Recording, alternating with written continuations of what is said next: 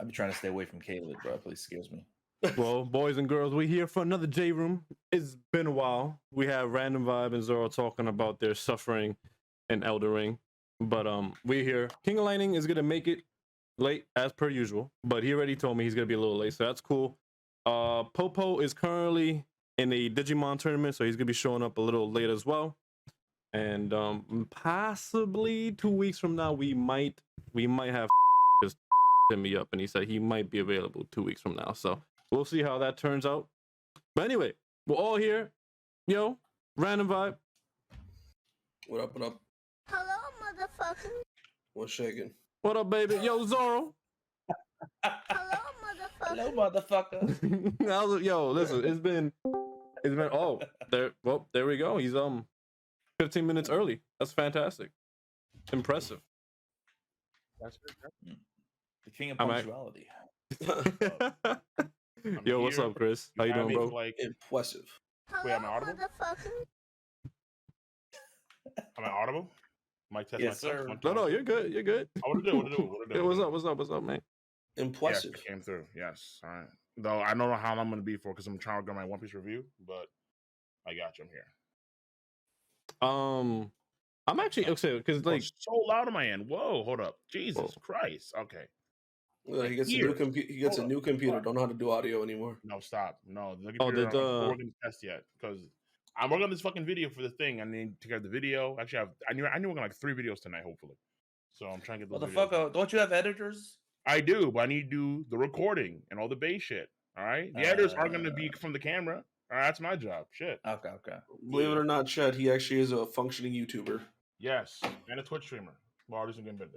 I'm getting better with that. wait, so is your so you actually have your new PC now? You're done with the old one? Yeah, so the new PC, I have it. I'm gonna open that bitch up and I'm going to because I had a problem with a new PC a few weeks ago, around the time Elden Ring came out, because it was so bad. Like I would literally plug in like a USB and then like the monitor would turn off for some fucking reason. What the hell's going on? And then I unplugged the USB and the monitor was in sleep mode, but it never actually like turned on for some fucking reason.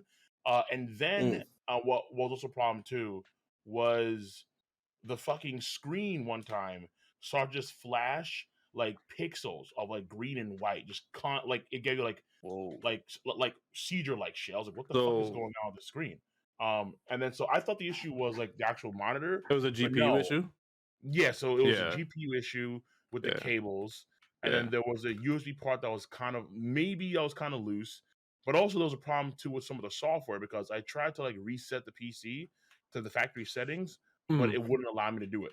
All right, for some reason, like the files were missing to actually reset the PC, so I had to update it. I had to update the PC from Windows 10 to Windows 11, then reinstall Windows 10. And then for some reason, all of the LAN and Wi-Fi drivers were missing, so I couldn't get access to the internet. And then it was also stuck on airplane mode. What the fuck is happening? So there was a list of issues. I mean, that's just a few to like, because I also had a problem with some devices for my let's say my mic, because I have a Focusrite audio device now, and then that shit wasn't working at all on the fucking goddamn new PC. I'm like, what the fuck? Like it worked and then it didn't work. Like the new PC was always oscillating. Oh god. Oh god, sure. Oh no. Really?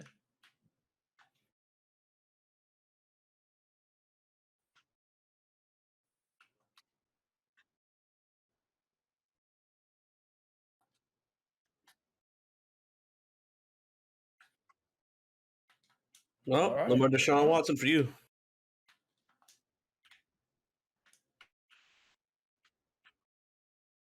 Just go home, Brady. Like you're done. He's already number 1. Like what else did it accomplish? He's fine. Nothing. Is he trying to get the fucking 10-piece? Like it's a fucking chicken McNugget meal? Like what's going on? He wants. I want to ring on all fingers. Like what the fuck? And toes? I know. I'm Tom Brady, best quarterback in the league. Like what the fuck is happening? I'm dealing with a lot of frustration right now. No, I'm not correct. I'm not talking about that. Besides, bro, come on, if we're staying in football, specifically, I'm mad that our GM. I understand why, because he's a relationship with Brian DeBoll. But man, I could have had Deshaun Watson and Brian Flores as my coach. I would have had the key, man. I would have had the keys. You want? I mean, so just Deshaun Watson's not getting charged, right? He's acquitted. 100 everything. Okay.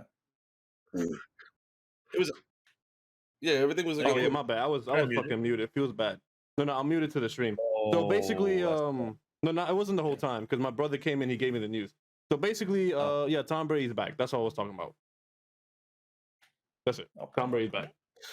Officially unretired. He's back. He's back in Tampa, unless he gets traded to San Francisco. But he's back. So there we go. No, go ahead. My bad. Sorry, go ahead. Or random vibe. Who was the one that was talking just now?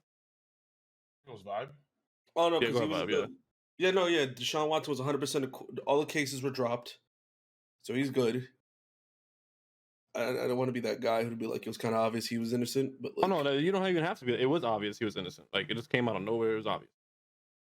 So yeah, no, can't help it. Yeah, Texans organization try to play him. They played themselves, but they lost themselves a fantastic quarterback for what? Even when the season when they're doing terribly, he still had numbers, making him a top 3 quarterback in the league. It made no sense. But true. And now I have a double side now because of the Knicks. What a good game. KD's a monster. Yeah,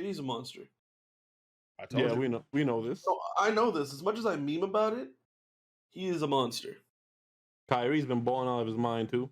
50. Both these guys, 50. I'm like, yes, this is good. That's why. Now, it's sad funny. As fuck to hear that, we still have. I'm saying we now because we are now Brooklyn fans. We, right? I made the right decision to abandon. Yeah, I remember at the beginning of the year, Vibe was getting all fucking hyped. Oh, fucking get the fuck out of here, the Knicks. I knew it. I could smell it in my mouth. These guys are gonna lose so much momentum, much steam, so much steam. The difference. Listen. Don't make me seem like I'm like we're going. The Knicks are going to the world champ. They're going to the finals. I never said that. That was never my intention. If you thought it was far cry from the beginning of the year. Anyone will tell you. I never said the Knicks are going to the finals. Well, here's the thing: you got to understand. At the beginning of the season was so hyped. You got to understand, though, Chris. You got to understand. To the Knicks fan, this is semantics right now. Because to the Knicks fan, them making the playoffs is making the finals. Dog. I would say there's worse. I know. I would say Orlando Magic. I would say Orlando Magic. That's Orlando Magic finals. Look, if KD gives you the fucking rope to get out of the darkness, you take the rope, my nigga. You don't fucking stay in the darkness. No. Okay? No, I do not. That's just the facts. Look, like, and listen, even though I don't trust Ben Simmons, we have. You don't need to. Exactly. All right, because we have some pretty damn good defense as it is. All right. Seth Curry's still a beast. All right. He's he's still a great dude. Are you still a Clippers fan? Patty, I still like Kawhi, of course. That is what it is. So, like, right now, my favorite teams in the league are still at this point in time, of course, the Nets, Bucks, Clippers, and that's really for the most part for those 3 teams. Okay. Lakers are my favorite team for another reason because Wait, what's the reason? Yo, I've never seen a team implode this quickly in my life. Like this is they'll be back to normal next season. Yeah, after they get rid of Russ. Yeah. No, they'll be back to normal. All I know is my team, 100%. My Knicks are my favorite team. After that, the only team that I would say that I openly root for would be 100% be the Memphis Grizzlies because even during the Zach Randolph days, I liked him, but I love Ja Morant. He's like my second or first favorite player in the league. It depends if Dame is playing because I love Damian Lillard. You do? Yeah, I love Damian Lillard. Dame time, baby. But Ja Morant is just...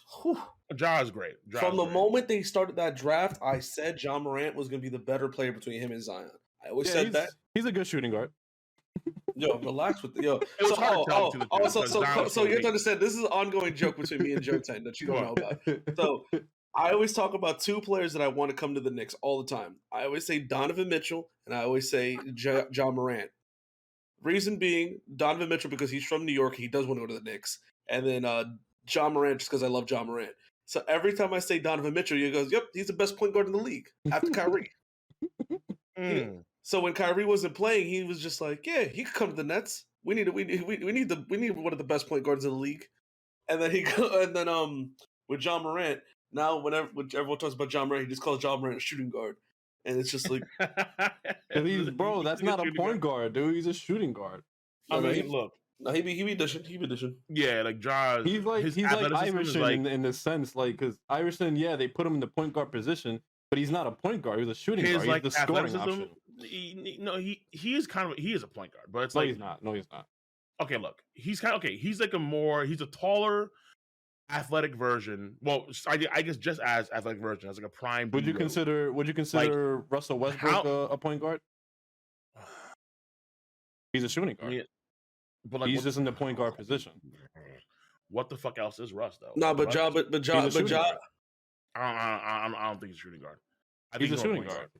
If you alleviate the facilitating options from him, he's a little bit of a better player. He's still kind of doo-doo. I think like skill wise, he's a shooting guard, I guess. But technically, what he plays is point guard, even though his skills. No. What I'm saying is, I'm not talking about the position that he actually plays and the position that he actually put in. Oh, so you mean skill set? Yes. Okay. Fair enough. I guess like his skill set and his mentality itself is that of a shooting. You can say that about most players. Fuck his mentality is dog shit. Whatever it is, okay. You can say that about most players, though. Sadly. I'll be back. No, most point guards in the league aren't really point guards then at that point. I mean, we've seen Bron play point guard for a period of time. No, because I mean, like Damian Lillard at that point isn't really a point guard because he's he's a scorer first, so he's a shooting guard. Who else? It's fucking Steph Curry's not really a point guard at that point. What? Yeah, okay, hold on. What are these skills that make you a shooting guard versus a point guard? Well, Chris Paul is what you would consider more a point guard because he's a floor general, absolutely facilitator. So if we're going by this definition, yes, then it would be. So then James Harden's not a point guard then? No, because he's a scorer, but he can take a step back and be a point guard. Reggie Jackson. He's more of a shooting guard, but he's playing the point guard right now. Ben Simmons was a point guard for Philly. Yeah, because he's gonna shoot. Yeah. Well, okay. I mean, listen. Right now, Kyrie's a point guard, but you can't say he's a fucking shooting guard. No, he's a scorer. You guys are blessed right now. I don't know. I've been saying this. The second you got Ben Simmons, you're good because you're just gonna have a dude who's gonna handle the ball. KD doesn't have to worry about anything now. Everyone on the Nets can shoot threes. So KD's dropping 50 every game. Defensively, you guys take a big improvement. And you got a big improvement. I think that after what happened with Philadelphia, I think this dude is absolutely feeling himself hard as fuck. Like he's like, hell yeah. Like, you know what? I made the right decision, or this is the good call for me. He's gonna play a lot of fucking defense, and I'm pretty sure on a team with fucking KD, Kyrie, and Seth Curry, and also Patty Mills too. Yeah, and Joe Harris. I'm pretty sure there's gonna be a lot of like shooting training that they can give Ben tips with, so he can improve his shooting. He's not even that. He doesn't. And honestly, God, I don't. He doesn't need you guys are not realizing about this team. No. Here's the thing. You got Seth Curry. You got Goran Dragic. You got Kyle Korver. Goran Dragic. I forgot he came to the team. The Dragons on the bench. And you got Joe Harris. The Dragons on the bench, baby. You got Steve Nash, and you also got Kyle Korver in your coaching staff. No, dude, don't try to make him something he's not. Just let him be the distributor to the people who can shoot. No. Okay. I'm not saying. No, we're not. No, he's going to be the main ball handler. Wait. I'm not saying that he necessarily has to shoot, but him actually learning or to improve. Like, I don't need to make a 3-point fucking kill shot. No, but if you can improve his twos from long range, if you can develop way more effective. If you can develop, like if you can improve his mid range, like I don't need a fucking DeMar DeRozan. I just need a decent mid range on occasion. DeMar DeRozan is a mid range killer. His 3-point DeMar DeRozan is a mid range killer. Is that his 3-points improved? I think he's improved all around. Honestly, I think for DeMar DeRozan, it's not that you can say he's improved, but I think DeMar DeRozan. Well, here's the thing: DeMar DeRozan was always that good. It's just that in San Antonio, that system didn't fit him. And now, right? And when you see him on a different squad, he wasn't doing this in Toronto either. No, he was. He was doing good. Not to this degree. Not to this degree. He's never an MVP candidate. You have to understand the reason why that they never went for it is because they always faced LeBron. That was the reason why. LeBron. No, I'm thinking regular season success. He's never been this efficient and this good. Toronto was always one of the top. I'm not saying he was bad in Toronto. He was good in Toronto. I understand what you're saying. He was never an MVP. But the thing is, yeah, even in Toronto, you can see the glimpses of his playing ability, and you go, "Oh, this guy's actually pretty damn good." But then people decided to step away from DeMar DeRozan because he couldn't get it done against LeBron in the playoffs. No, okay, but I think what Zora's saying here is that during the regular season, I'm not in disagreeing with Zora, Toronto by the years way. ago, he wasn't this efficient. He wasn't this. I think he has like a 60+% efficiency rating at this point in time from like the mid range. He's way more efficient now. Well, he was always efficient in the then. mid range. He was never a 3-point shooter. But way more efficient But now. we're talking degrees. We're talking degrees. Yeah, like way more efficient now for sure. It's like his efficiency Yeah, rating. here's the thing though, too. Like we also gotta take into account this. You know, if he does this again on a more consistent basis for another season, maybe 2, then I think this conversation is a little bit more valid because it could be one of those things where it's just, yo, this is his season. He's just going off this season. But it doesn't change the fact that he was always efficient, regardless from the mid-range game. That was always his game. Mid-range was always his game. Yeah, but he's also shooting well from 3 as well. Yeah, so that's true too. So he's improved for the three ball, but his mid range is now more lethal. So like a couple years ago, he was shooting 29% from 3. Like this year's doing like. Well, no, just last year he hit 25% of his threes. The man is like a mini Kawhi now, honest to God. Like he's like a mini Kawhi. Like he just goes to a spot on the elbow and he just fucking lays in the 3. I mean, lays in the 2. Boom. Like it's easy. Like his 2 game has improved so drastically in terms of he's able to score a lot better. And maybe because the Bull system works better for him for the Spurs system, fair enough, fine. But also because he has clearly like trained and improved over the offseason dramatically. So he's gone through like a lot of good shit, and we get the Bulls are great now. Honest to God. Though I'm not too sure if this is gonna be sustainable in like, an actual postseason playoff run. We'll have to wait and see. No, I think so. I think if you have a mid-range game in the postseason, you're very difficult to beat. Who's the team in the East to beat in the playoffs? Well, I mean, there's quite a few though. Like, because you have the Sixers. You gotta understand though, with the Bulls, really quickly, not to cut you off. I'm sorry, but the Bulls. I mean, like as successful as they have been this season, like they are awful against good teams. Oh yeah, they're they're winless against the top seeded teams.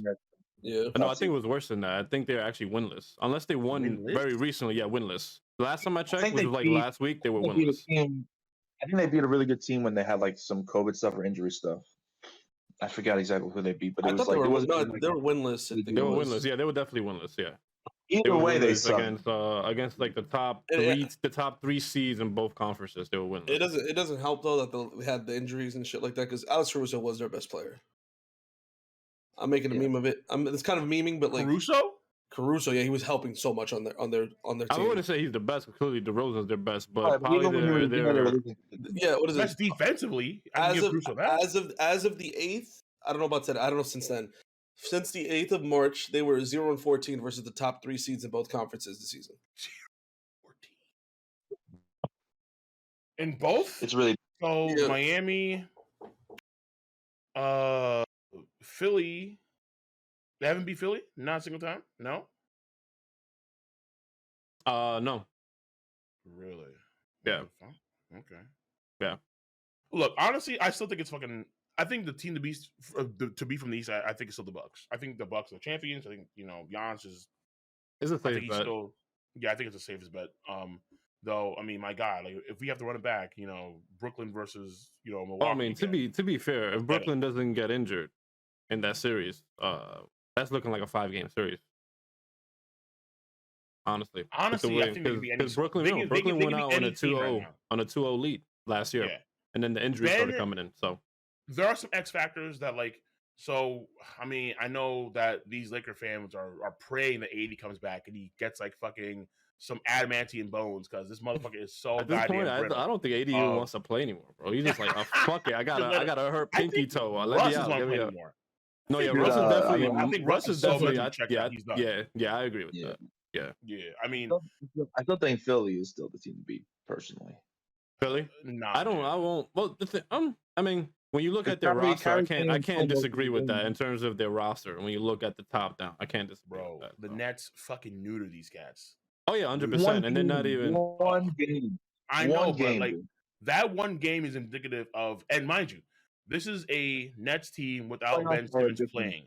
So if Ben Simmons can start playing, granted, it's a short window here, but if you can actually get used to the game style of KD and hopefully Kyrie, we have like the mandates lifted. Ben Simmons hasn't played for like more than half a season. Like we don't know what he's going to be when he comes back. Honestly, I don't think Philadelphia. And when he was playing last, he was getting ether because of how terrible he was in the playoffs. Who? Ben? Ben's different now. Oh no. Listen, Ben's different now.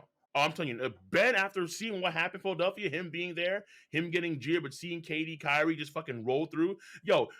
Seth Curry during that game was nasty, yo. Yeah, he was. He was like, what? He dropped like 24, 25? He was something like that. And every fucking shot he made, he just stared at the fucking Philly bitch. What up, bitches? Like that. You traded me? Y'all stupid. No, but here's the thing, though. He was mad. He was traded. Here's the thing, though, right? Like, I don't necessarily disagree with Zoro, but we also got taken to consideration that Philly overall is a worse team than what they were before this trade, because they lost Simmons, they lost Steph, they lost Drummond, they lost Drummond just to get James Harden, and that's the same team that lost and DeAndre, and that's the same team that lost to Atlanta last year in a playoff series. So I'm not saying you're technically wrong, because still that roster is still very strong, but we have to take into consideration that they are actually a weaker team now than they were last year. But they got star power. They lost depth, but they got star power, and in the playoffs, that's what you need. Dude, I mean, it depends if Harden lives up. Because Harden in the playoffs is not the greatest. Zoro, how many times have we seen James just fold in big moments? We've seen him just collapse. Like he just, for some reason, like these big games just don't do all of him at all. Like he's the inverse of Michael Jordan. Like he shies away from the big he's not the guy on the team. He's not the guy on the team. Okay, but Embiid is the guy who's literally like probably number 2 in the MVP. Of course. But I think ultimately, when push comes to shove, James is going to fold. And if you're gonna have a tight game series with fucking like Milwaukee or Miami or where the fuck, he's not going to be able to sustain like how you said, like in the fucking the final shot, last second. All right, Faye viewers on the line. Who do you want? I don't want James Harden in that shot. Embiid. No shot. I want Embiid. Yeah, I want Embiid, but Embiid even hasn't proven himself to be like that dude in the final hour. I don't know, man. He almost beat the. I mean, for one lucky ass Kawhi shot in a game 7, like he was beating those Raptors. He could have beat that Raptors team. He's like, I mean, I'm just saying that game could have that series could have went either way, and the Raptors ended up winning the chip. They had Jimmy Butler, and they had fucking Reddit. They had all these damn, like, they were stacked. That was a stacked as that fuck was a good Philly team. That was a good team. Yeah, that was an outstanding Philly. I mean, you can argue that team of Philadelphia was better back then than it is now. Yeah, I mean, am I crazy if I say that I want the last shot to be taken by Tobias Harris? You're right. No, you don't. You don't want that. You don't. Yo, I'm with him. Hey, I agree with Jouten wholesale. Give it to Tobias, boys. Give it to Tobias.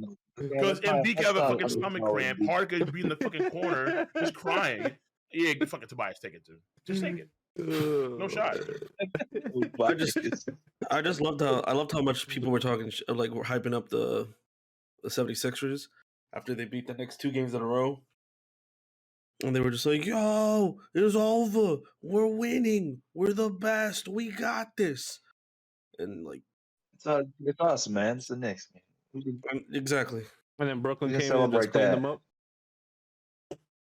Who? Barely. No, I'm talking about Philly. What do you mean barely? They blew them up by 20 points. Brooklyn blew out Philly. He thought you were talking about the Knicks. No, I'm not talking about the Knicks. I'm talking about Philly. Oh, okay. No, yeah, we gave a better show to the Nets and the 76ers. About the Nets tonight. Knicks and Nets. I mean, like, that was a close game, but again, like, this is no Kyrie and no Ben. That's right. He ain't gonna play in that series if they played in the playoffs. Well, the thing is, New York State is already lifting the mandate, so. Yeah, so they lifted the mandate. I might not change the rule. But they haven't lifted the mandate for him though. Not yet. I mean, there's a good chance where in the next few weeks, because Adams did say that makes no sense. Like the whole mandate. I think maybe I'm wrong, but he said in the next few weeks the mandate will be gone or something like that. Like I felt like his exact quote. Because But most of the mandate mandates should be already done fully gone. now. Like okay, like so like we can go to restaurants now and chill like we used to. Finally, thank God. It's been like 3 years. We can finally do that now. But I think the restaurants are still like if they demand that you wear a mask, you still have to wear a mask there. So no matter what, it's up to the exactly. Which makes zero sense. It's if the restaurant wants to do it, just bring it's the mask, prerogative. you know? It's the prerogative of the restaurant. It doesn't matter. You want to know why it makes no sense? Because you walk into the restaurant with a mask and then you take it off to eat. It's still coming off. Like that's why it makes no sense. It actually just makes no sense. You're still in close proximity with other people that also don't have their mask on. Okay, but if you're waiting in line, it makes no sense. Okay. But if you're waiting in line, right, and then, or let's say there's a group of people that are waiting for like get a spot, and people crowd together. If we don't want to have that risk elevated of coronavirus. Doesn't matter because you're still gonna walk. You can still walk into groups of people in the restaurant regardless. True. Like what you're saying is true here, but the whole point is that plus they're making a rule that you can't leave your table without a mask on. That's also. I don't think that's. that I haven't seen. That's actually dumb. Yeah, we already. Down here in Florida with our place, we got a message from the governor saying like a month ago saying no more. You don't have to require people to wear masks. You don't have to do anything like that. So we took down all our signs of like you have to wear masks. Florida's not mandated. No. Yeah. No. I made a joke saying Florida mandated. Oh. No, Florida mandated. Not mandated, but basically we got a fucking letter saying you don't have to tell people or it was either you don't have to tell people not to wear a mask or to wear a mask or you can't tell people to wear a mask inside the place. Basically, essentially, what it comes down to is if people want to wear a mask, they can, but you're not forced to, as a business, to tell them to wear one. Right. Essentially. Right. Exactly. Yeah. Exactly. Yeah. In a way, but I just think that it's not necessarily like a big deal. Just to bring a mask and be okay. Like I'm bringing a small little mask. I'm on my phone. Right now, real quickly. I'm on my phone right now. My fucking power keeps coming in and out. It's so weird, bro. That's why I got kicked out of the call. Okay, that's why your audio sounds weird now because you're on the phone. Got it. Okay. Yeah, I'm on my phone because I'm fucking sitting in darkness talking to you motherfuckers. This shit's crazy. Oh, he came through. He came through. Supporting the J. Or maybe maybe if you become a Nets fan. Maybe you become a Nets fan. Yeah, you might get your light back. I don't know. You might get your power back. This is true. No. Sorry, you're not. I stand our young king RJ Barrett. Okay, yeah, exactly. I stand the Knicks. What are you? No, you know what I don't stand right now. There's one guy I definitely don't stand, and one I'm on. Actually, no, two of them I don't stand right now. Who's that? Fucking Julius Randle and Tom Thibodeau. No, Julius Randle and Tom Thibodeau. Tom having some weird rotation. My man does not know how to rotate. Then he decides to put Taj Gibson for 40 minutes, and Tom will be. Taj Gibson will have minus 30, and he'll be on one leg. To be fair, Taj was a big reason why we won the last game we won. What was it against the? Yeah, I did see the news. Everybody was in chat. He's like, "Yo, Brady is back." But at the same time, we want to trade Evan Fournier, but every other game, I got the news as soon as he dropped the news. I got it. I'm happy. He can't have 2 games in a row. I'm fully aware. But thank you for letting me, guys. It's fine. Thank you for letting me know, guys. We don't have enough talent right now. We got Julius is not really playing as well as last year. RJ's took a step up though. I'm really happy. We haven't had Derrick Rose. We haven't had Derrick Rose for most of the season. We got Cam Reddish, who's talented as hell. No, I don't have a tweet notification for Brady. Actually, we haven't tried. We barely forget though. My brother People ran back forget in the though. room, we were around 500 last back. season before Derrick Rose came to our team, and then we went fucking bananas. No, that's 100% true. You don't have a point guard. How the hell? You can play Thibodeau all you want, and the rotations aren't great. I'll admit. But when you fucking point guard on the team, what are you gonna do? We could try giving Emmanuel. We could stop taking away Emmanuel Quickly's minutes and give him more. Maybe we could try playing. Maybe you could try playing Kemba Walker. I don't know. No, he shut himself down for the season because his fucking knees are made of glass, dude. No, I'm 90% sure it wasn't Kemba Walker's idea. Yeah. Yeah, I'm 90% sure that wasn't his idea. Yeah.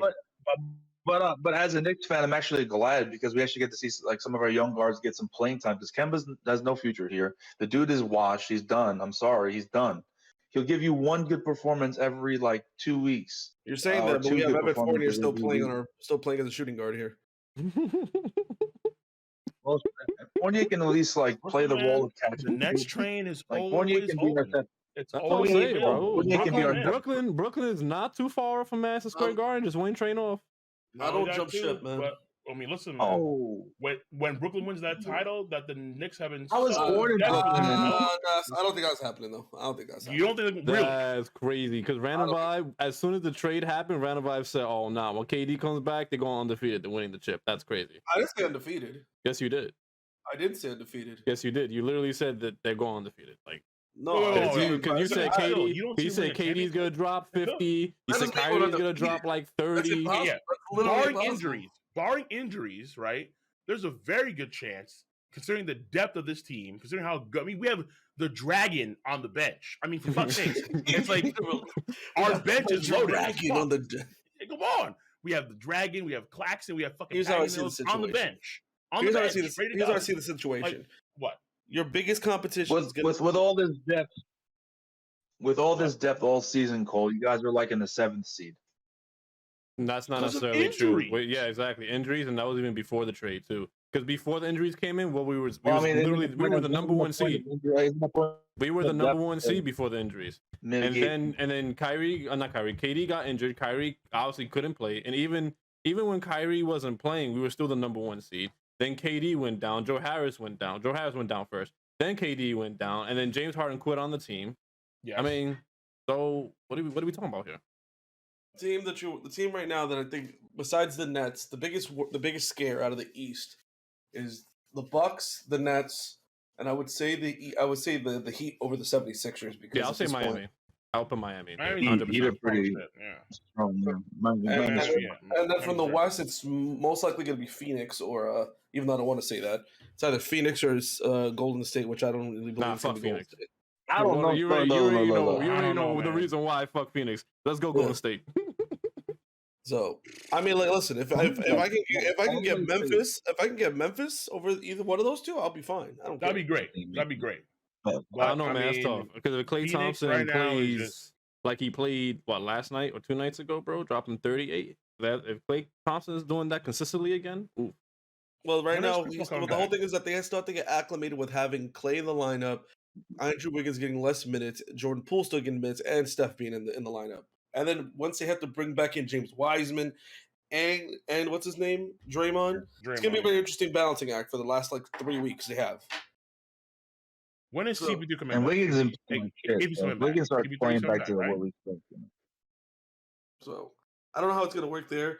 I just think as of right now, the best looking team. I mean, the most cohesive team that hasn't really have any issues right now is still gonna be the Bucks and Phoenix, because they haven't really changed much. Obviously, CP3 is injured for a while. Yeah, exactly. That's what I'm saying. Yeah, so he could come back and be a major upset, or he could be Thunder they need to actually really tip him far. Though I feel like also the Nuggets could be a big upset in the West. Well, the whole thing is that we're waiting. Apparently, Michael Porter Jr. might return. Oh, ooh. And if Jamal Murray returns, then it's a scare. Then they're a scare. That's scary. That's scary. Now, I will say this too. This is a bit of an offshoot, but there was some training that Kawhi was doing. Yes, Kawhi and both George Paul have been decided to be training. We've gone past this, haven't we? Shit. Yeah. No, we have not gone past I think Kawhi, because you remember how Kawhi originally said, "I'm shutting myself down for the year." I didn't think he thought they'll be doing this good without both Paul George and Kawhi. Yeah, especially beating the Lakers handily.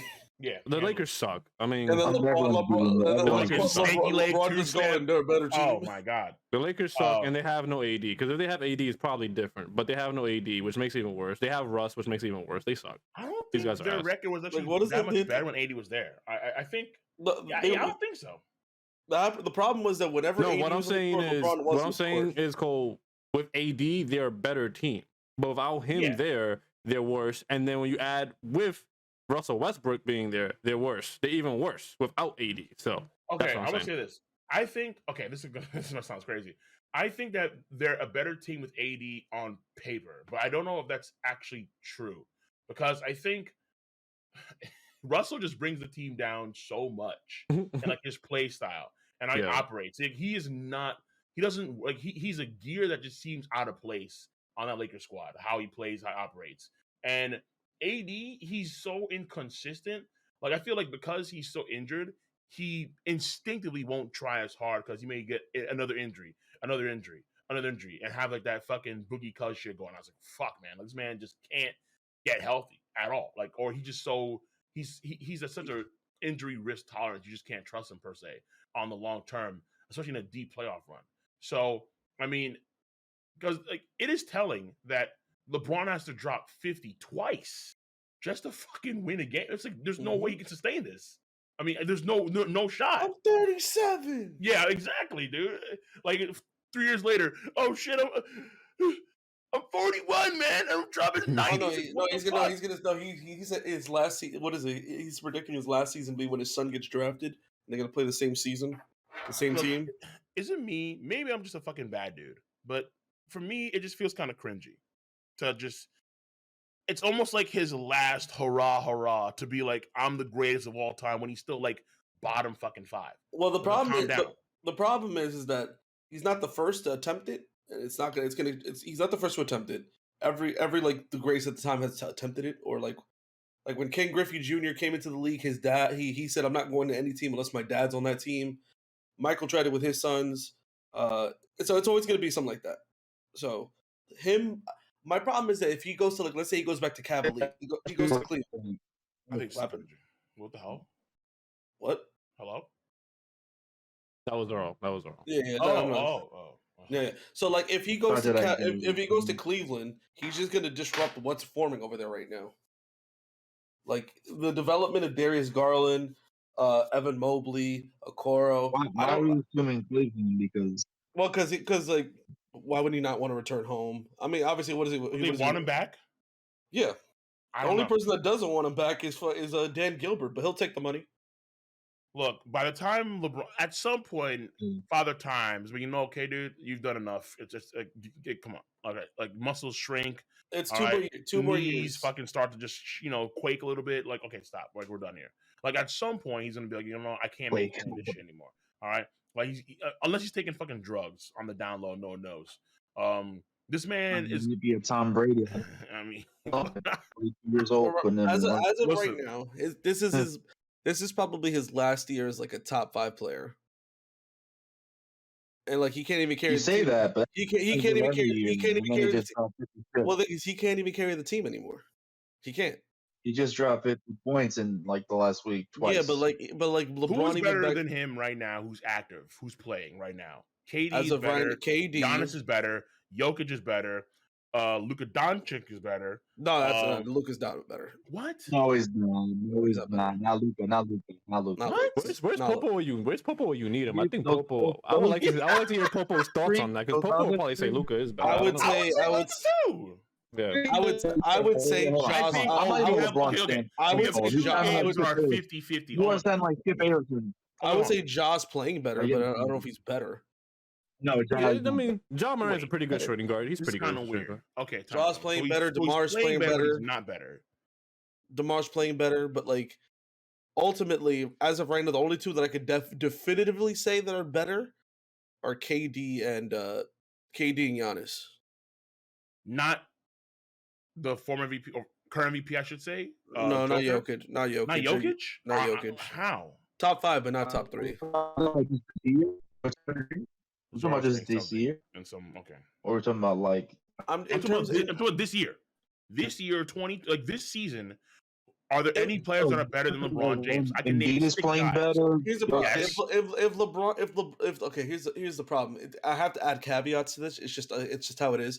If the Lakers were actually still a playoff contending team, and minus the injury, LeBron would be in the MVP race still. Dude, LeBron has had 2 games that are 50-plus games. And but he was dropping, even before the injuries, he was dropping 30 points a game. Yeah, averaging. But just because you drop a lot of fucking points individually, that's why I said I had to add the caveat if they were playoff team. Just because he can drop a lot of points individually to try and catch Kareem doesn't mean that he is a quote MVP kind of player. It's like Russ and those triple doubles. At some point, do those points really matter that much? Not necessarily. So he has great individual stats. That's why I said if he was carrying his team if they were a playoff contending team, he was the reason. That's why he was winning MVP numbers. He was literally in the MVP race because he was carrying the team at the time. I forget how things were in the East when he was part of the Cavaliers, but his last year in the Cavaliers, that team was ass. They got fucking swept in the finals, but they got the finals because of LeBron. Yeah, it was also the same team that got swept by San Antonio. Very quickly, LeBron is leading the league in points with 29. He's in a three-way tie with Giannis and Joel Embiid. All three of these players have literally the same exact points per game. But he's not in the MVP race because he's been injured too long, and they're not in the playoff race. You can argue that. Oh, go ahead. Giannis has a better field goal percentage than him, and has a better efficiency than LeBron. When you look at the top 5 scoring leaders, which Luka is in there, Luka's at 28, DeMar DeRozan's at 28, and then the top 3 that I just named are on 29.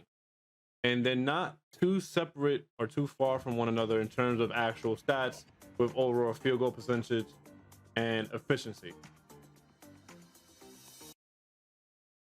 Okay, so given that information, LeBron's still not in the top 5 right now. No, he would. No, he also as a player, he is. The problem is that you're talking about. So we're comparing DeMar DeRozan, who's on the Bulls, which is a clear better team than the Lakers. Wait a minute. Luka Doncic and the Mavericks, which is a better team than the Lakers. Yeah, wait, time out. I just want to say, thank you so much for the follow, man. I appreciate it, bro. Thank you so much, man. I appreciate it. It wouldn't matter if his team were slightly worse. This are you arguing that this team is better than the last Cavalier team? I said slightly. Are you? If you include AD, fuck yeah. They haven't played on the court together. Well, they barely have. If we're including AD, absolutely yeah. They barely played on the court. Wait. Actually, hold on, time around. I see you, dude. Just because Russ doesn't work well with that team doesn't fucking mean that Russ is a bad player. I'm not. I think he's overrated. I never said absolutely. he is. I never said he was. Okay, wait. You know what? Fuck yeah, I am. I'm saying. Oh, so you're saying he's a bad player? I think Russ is an idiot, but outside of that, and he has not good game sense. So he has very low basketball IQ. I would argue. Outside of that, he's still a dynamic player. He can still get to the rim. He just for some reason having a really, really, really shitty year. I don't know why. Outside of maybe he doesn't want to be in LA. I don't fucking know. But that being said, the team is old. They're slow. The team is old. They can't transition on defense. They have some young guys that do pick up the slack, true. But the point is that I would say, if you remove LeBron from both this team and that Cavaliers team, the last year both beat dead in the water. And then, but who's better? This Lakers team or that Cavaliers team? I'm going with the Lakers team, for sure. Yeah, but LeBron could play every game, 82 games back then. Dude, LeBron can play a fucking. He can't play 82 games. Whoa. Yeah, I'm not saying he can, but because he takes a break once in a while too. Because we saw that with the last. No, he's literally injury prone right now. Well, yeah, I know because of his knee. I get that, but what I'm saying here is that, and actually, this is more of a sign of maybe he's not in the top 5 anymore in terms of this year, because the other guys that are not injury prone, but still guys that are injury prone that can perform better, and they're more efficient in terms of scoring, but also they can actually lead their teams to better standings, even if their teams are better-ish. But again, you have, as folks said, another top 10 superstar in Anthony Davis, and Russ was touted to be again, going into the season, they were the fucking favorites. Oh shit, it's Russ and AD with LeBron. They're going to win the shit for damn sure. So I don't know. So, I found it into the season how they were so hyped up. Wait, hold on. I just wanted to point out, for some odd reason, I was looking for Kevin Durant because he's not in the stats either. So I went over to the Nets site. Kevin Durant, if we were to put his stats in, he's at 29.6. He would be in 4th place. Okay. Because he'll be underneath the 3-way tie of LeBron, Giannis, Joel Embiid, and he'll be in 4th. In the game to qualify. Yeah, He probably hasn't played enough games to qualify for the stats yet. But Yeah, he'll get probably. there. Yeah. KD was another one. He was putting up MVP numbers, but he got Yeah, injured. he was. Then he got injured. Yeah. But I mean, speaking of MVP, Also, we're Kyrie all in Irving. agreement this year. Kyrie also 25.9 points a game as well. There you go. He's not playing half these damn games. Yeah. Yeah, that's not even an exaggeration. He's actually just not playing half the game. Yeah. Look, all I'm saying is that is LeBron like in the fucking like is he at the top 10? No, of course not. But he's in the top 5. Like in this year, I think that I'm putting Embiid, I'm putting the Joker, I'm putting Giannis. I would argue Luka Doncic, and then maybe LeBron squeezes in at that point. Maybe. Luka. Dude, the Mavs haven't been good though. Like, No, they're doing better than now. the They're fucking actually- Lakers. Literally, the only team that they lost to as of recently was the Knicks. But they've been winning. Yeah, listen, guys, I'll talk about the whole I guess Naruto maybe and getting Bleach rid thing, of the title KP later right now, on. 'cause Right now, Porzingis let's is ass. just chill with the Spencer sports. Dinwiddie, he's actually That's like the playing very main good now. meat. He is, which is interesting. Because it's We're- funny, he the was bone struggling. for the He wasn't stream. playing So bad in I will talk about Washington, that but his later. struggles were because they were making Also, him once play again, differently everybody, than what I'm he fully is. aware Tom Brady is retired. Trust me, I'm fully aware. Thank you guys for letting me know. Washington doesn't necessarily have any aspirations to do anything, so it doesn't matter. Yeah, I mean, he got to get out of there. Clearly, when he got out there, he's. I mean, Bradley punished now. Beal's loving it there because he's not going any. I don't know why. Yeah, I mean, he just likes Washington a lot. Like he gets a lot of love. He's like, it's like Russ in Oakland. It's like they're not he's gonna. the guy, you know. They're not gonna like fucking win shit, but he just loves it in the town. Like I think that was also like Kyle Lowry in Toronto. He just loved Toronto a lot. He said it for like God knows how many years. Well, no, I they mean, would have both- gone places. They would have gone places if LeBron wasn't in the East. But he was. So Yeah, I mean, but he was, ultimately, the one team that stopped you was the dude who was always going to the finals. That'd 10 be years like straight. a Peyton Manning fan say, well, Peyton Manning would have like 6 Super Bowls if Tom Brady wasn't there. Well, he was. So Yeah. it is what it is. Yeah. that's it. No, yeah, but we're not comparing the difference with it. At least Toronto would have gone places if one guy didn't exist. We don't As even know that compared though. to as compared to the Wizards, who are like they're not going anywhere no matter what. Well, okay, so put it like this. We can't necessarily say Toronto's going to go places if LeBron wasn't there, but we can easily say that Toronto was far more successful of a team during their run than Washington. I think we can all agree on that because that's just obviously the fact of the matter right now. Yeah, Washington's ass. I think Beal's overrated as hell, man. I don't know. I don't really put much stock in his empty stats, man. I'm gonna be honest. Like, nah. Even when Russ was there, they played quote unquote. Damn, this is rough as Earl, huh? You know, it's one of the. Last You time can't I hear thought me. You're Kind of, cutting, like, cutting in and out. Robot voice, yeah. Oh, my bad, my bad. I'm Comcast having- with no power, I'm like having- it's pretty brutal. Last time I thought Wizards were legit. I can't even use Comcast. This is Wi-Fi. I'm using Wi-Fi, or not Wi-Fi. I'm using my data. Yeah, you're data. using the data. Oh fuck, dude. Well, you paying? Give them the data. Oh fuck! I'll pay. Okay, this is J-Room. God damn, Yeah. son. For I the mean, Jordan. last time I Hey, thought they were Jouten, you owe good, this John man Wall money. got his contract. John Who Wall got his just got, contract? last time I thought Wizards were good, John Wall had just got his contract. Well, that was a couple years You ago. know Like that. what? years ago, That was what? like 4 or 5 years ago. Yeah, they Yeah. almost made the Eastern Conference Finals like 4 or 5 years ago. They won What's seven. the They John won, Wall it was right like now? what? It was like Yeah. 7 games. It was like 7 games against Boston. I John think Wall's it was 7 currently games. on. Yeah. John Wall's currently on the Houston Rockets. He's not playing. Houston said they'll take Russell Okay. Westbrook back before the trade deadline. They said we'll take Russell Westbrook back for John Wall, but we also want picks, which is funny because it was like literally the same trade. You ever, Yo, real quick, who are the two teams ahead of the? you ever fucking see goddamn- the you ever see the meme? Oh, good, cool. No, I was gonna say like, who are the two teams that are ahead of the Lakers? Clippers and who else? That's a lot more than two. What is it? Minnesota, I think. Yeah, I could look it up. Do I'll they- look it up. you should win the play-in. Minnesota, and they might also be New Orleans too. New Orleans Pelicans. Pelicans. Okay, so do you see them winning the play-in? Do you see them winning the play-in? If they play the Pelicans, I can two- see them winning. I can The see them winning. the 2 teams above LA is LA, the Clippers at the 8th seed, Timberwolves at the 7th seed. Mhm. Right underneath LA at the 10th seed is the Pelicans. Pelicans. Okay, gotcha. Yeah, so if they place the Pelicans, I can see them winning. And if Zion comes back, because he's coming back in a little bit, they might get leapfrogged by the Pelicans too. I have no faith in that. I'll be real with you. I'm not gonna lie to you. I have no faith in well, Zion it being like great. the whole thing Yeah, is that but- when they get him back, then he has to get acclimated. But him and CJ McCollum and Brendan Ingram would be an interesting team to watch. It would be. It would, honest to God, be. But I just don't think. I'm not sure if Zion. Like Maybe Zion's next gonna year if he probably stays healthy. Like, do you remember like when Zion was playing Bro. regularly? Like he was on that management where like he would play like I think it was like 2-3 minutes a game or some shit like that because they didn't want him to like overstress his body because of how powerful and explosive he is. Yeah, I think it's gonna be like even worse than that. Like he gets like a minute or some shit like that just to play, just to get used to the rhythm. I don't see him being a factor. I don't know about all that. I Cole, don't see it. The man has foot problems. When he's on the court, Cole, when he's on the court, he's a down. big boy. He's a big When he's boy. on the That's what court. he's a When big he boy.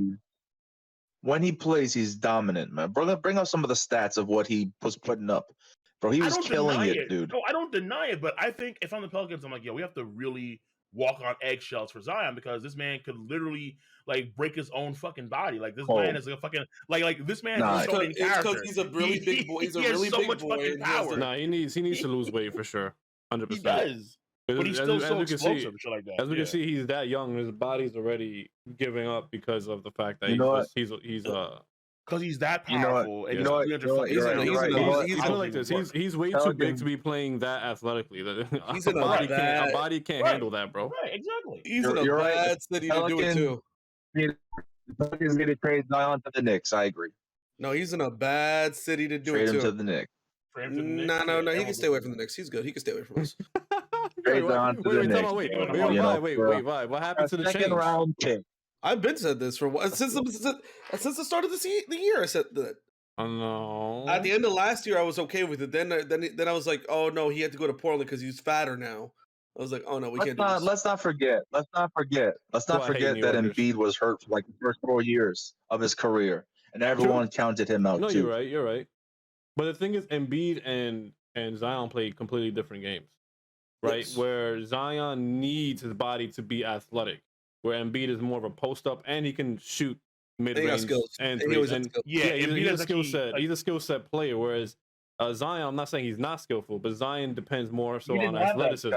He didn't have that shot. He didn't have that shot like early in his career. He didn't have that shot early in his career. He wasn't a shooter. Fair enough, but it still doesn't change the fact that he wasn't an athletic player because he was more of a traditional big 5 tall center. He was more of a traditional 5. Zion is an athletic player, and to be an athletic player, you need your legs. So. And the thing is, Zora, most people said like when Zion was getting into the league, they were like, yeah, he's a genetic freak, but imagine if he develops a skill that goes with his body. He'll be unstoppable. Everyone knew that what he was physically and what he could do. Now, fuck that whole body shit. I mean, he needs to lose weight. Yeah, that's but he's in a bad city to do so. He's in New Orleans. It's a terrible city to try. I understand what you're saying because it's New Orleans. Gumbo? Yeah, the gumbos, the big South. I get it. Gumbo, I get it. Scrim, I get it. But here's my whole thing too. Like, because he wants to play in New York, right? So you're trying to tell me he's not going to be that big in New York either? He's probably going to be just as big in New York. So. Nah, there's a lot more healthier options in New York. No. You got to walk around. You gotta walk around a little bit. No. Wait. What's up? Whoa. That's ridiculous. You don't think that they don't have personal chefs that can make meals? Exactly. These guys are making millions of dollars. Like, come on. Exactly. Yeah, of course. But you have to understand there's a reason why they call New Orleans a small market team. This guy's name is not Jonathan Sanchez coming off the bench for 20 seconds a game, bro. He's making millions. Dude, they're not that small. Real quick. Sorry to bother you. Real quick, Vibe. Yeah.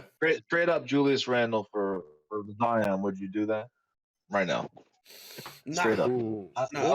No. I'll do it in a heartbeat. I'd rather a player that's there than a player that's not there.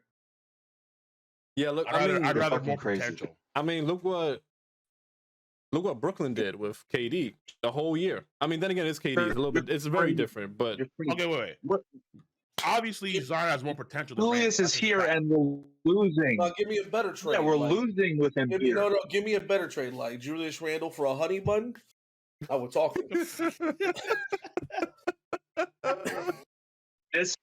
Just so random honey bun, yo. You know what? Actually, no. Frosting or no frosting? Vibe might be onto something because you get the honey bun, and that's immediately going to attract Zion to your team. Actually, hey, true.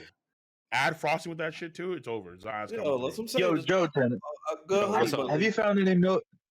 Have you found any milk condensed toast places, bro? There's one that I The know milk that condensed actually toast places, bro. I need it.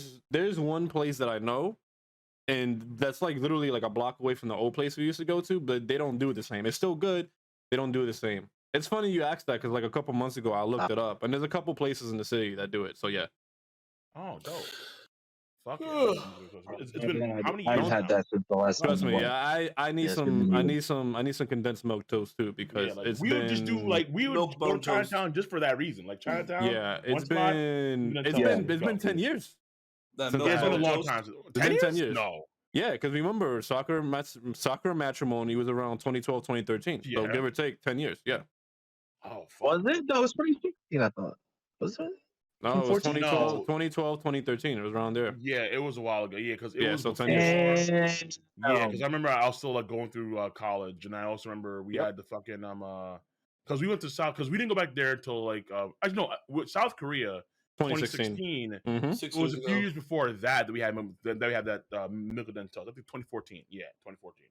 Yeah, it's been so much 2013 time. was Wow. the first. Yeah, 2013 was the first year. Yeah, it's been a long. So ass 9, time. yeah.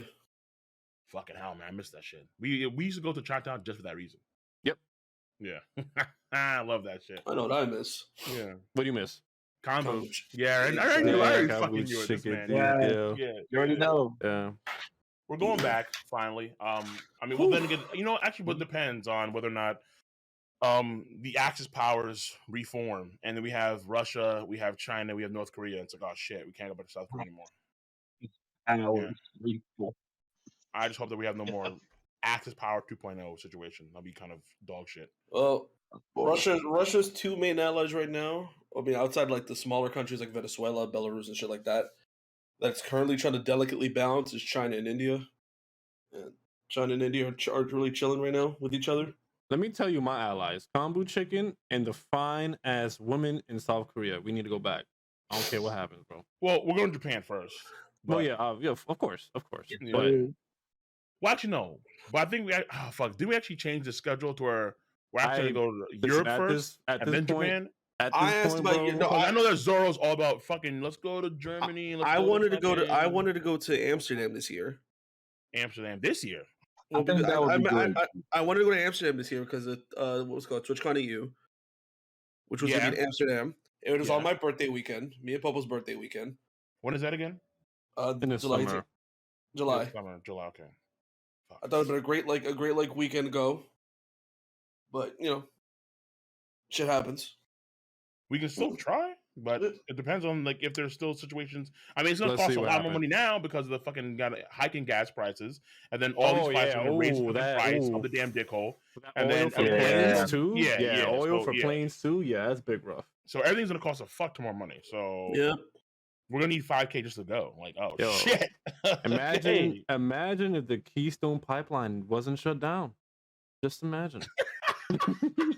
Just imagine, God. right? Like we'll be in a lot better of a situation. Anyway, Oil. listen, here's the thing. I'm down for the trip if I have the money because for people who are on the stream, you don't know, your boy is currently unemployed because I had refused to take the vaccine.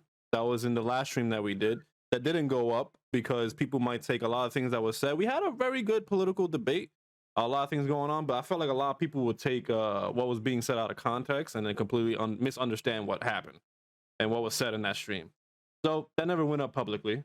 But yeah, I'm unemployed because I didn't take the vaccine. And your boy right now, in terms of money, I don't know if I'll be doing trips like that. We gotta find out. Also, tomorrow I have a hearing against my former employer, so I gotta see how that's gonna turn out for the unemployment benefits. Yeah, because I was denied, and then I put in a hearing. The hearing's tomorrow, so we'll see how that turns out. Man. I'm currently undefeated. I'm gonna give you my brother's phone number, man. I'm gonna give you my brother's phone number, man, because you go to court just as much as he does for fucking law. Bro, like, you need to be a lawyer, dude. What the fuck is happening? Yeah, for sure. Man? I'll definitely take that offer. But I'm currently undefeated in the court, so I'm hoping to stay that way at the end of tomorrow. We'll see how that turns out. I respect it, dude. I definitely do. But damn, you Well, okay. Let's say this, all right, because this is gonna take some time. Because I think the last time you got a court situation for the PC took some time. No, How many months?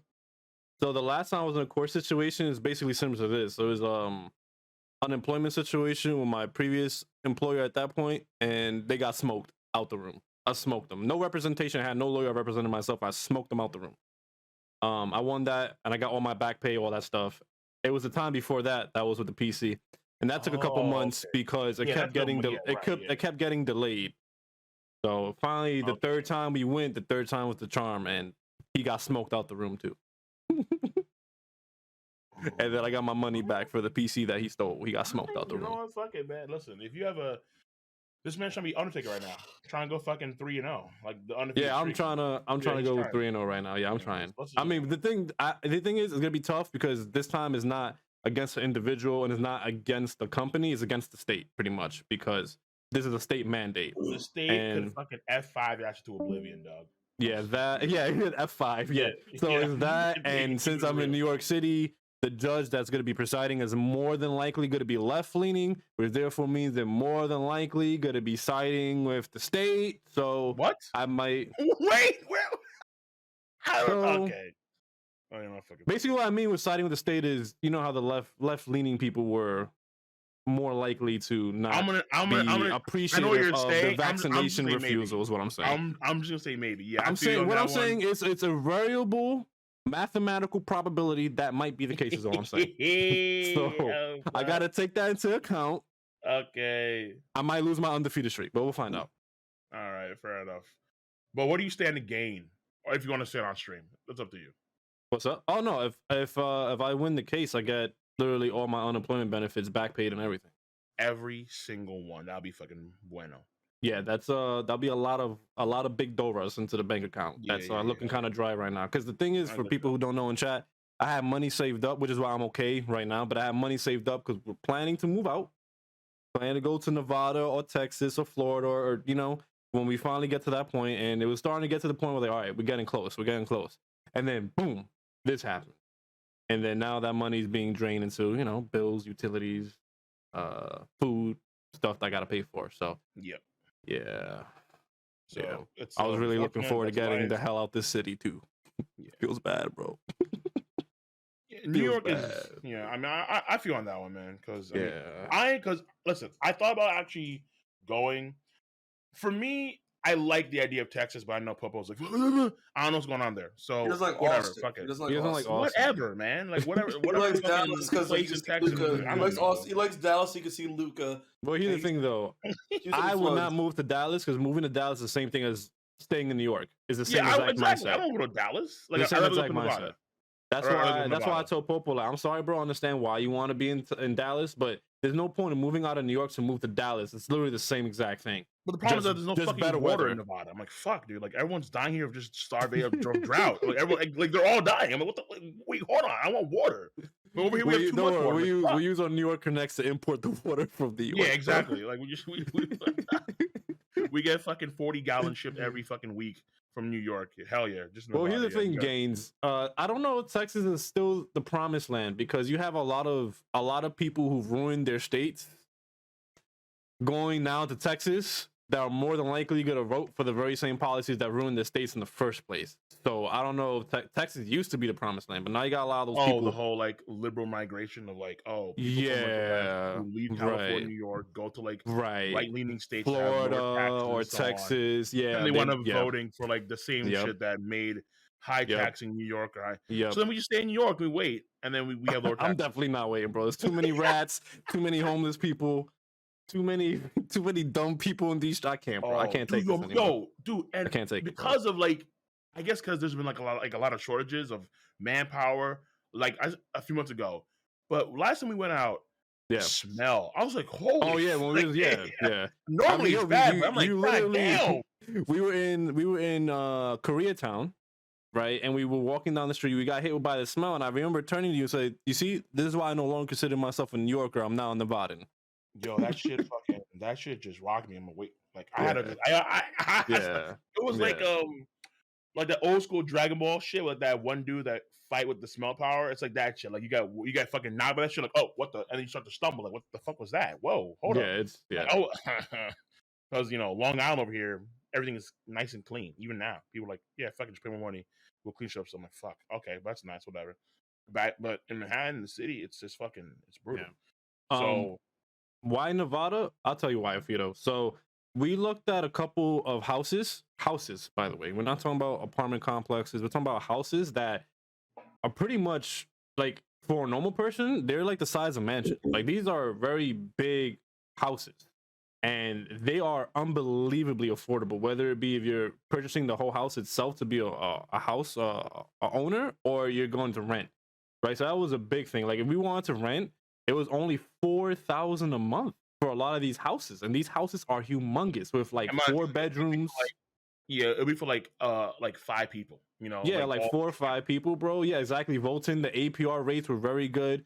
The weather in Nevada is fantastic. It's nice during the day, and during the nighttime is hoodie weather. It's amazing.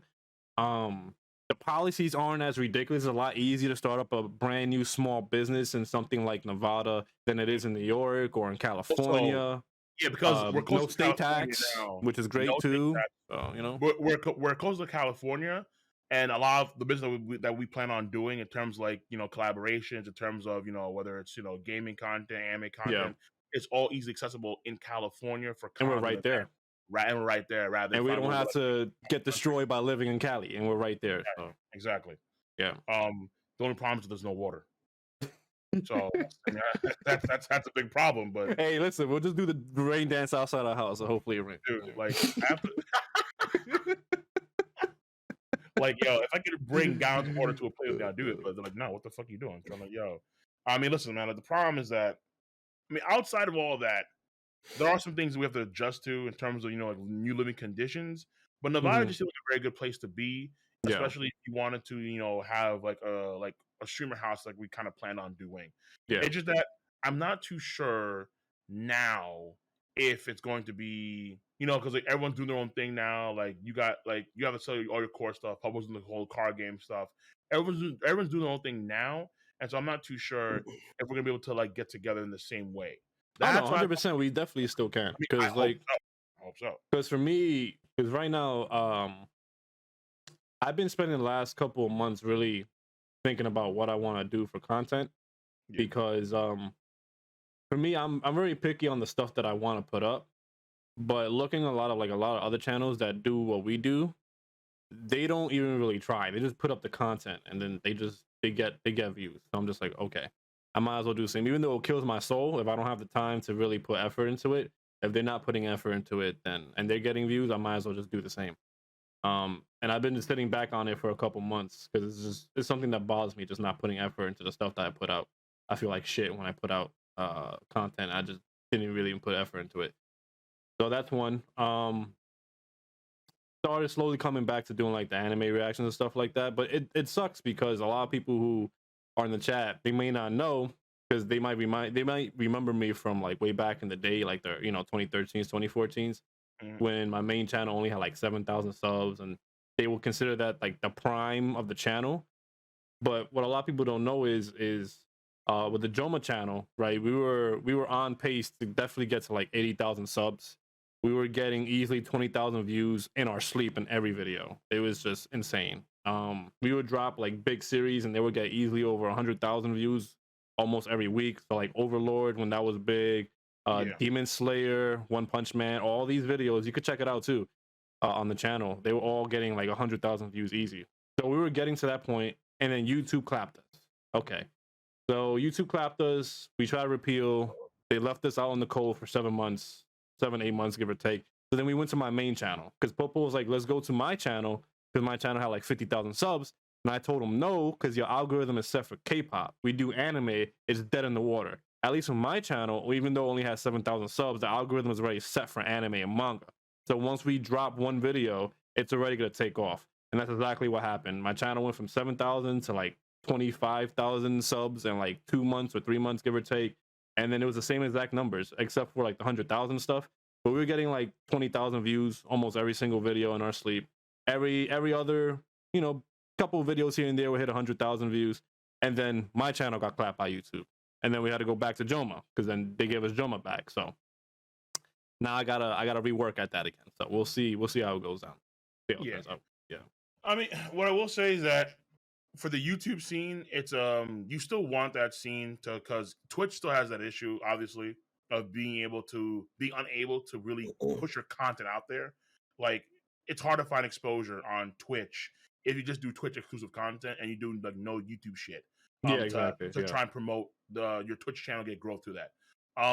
But also, I think in terms of like the algorithm, I think it's actually changed more on YouTube too, to where if you do certain content, like the video algorithmically, I can't say word, algorithmically, that's the word I think is what I'm saying. Mhm. I think that the video stands alone, or the stream stands alone more often rather than it being a part of the actual channel's growth, or like the channel's how do you say the channel's algorithm, or its status. So like if you do a video let's say on a latest topic, and then you have like whatever it is, like on let's say some like Ukraine shit on like an anime channel, there's a chance that it actually get relatively more views than what you normally do for anime content. So I think it's kind of changed somewhat, but it depends on like your thumbnail, your title, like all kind of shit. Like things have changed, but like you don't have like remember how like there used to be like tags don't matter anymore for like actual for actual attraction. So I stopped doing a lot of tags. I do like very very like basic tags now. That doesn't matter. That doesn't mean shit. You kind of want to, if you want to look at the shorts, I think actually shorts do relatively well in terms of views. And a lot of folks do kind of gravitate towards shorts because they're easier to watch. So doing like a 1 minute short, but like I think it's better if you do like, let's say, a channel for shorts rather than, let's say, have shorts mix and match with your channel. But it's up to you. I think it works all fine. It depends. I think it's fine all the same. Because if you're doing the same content with the shorts, then you could put it with the same channel because it's the same content. But if you're doing something completely different, then you do a separate channel.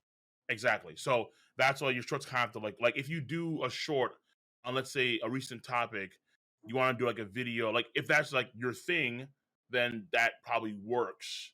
But let's say if you want to do a short for cooking and your channel has no cooking at all, it may be a bit weird, you know? So it is trickier there. I mean, that's probably why I have so many fucking channels.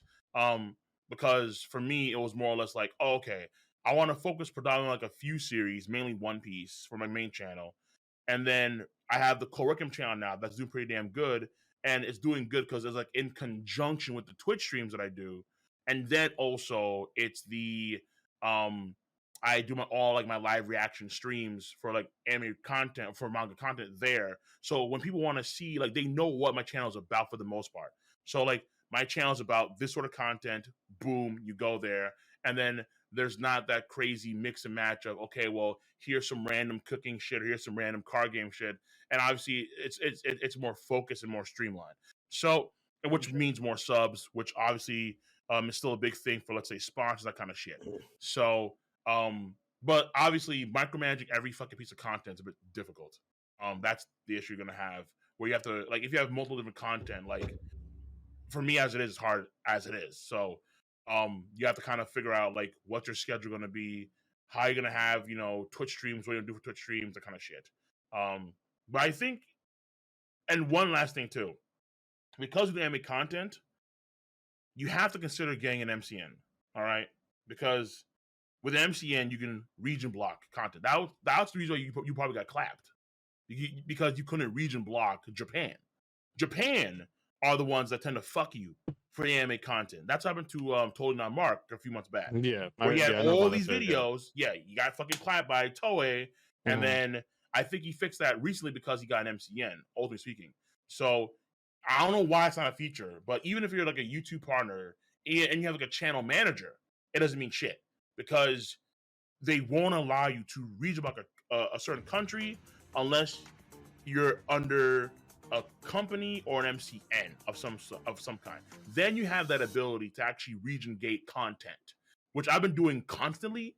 And even for my crazy anime reactions that I do, where I actually show the audio, have the visuals, and so on and so forth, even still, I can get away with it for the most part because all that content is region gated, meaning that no Japanese person can actually see it unless you use a VPN. Yeah. Basically. Yeah, so I think that's where you have to go about doing things in the future for like anime content. And for gaming content, I don't know if you will, because I remember gaming content, I thought that's what you were gonna focus on. I remember like years back, you were gonna focus on like Apex, and then you kind of moved it from Apex to I think it was Blaze Blue, and then you want to do like all like the Blaze Blue shit. But yeah, right now for gaming, I'm focused on Operation Master DOS. Duel. I think that's what you want to do. Hold on, what now? For gaming, I'm focused on Master Duel right now. Yu-Gi-Oh. Okay, Yeah. Yu-Gi-Oh, right? So Yeah, brought me back. yeah, so that I have no idea how big that scene is, but it's probably fucking huge. So Well, I mean, in terms of Master Duel, in terms of like my usual number, so my usual number is like around give or take 20 viewers. Master Duel has been slightly increasing, so it's one of those things where it's like it's a slow grind. It's I would say it's a mid-sized community. Like when it first, it's like every game when it first comes out, it blows up, and then after people go, oh, this is not the Yu-Gi-Oh that I remember, because they think for some odd reason a card game is gonna stay the same after 20 years. They leave or whatever. So I'll say it's a mid-sized community, and I think that's the perfect size community to kind of get integrated with on a Twitch channel, because you don't want a community to be too big, because then you get overshadowed by all the big streamers, but you don't want a community to be too small to where you don't get seen by anyone. So it's working out pretty well so far. They have benefits because it's Yeah. more or less like, okay, like you can have let's say a community that's a smallish community, but like if you're, let's say, a pro, or like you're really good at it for some whatever reason, like you can actually gravitate, like you can monopolize that audience over to your channel or over to your stream. So like if let's say I think it's like, let's say you do Halo fucking content, right? Like Halo is not big at all, but if you can do some very good Halo style videos on YouTube, like edited, refined, and so on, and then you kind of let people know that you stream on Twitch, live, folks will come over to your Twitch. Same thing here. So Yeah, card game for sure. content, Yu-Gi-Oh content, you want to do some nice, refined, edited videos. So yeah, like I'm looking at your channel right now. Like you've been going Which one, hard. the main channel or the gaming Jouten one? Gaming. Okay. Because that's one where you're gonna that's one that I think you're trying to like bring to the forefront now, right? Yeah. Yeah. So right now I'm looking at last video got way more views than the past ones, which is interesting. The best deck, Infinite. Oh yeah, Infinite. Yeah, what the fuck this shit is? I fucking no idea. Yeah. But Yeah. the thumbnail style is a bit different. Not your face on it, but that could be just an outlier because That's outlier. That's outlier. Yeah. And then also, so something that is your content like evergreen? Now, meaning that I know what evergreen means. Yeah. So like, yeah. So is it evergreen or not? No. Okay, so it depends on. That's the thing with like when it comes to gaming content technically isn't evergreen because gaming comes in waves of popularity. I think it could be, but it depends on how you do it. So I think that, like, for example, I think that you could make old game content. Like if I were to roll through, let's say, Majora's Mask for Zelda for like a stream or something, I think you could edit a video or work on a video that could be evergreen content, but it's done but it has to be done in like a very unique or like distinct way that will have people kind of like go back and see that content. Well, that's the thing though, because I think for something like Majora's Mask, that will have to be something that only is successful if your channel is big. Because like with evergreen basically means like no matter what, when you upload it, no matter what year, it's likely to get traction. So what evergreen is basically like, oh, let's do a reaction to this guy's top 10 anime list of all time, or you do a top 10 anime list of all time. Like these are things that are evergreen because these are things people are usually just always looking for. Yeah. But I think so. Obviously, like it's like relative like the search engine for like your channel's content. But like, let's say there's a new Zelda game that comes out in the future, and then folks are searching up that Zelda game, and then the algorithm puts, for some reason, your Majora's Mask video in that wave. Your video can then get bigger, and then that video is more tailored to like a universal, like, okay, like it's a Majora's Mask video about something that's very interesting about the series, or you're doing something that's very unique in Majora's Mask, or like you have a very unique editing style for some reason, and then that could attract attention. It's like that's something that I'm trying to figure out too, is like how to make older gaming content more evergreen content, which I think you can do. That's crazy because you don't even play games. Hey. You don't play games. Hey, Stop it. You don't play Oh, I'm games. sorry. I do. No, It's you not on don't. stream. Yeah, I do. You show up like once a month at 4 o'clock in the morning. Yes. Like, That's a game at 4 o'clock in the morning. Okay? Relax. We play games. bro, All right. you don't I've been play thinking games, about dude. Listen, I play games Bro, with purpose. You could have okay? like how I missed many opportunities in the anime community. You could have struck while the iron was hot when Elden Ring dropped, bro. You know how many people would have paid to see you fucking play Elden Ring? My lord, people are still begging to this day to play Sekiro. Okay, hold up. I'm still gonna play these games. Oh, it's just boy. that. Well, hold up. It's like, will I get like, for example, because I have plans for Sekiro videos and Oh, boy. also Elden Ring videos, How many but editors done do in you a have? unique way. It's just that. Well, I mean, obviously, my PC just came back, so I had to wait because I literally couldn't stream properly because the fucking PC. Like literally, I was playing a game on my old girl, and my camera was fucking spazzing out. It was just going crazy. Yeah. Okay, so like, it couldn't manage it. For the new PC, what was the GPU? So the GPU I have now is a 3080. That was the same GPU that was giving you issues before? Yeah, so there was an issue with the cable management. Yeah, some 30 series definitely has some issues, but more so 3090s, I think, than anything else. But yeah. Well, this is 3080, so I think it should be fine. So they said that, and I'm gonna test it out at some point, like next day or two, where they said that there was an issue with the cable, where like one of the cables was so loose, where like touching it would wind up like shutting down the entire PC, or like or turning off the video footage, and that was an issue too because. And also, I had a problem with the audio interface for some reason. But they said that they software wise, because I did manage to reinstall Windows 10, and then they did do a lot of updates after getting the drivers back on to date. So everything should be okay. Like I should have a base or an update Windows 10. But the issue was also, and I think it was also an issue with the GPU. Yeah. Maybe the motherboard, but I hope no, not. it sounds like a GPU issue, honestly, because you were talking about how your monitor was going. Yeah, you talking about how your monitor was going crazy, but it wasn't the monitor. That's a GPU thing. Yeah, it wasn't the monitor because I tested my old PC with it. It was just fine. Yeah, that's a GPU thing. Yeah, but like the issue I had was like I really wanted to do things like I'm gonna stream a game while let's say watching a video or some shit like that. You know, right? That's what I kind of wanted to do, and then I tried doing that during the Game Awards. Let me wrap my head around that. You want to stream playing a video game, yes, while watching a video, yes. How does that work? You watch its content wasn't enough, dude. I got a fucking laser. Whoa. I got a laser for a reason. All right, I'm multifaceted. We're good, bro. I'm like, how does that even work, dude? You watch the video while playing the game. No offense, but you weren't even that good at video games. You had all your attention into the game. What the fuck you mean? You know what it is? I'm a fucking master. It's for those moments because like that random stream. There is no game I haven't beaten. When he randomly decided to stream Sekiro, he says, "You know what? I'm gonna start from the beginning all over again." No, I didn't say that. I said that I was going to just try and get used to the game again because my old file is still there, like where I'm almost like done the game. Yeah, but I just wanted to get used to the game mechanics. He has so many games backlog, and he's missing out Elden Ring. He has Sekiro, Ghost of Tsushima, Nioh 2. Elden Ring is actually really good, bro. It's really fun. Yeah, I mean, I'm gonna play that game, but obviously one thing too was kind of concerning was that apparently there was an issue with the PC version of the game. Oh, it doesn't matter. It doesn't matter what your PC. It's everybody. Yeah, it's everybody. It's really mostly frame rates. So like depending on certain areas on the map, you have like a little frame rate drop, but it's not game breaking. Okay, that's fine. Because there is one thing that I know that someone may give me a PS5 for retail price. So that's not bad. I'm not too sure if they can do that, but if they can do that, that'd be great.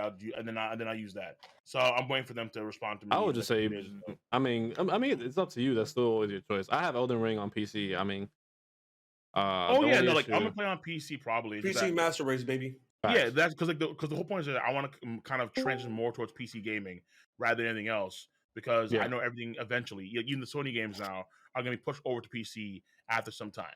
So that's you won't be looking back once you see that. As more so in a competitive sense, because not really in first-person games you won't recognize it, but like you'll definitely see in a competitive sense, depending on the monitor you have. Like for example, if you have 144 hertz, which is what most people do have at this current point, you just see that difference from 144 hertz to what you were locked in on console, which would be like 45 frames, because they say it's like 60, but it's really 45, give or take. So there's a massive difference, man. Like you literally feel like you have a Sharingan because like everything just moves so slow compared to what you're used to. You play with a controller on PC though, right? I'm assuming. I'm guessing. Oh yeah. There's certain things that I'll do mouse and keyboard. It's easy. You just literally plug it into whatever USB port you have. And it's a lot easier now because back in the day you had to get like a secondary program for DualShock, but now Windows just instantly recognizes a DualShock or DualSense, and immediately just picks it up. Yeah, so it's so much easier to do it now. Yeah, you're good. It's easy. It's free. Okay, cool. Yeah. Right, so what I'll probably do is that because then I'll probably just do that, and then because if I can get like a PS5 controller or a PS4, I mean I have a controller obviously, but if I could do like a PS5 controller, I'd be pretty damn dope and get used to that shit. I'm just trying to fucking where is it now? Because my new monitors are actually pretty fucking damn good monitors. The mounts are kind of odd. I had some problems with the mounts and getting these mounts situated properly because the monitor was so like bottom heavy. But so the monitor I have right now, I'll tell you its stats because I think it's. Let me see here. So what's the resolution? The three things that most people care about will be the resolution, the frames, which would be the hertz, and the response time. What are those three for the monitors that you got? Yeah. So the refresh rate is 60 hertz. The screen is 20 inches long. Resolution. Wait, is this your main monitor or is this like one of your side monitors that you're using like for chat or something? This is both my monitors. They're both 60 hertz? Yeah. Oh, no. Is that bad or good? Not as bad. Only 60?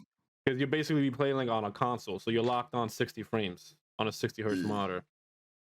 Because like even though your GPU can play a game at like 240 frames, you won't be able to see it because your monitor's locked in at 60. You gotta step into the next century, Papa. Yeah, most people. At least 144. Yeah, like that's the mid range right now. Like you want a good monitor, 144 frames with 1440p with 1 millisecond response time. That's like a good mid range option. Well, I mean, mine's a 4K Ultra HD resolution monitor. Yeah, but the problem is the hertz you're locked in. You're locked in at 60. Yeah, trust me. When you actually game from whatever you were used to on console to on PC that's above 100 frames, you will 100% see the difference immediately. Like I said, it feels like you actually have the Sharingan because everything moves so much slower, and it's not slower in a bad sense. It's slower in a sense like your reaction time feels like it's been sped up, and it feels a lot smoother. Everything just feels a lot better. Unless you want to go all the way, you could go 240 hertz. Like if you want to go all the way, but I can look into that shit. I'm cool. 144 hertz is like where most people are at right now. Step into the future, Papa. The future is now, old man. Yes, sir. The future is now, old man. Oh man. Oh shit. I mean, I thought it was clean. It looks good, but okay, fair enough. I'll look into 144 hertz. Well, the thing is, Gaines, he has a 3080. He's not frying his PC on a crazy ass monitor, bro. He has a 3080. Well, but what's your CPU? CPU is the 12th generation. Intel i9. Okay. Not bad. Intel i9 12th generation? That's not bad? I'm an AMD boy now. I'm on a 5950X, so I'm on a completely different wavelength. Oh man. Wait, hold on. I just came late, but Cole, you got a PC? Is this what's going down? He got a new PC. Yeah, I got a new PC. Oh shit, 2022. Yo, make a move. Making fucking moves. By the way, Popo, talking about making moves. Yes, my sir. nigga, I'm happy again, bro. I know. Yeah. Tom Brady's back. The GOAT. The GOAT. Let's go. Oh man. Yo. Yeah. I made a parlay bet today on the Celtics losing because Luka's playing. 1,200. We lit. All right, so hold on, real quick. 'Cause I don't want to get sidetracked, but there was a conversation earlier today. We were talking about who's better right now, Luka or LeBron. It was LeBron, right? Cole? Yeah, it was Luka LeBron. Cole's making the argument that Luka is top 5 above LeBron. Yeah. How you feel about right that, now Popo? in the league? Yeah. Right now in the league, yeah. Thank you. Yeah. Yo, right about He's like, wait. He's like, wait. No, like by points, LeBron has him on points. But if you look at all the other advanced metrics, it's Luka at the moment. I mean, I don't know. Wait, are we going by the game or are we just talking about in the world right now? Because in the world, I still think LeBron's top. No, top five. Cole specifically said for this season, like just this Oh, specific season. This season. This season. When I Luka say is better top, when than I LeBron. say Giannis and thing, I meant like in the world. In the world. Oh, in the world? No, I can't give Luka that yet. Even though he's my favorite player. That's my thought process. Yeah. Whenever I said Giannis, Yeah. Hold on. Yeah, I didn't say in the. I said of all time in the world. I said literally like at this year. But that's how I was arguing it when I was saying that. Okay, hold on, real quick. So is 240 hertz overkill? Out of curiosity. 240 hertz. You future is overkill as of like right now, but you future proof yourself. The only thing is like, okay, so it depends on how you want to view this, right? Because you could technically future proof yourself with a monitor that big or a monitor that strong, but the thing is, by waiting, the technology for 240 hertz might get better later down the line. But then it comes down to, do you want to spend money on 144 hertz now and then spend money again later down the line for that 240 hertz? Or would you just take the lesser technological advanced 240 hertz now and not spend money later? Depends on how you view that.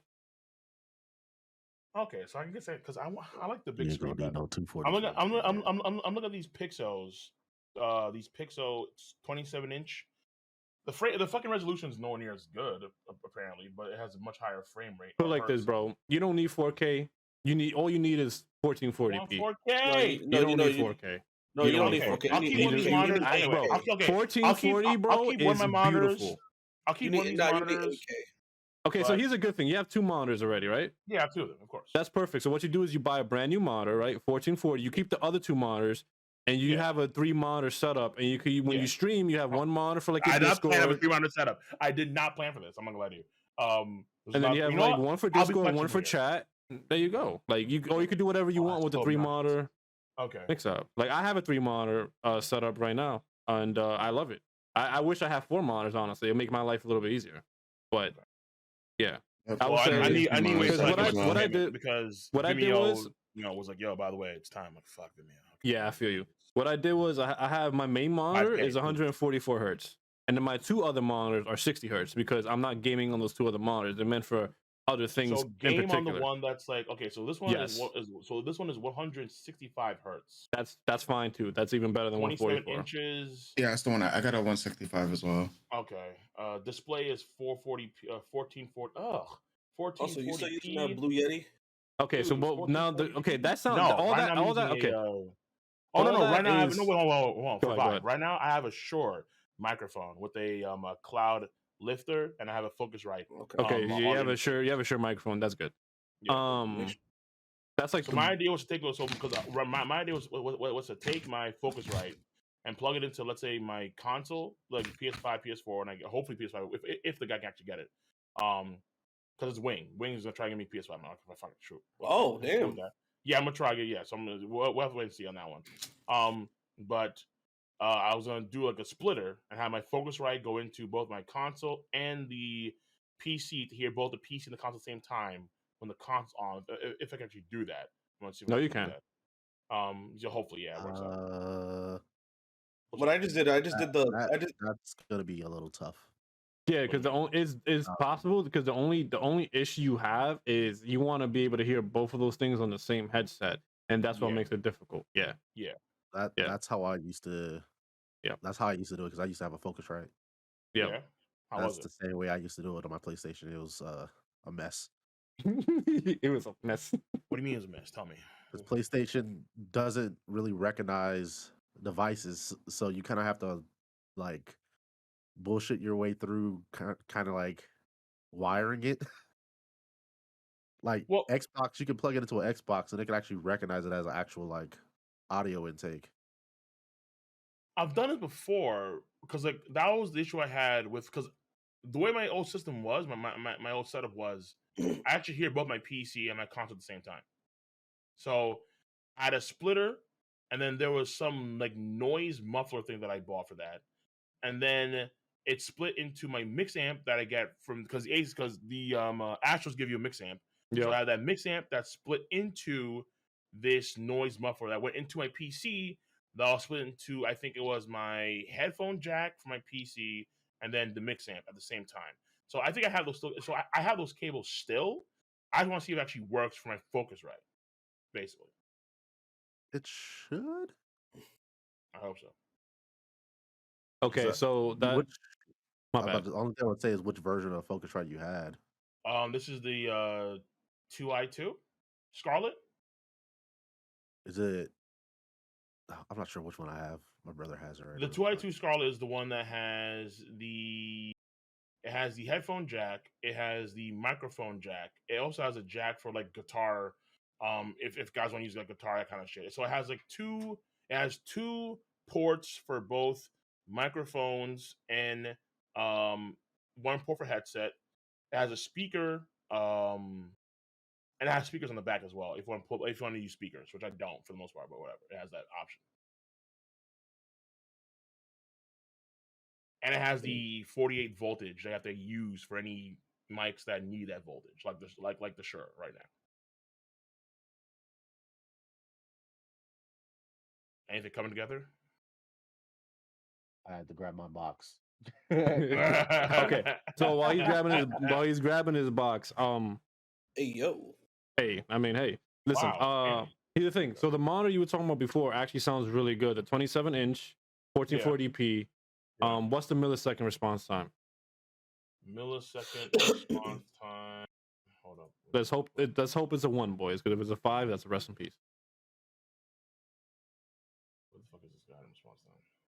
It says 10. Oh, that's disgusting. Hold up. And you go down to all these stats. Let me see.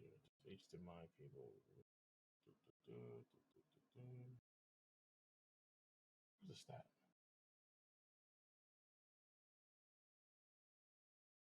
Because if you want the most optimal gaming experience in terms of like not having to turn your head too much or strain your eyes, you want to stay around 27 to 29 inches. Preferably within the 27 to 28 inch range. You don't want to go anything bigger than that. 1 millisecond response time. Yeah, that's a perfect monitor right there. You don't need 4K, bro. Call playing games. Dude, You don't need 4K. I need a Secret's 4K. Because not only that, because you're probably gonna play Overwatch 2, probably, right? Probably, yeah. Yeah. So here's Destiny the thing. as well. Destiny, that's my shit. Okay, so here's the thing. There's no point in having 4K because the point of having a PC as good as the one you have now is literally to get the frames, right?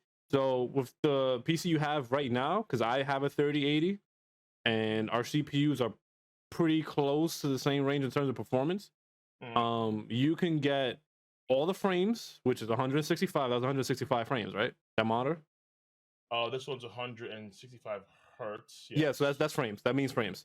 So you'll be able to get your 165 frames while having your full 1440p.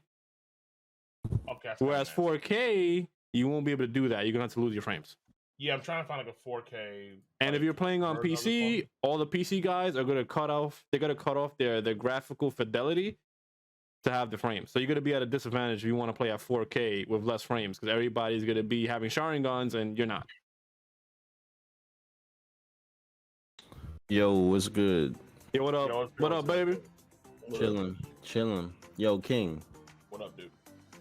Bro, take it from somebody. I've been listening a little bit. Take it from somebody that has been console their entire lives up until like I think like June in 2020. I got my PC in the pandemic. Bro, it's like night and day. I will never buy a console again. So let me tell you why. Like, let me just tell you exactly what happened. Wow, so the Sony pony status, man. No, listen. So I was all fanboying over PS4, and I just thought that my PlayStation Pro was the shit, right? I sold my 4 to get a Pro, and then right before the 5 started coming out, I think the 5s came out in like November or some shit, and my Pro crashed. Not even 2 years old, and like maybe March or April, I believe. And so I thought that Sony was just, you know, doing that to certain people, like to certain PlayStation Pros, to get people to go buy the 5.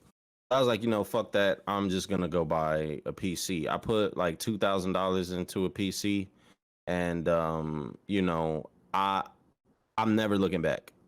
Like God of War is on PC now, and it comes to PC a year after the release on PlayStation. So does Horizon. Right. There's really no more exclusive. Like there's really no more exclusives, and but it takes a year to get it. Yeah. And that's something that, like, for me, that wants to make content like more consistent for gaming content. I kind of want to have him as Yeah, but you soon as I don't can. play video games though. The only games you Dude, be playing is with your viewers. Yeah, that's the only games you play with your viewers. That's it. Stop the fucking cat. All right. Sekiro, Among Us, Guys, fine. I'm Leave me having a alone. secret. I'm having a secret Sekiro stream at like 4 a.m. That's right. Everyone's Come through. asleep except for like 2 dudes. Yeah, Listen, except pull the for fuck except up. for Actually, no, except it's for funny his 'cause I European like- people. No, yeah, a I lot think of I like- people. And Wait, his no, royal, I had royal like, princes. I had like, I think I had like 400 guys. What the fuck? Yeah, you is did. going I on? remember. mean- I remember seeing that stream. I'm like, oh, What these you gotta be niggas the doing? Europeans. Yeah. Yeah, And like, his what royal the bro, fuck? I think Sekiro came out like released on PC. It wasn't just console. Like it wasn't just console. Oh yeah, but like, so like, it's not just the whole issue of like the fidelity. For me, it was also the issue of I wanted to do a lot more multitasking, and I just couldn't necessarily do it with the PC that I have now. Because my new PC, I have 64 gigabytes of RAM. Nice. Oh my And goodness. Nice. and I respect so certain things like That's crazy. being I able thought to I was render going video. crazy. Oh no, I like got I 30. fucking yeah, dude. This bitch costs I got fucking, 32. This bitch costs fucking 4.5K. I think I'm like, no, I I'm not think fucking around here. I think 32 is like now the standard. Most like whoever gets a new PC is more than likely gonna go for 32. Out is out the window is the days of 16 gigs. I think most people would just go for 32 now. Prices Yeah, have gone that's- down on 32 overall. It's a lot more accessibly attainable. So That's what I did. I just went for Yeah. the 32. yeah, so Cole actually beat me out because for the PC, I think for the PC I spent $4,000 on my PC, and I think that was just with the PC by itself, not even with the monitors. I think it was with the PC by itself it was just $4,000. Hold up. So, So real quick, Cole, why don't hold you on, get hold on, mon- hold on, oh, hold Go on. ahead, go ahead. Real quick, because I have this question. Because there's another mod that I'm seeing right now on Amazon. That's 240 hertz, 1 millisecond free sync premium, whatever the hell that is. Mhm. So is How that many inches? 32 inches, Ugh. curved and frameless. Hey, yo. I mean, it's nice. You don't play competitive shooters all that much. It'll probably be Overwatch, and Overwatch isn't necessarily a game where The only game I'm gonna play that's like a shooter game probably would be Overwatch and then Destiny because I want to go back to Destiny. And that's it. Suck my dick, yo. No Apex. Was that the sound vibe? No Okay, thank you. Apex. Okay, Let's- so Nah, you said not it was hold on. You said it was 1 millisecond. It's 1 millisecond. It's 240 hertz. 240 hertz. Mhm. Free sync premium, which I'm not sure what that means yet. No, that's a good thing. And then you have, and so this is a curved frameless gaming monitor. AOC, 32 inches. Is it what? So okay, is it what type of monitor is it? Is it like a traditional monitor? Is it like plasma? Ooh, let me see here. Because you don't want to. Most of the time, you want a traditional monitor because the other type of monitors just. You said it was curved. It was curved, yeah. Let me see here.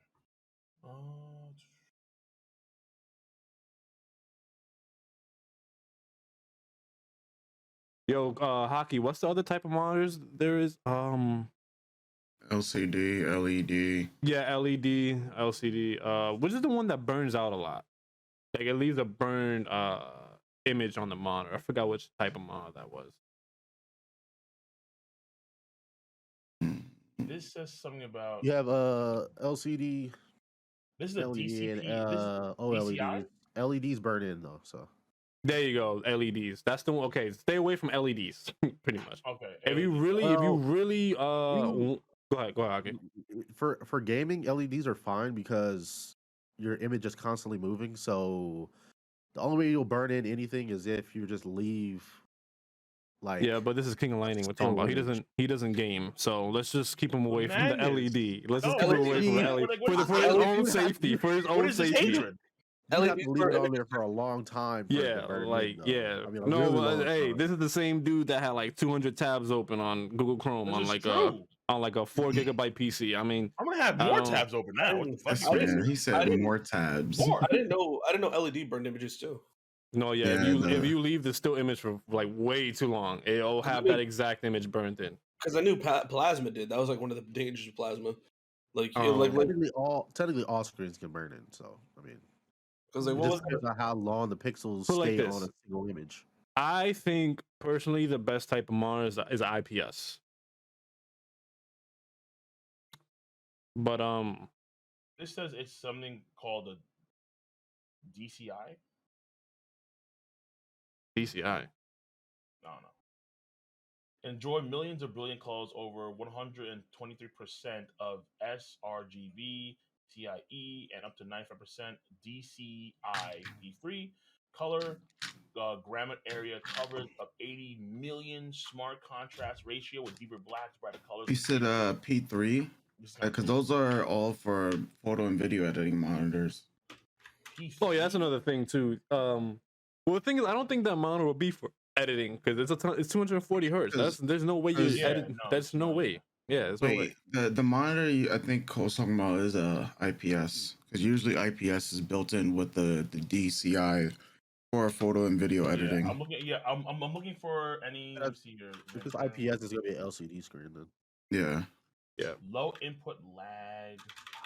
LCD. Yeah, as long as you don't have those two monitors that are 60 hertz, bro. Anything above 140. I mean, I still got them. I mean, you got to keep them. But I'm saying don't game on them because you're not gonna see a difference from console to PC, excluding just the graphics. That's it. Okay. That's all you're gonna see. But when you go on PC, part of the reason why you go on PC gaming is to experience the full thing. You want the frames. You want the graphics. And depending if you're on competitive, you don't really want the graphics that much because you want more frames. But in first person games and first person settings, 4K. It's fucking wild. I don't know. Throws me off a little bit. It's not 4K. But yeah, you just want the whole experience. And then not only that, with PC, you're gonna be able to customize literally how you want the game with almost every exact little detail you want to change. Whereas consoles, you just can't do that. Yeah. So yeah.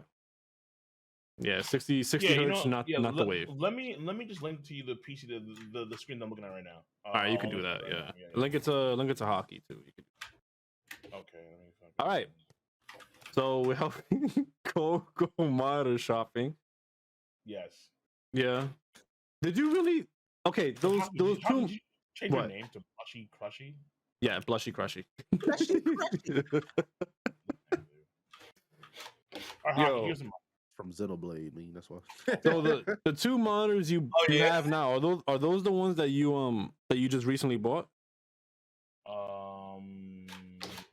Yeah. I mean that's still not bad because now you have two monitors for everything else. But yeah, for gaming, that wasn't gonna cut it for gaming. For sure. Especially if you want to play Destiny on PC, you're gonna be locked on 60 hertz, you're getting blasted, bro. I mean, I'm not trying to do some fucking competitive boat. I mean, who cares? Who cares about that? Nah, bro. You need at least 144. Like, if you spent 4.5K on your PC and you don't have the monitors to you know what? back it up, Cole. like, there's no point. I'm gonna give you a great video. You could do a video where you're playing a game on console and you play the same exact game on PC and you record your reaction to it. Because I'm telling you, when you come from console onto PC, you're gonna be blown away. Bro, it's a different game. Like it's a different ball game, bro. It's actually just a different game completely. Yeah. Like bro, when you look at it, when you look at all the professional players in the world, like they don't play on console, they play on PC. Oh, that's what I'm saying. It's like I said before, like I want to make that shit over to PC. That's what I'm trying to do. But again, I had to wait because my shit fucked up. Like no, it's not even that. We're just talking about in terms of the monitor, because like it doesn't matter if you have a 3080, and it doesn't matter if the game settings tell you, hey, you can go up to like 140 hertz. It doesn't matter because your monitor is locked in at 60. So it doesn't matter. That's why we're Yeah, telling like- you to get the what's the point of monitor. getting a, what's the like point when of I getting a first- Lambo? Real quick, Hockey. Do you see what I got? Or do you still looking at it right now from the PC for the monitor? I mean, Let me click them right now. It's like, what's the Like- point of a Lambo if you're just gonna put regular gas into it? no, I Like, bro, understand. when I first got my PC, I thought that I could just use my regular like 60 hertz monitors, and I tried to boot up Apex, and that shit, I was like, yo, this is ugly. This is nasty. Then I went and I got some new monitors. Bro, it changed the game. It changed the entire Hey, game, Matt, bro. do you play with mouse and keyboard, or do you play with Nah, hell no. I play with a controller. Okay, all right. I haven't made that. Depending on the game. I haven't made that transition to mouse and keyboard yet. Because I Like, remember Vibe a while back was trying to train with his mouse and keyboard, so I figured I'd do the same. I'm literally Yeah, playing right if- now Overwatch as we're if- talking on if mouse and you- keyboard. if you train with your mouse and keyboard, you just got to prepare to suck for For a couple good- months. for a couple months. Yeah, you're just gonna suck. Yeah, of course. I mean, I don't think I need to let's say do that for let's say certain games like Elden Ring. I don't think that matters. Nah. Elden Ring, Like you're single better. player, Yeah, you're better off on controller for something like Elden Ring. Yeah. like Sekiro, Elden Ring, absolutely, yeah, absolutely. Dark Souls, God of War, all that stuff. Like single player games, play with a controller. Yeah, because when God of But War 5 comes out, I definitely want to be way more like ingratiated with the whole PC gaming because that's the game I really wanted to play. Or I want to get the PS5 for, which I probably sure will exist, but also I want to play on PC too. Because I'm pretty sure when I get a new PC with Listen, that game, I have a PS5, and the only reason why I have the PS5 is simply for the exclusives or timed exclusives. Like if there's a game that I want to play, I don't want to wait for that year or whatever. Yeah, that got me the idea. Case I may should be, have yeah. waited on buying the PS5 because honestly, I bought it just to play Demon Slayer. And Damn. yeah. Well, you don't even play video games. You just like Popo. You just like Popo. I mean, you just like Cole. You don't even play video games. Bro, I traded see any Digimon point. cards for my PS5, so I guess Well, that's the my funny saving thing grace. about me was, I don't know if he's in chat. Yo, Incinerator, are you in chat? I had 2 PS5s. I was lucky enough to get 2 because everybody was losing their fucking mind just trying to get one. I'm like, I got 2. And I got the second one confirmed. I'm like, yo, who wants to buy a PS5 just randomly in Twitch chat? And Incinerator was like, I do. I'm like, you know, I'm gonna sell this to you for like 900, right? He's like, I'll buy it. I'm like, you serious? He's like, yeah.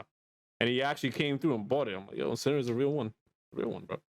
What that shit? Real quick, I'm like, all though, it doesn't matter.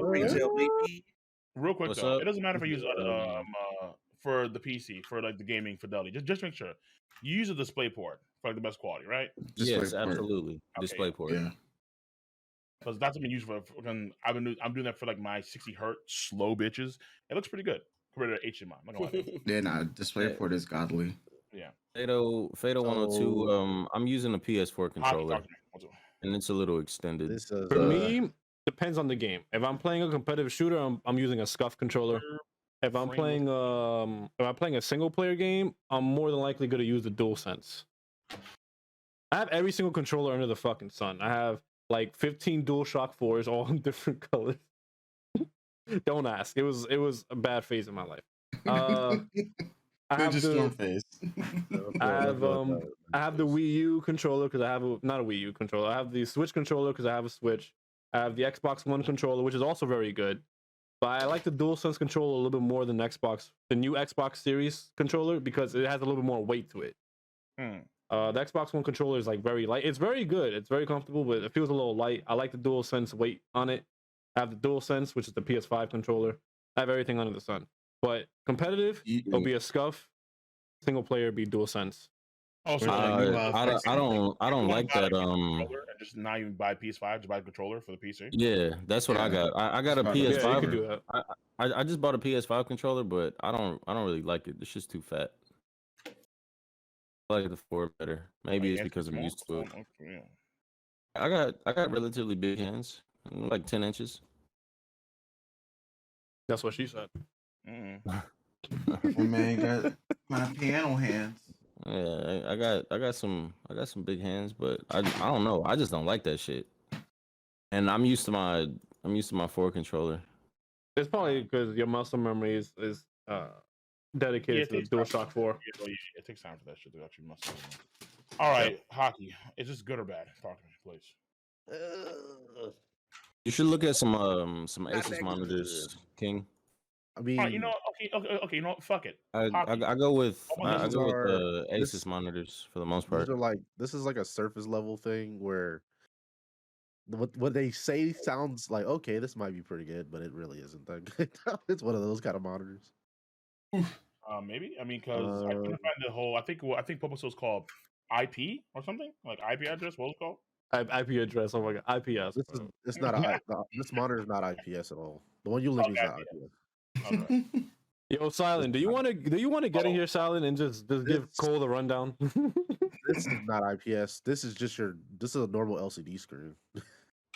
Sadly. Yeah, just come in here and give Cole the rundown, bro. So he could just. It didn't say LCD at all. Did I it say can LCD? link one I can suggest one. A monitor that's like good. What's the butt?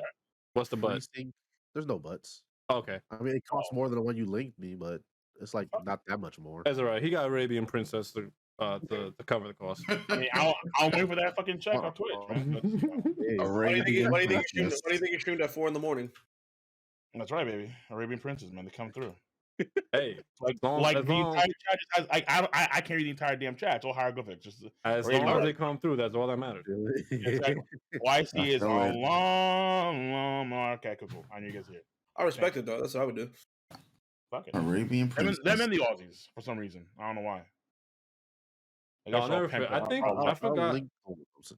It was a couple years ago, but I'll never forget where one dude just came in. He was like, "Yo, Cole, I want you to watch or read a series," and he dropped like 200, bro. I'm just like, what's happening? King, check your DM on Discord. This is something like just this tough basic shit. to go with. Yeah, Silent. I don't even see you in a chat right. Okay, I got you. There we go. That's just some basic. It's like I sent him the tough. I don't know what your budget. Oh, you sent you sent them a tough one. Okay, wait. Hold on. This is funny. Yeah.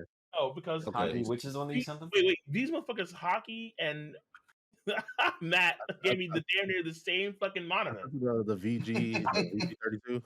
Yeah, I gave him the VG. VG. Really good. I gave him the VG 27. The VG 27. Yeah. Yeah. So let me see here. So QHD, what the fuck that means? IPS 170 hertz. Are you looking for a curved monitor or just like a standard monitor? Don't care. Don't care. I just sent them the standard one. Yeah, and then King, I don't know about you, but I like just me personally, I don't like going over 28 inches on the monitor. That's exactly what I told him. You want to stay anywhere from 27 to 29 being the maximum. 28 28 is like for me. 28 is Hockey gave me a 30-inch one, and I like that one a lot. Yeah. I sent the 32 one because the only reason I sent 32 is because the one you sent me was 32, so I just matched the size. Yeah, 32 is usually for like video editing, photo editing. Yeah, definitely be better with a 27. That's the best in regards to like even for FPS. If you're a gamer, it's because here's the thing: you don't play video games as it is, but when you find exactly, but like there's no point getting 32 inches. You don't edit your videos. You got people to do that for you. Okay, that's cap. And then you don't even play video games. But when you do play a video game, at least if you're on a 27 to 28 inch, you can perform at the best that you can possibly perform. Though might not be that great, but it still will be at the best. Like if you get a 30. This non-gamer editor is asking very simply, why not a 32-inch version than the 27-inch? Okay, here let me answer. Let me in front of it. Let me answer. I would say more so like when you're playing the game, when you're playing the game, like you got to look from. You just have a wider area that you have to cover. So when you're in front of it and you have to look again, like Matt was saying, in like a bunch of different directions and just having to scope areas out. Like you don't have to turn your neck. To one side of the it's the concept of why people don't play video games on 50-inch TVs unless they're super ultra casuals. That's like the only ones who do it. But like if you want to play, because you play Overwatch, you're a little bit competitive. You don't want to be wasting your mental energy looking at spaces that you wouldn't have to care about if you played on a 27 or 28 I don't inch. know, like it's like the way it sound. It sounds like, oh fuck, like if you can't handle 30 inches, like you're a fucking retard or something. It's like, No. It's not that at all. We don't touch. Listen, we're talking. Listen, you can okay, only handle 27 inches. I'm like, nigga. All right, Cole. No. One more time, Cole. One more time, Cole. All right, Shut the fuck up. No one cares. Okay, now. Oh now. Okay, so now. All right, we're not saying that it's a problem if you can't handle 32 inches. What we're saying is you're not gonna be optimal at 32 inches. We want if you're gonna be spending money, you might as well be spending money to be optimal. And that's what we're trying to do. Yeah. I was doing a little bit of trolling. Okay. Okay. So I'm gonna you got it. I'm gonna take Matt's recommendation. I'm gonna funny. Matt. Like this. I heard that. Matt, this is what you use, right? I got two of them. All right, I got two of them. Wait, which one, Matt? Which one you got? Matt leave the 27 inch ones. Yeah, Matt gave me the 27 tough gaming 12 inches, 2K monitor, QHD. Is it the VG27A Q? Yeah, AQL1A. Yeah. Yeah, those are perfect. Yeah, my brother has one, and I recommend it. I just told him to get that one. I didn't know what his budget was. It's pretty, it's pretty cheap, or it's not like cheap, but it's not crazy expensive either. Cole has no budget. Yeah, Cole has no budget. Cole has no budget, bro. Matt, to give you an idea. Oh, by the way, real quick. I have the same monitors, like the same spec, but I got it in like 2017 or 2018. Yeah. I paid $600 for it. So. Yeah, see, those are like really those are like 350. Okay, so I was gonna for like 350, it's perfect, man. So I was gonna ask you guys real quick. Well, first of all, I'm gonna make a statement. My budget is absolutely not numbered because I know on Friday Jouten's paying for snacks and the ticket. I don't know about that. What do you and the ticket? And the ticket. I don't know. Wait. Let's ask chat. You know what? Let me make a poll real quick. Hold on. It's my belated birthday. Johnson's back to balling. Oh, it's my belated birthday. I'm definitely not back to balling because I'm fucking. Nigga, I'm broke. Nah. If Jouten has to pay for all of that, he's gonna be eating freaking crackers and ramen for I will next be. week. I won't get that many snacks. I won't get that many crackers and ramen. Shit. Crackers and ramen. Maybe like 4 things. Okay. Oh, that's real light. Oh my god. A movie theater in New York City, 4 things. That's real light. I'm already looking at $40. Happy birthday, me. Thank you. Appreciate that. No doubt. CVS. King, if you got like a lot of friends on PS5 for Destiny, it's crossplay now. Yeah, I know, but I don't have PS5. I put in the poll in the Twitch chat. You guys can vote on it. So you guys can have a little more context. Cole gave us money for my birthday to go out and eat because he was supposed to be with us, but he said he was sick that week. So just in case he didn't make it, here is the money. So we used the money and we bought Wagyu. We bought some Wagyu. And as you guys will know, if you know anything about Wagyu, it's very expensive. It's a lot of money. So now Cole's saying that I owe him for that, even though that was a birthday gift. Oh no, that's crazy. You don't owe him shit. Whoa. Because my birthday passed, right? And then, yeah, exactly. These guys said that they would pay for me for my birthday, but because of the lockdowns, we didn't do shit. I was offering to take you anyways. Okay. You didn't want to, so. No. Things were locked down. Jouten wasn't fucking like, dude, this man was like literally cubed up. Nigga was just fucking like, I was cubed up. He's not lying. I was cubed up. You couldn't do shit. Yeah. What the fuck? All right, it's all way. I was definitely looking like I was definitely looking like Roger getting locked up with the handcuffs and everything. Damn, bro. So all I'm trying to say is that, like, yo, okay, the time has come, right? Like, it's a fucking prophecy. Like, I have, like I'm Thanos. Destiny arrives all the same. And I want snacks now. All right, I want my snacks. Like shit. All right, John Cena. Yeah, he's like, your time is up. I just say whenever y'all link up again, if y'all go out to eat or something. Oh, hold on, wait, Matt. Aren't you going to DreamCon? Bro, I live in Dallas. Oh, this nigga's coming to DreamCon. Shit. Yeah, I live in Dallas. Yeah, bro. but all the guys like fucking Brago, last. Are they all going to DreamCon or something? All right, we have 92% chat saying no. I don't owe you shit. That's crazy. Cole's the Yeah, only thank voter you, for chat. himself. Crazy. Yeah, bro, right. every- Thank you, chat. No, fuck the chat. Everybody's coming to. You see, From chat, what this is why he doesn't play video games. This is what he thinks about y'all. Fuck y'all. That's what he thinks about. Second From- step for you. If y'all from feel what I- disenfranchised, you can come over to my chat. Oh, wait, that's not my chat. Fuck your chat. King, from No, what if I you feel know, disenfranchised, come over to my stream. I got you. Well, some of your viewers are here. Yeah, they're fucking. from what I know, everybody's coming These to are DreamCon traitors. because you know it's the Traitors, first guys. it's the Oh, first damn. con that everybody's been to since what was that Yeah. shit? And Expo. Anime Yeah. Expo 2019. Yeah, Yeah, I mean, because everything was shut down, everything was closed. if flying isn't a pain in the ass out of New York City, I probably might make an appearance in Texas to go there.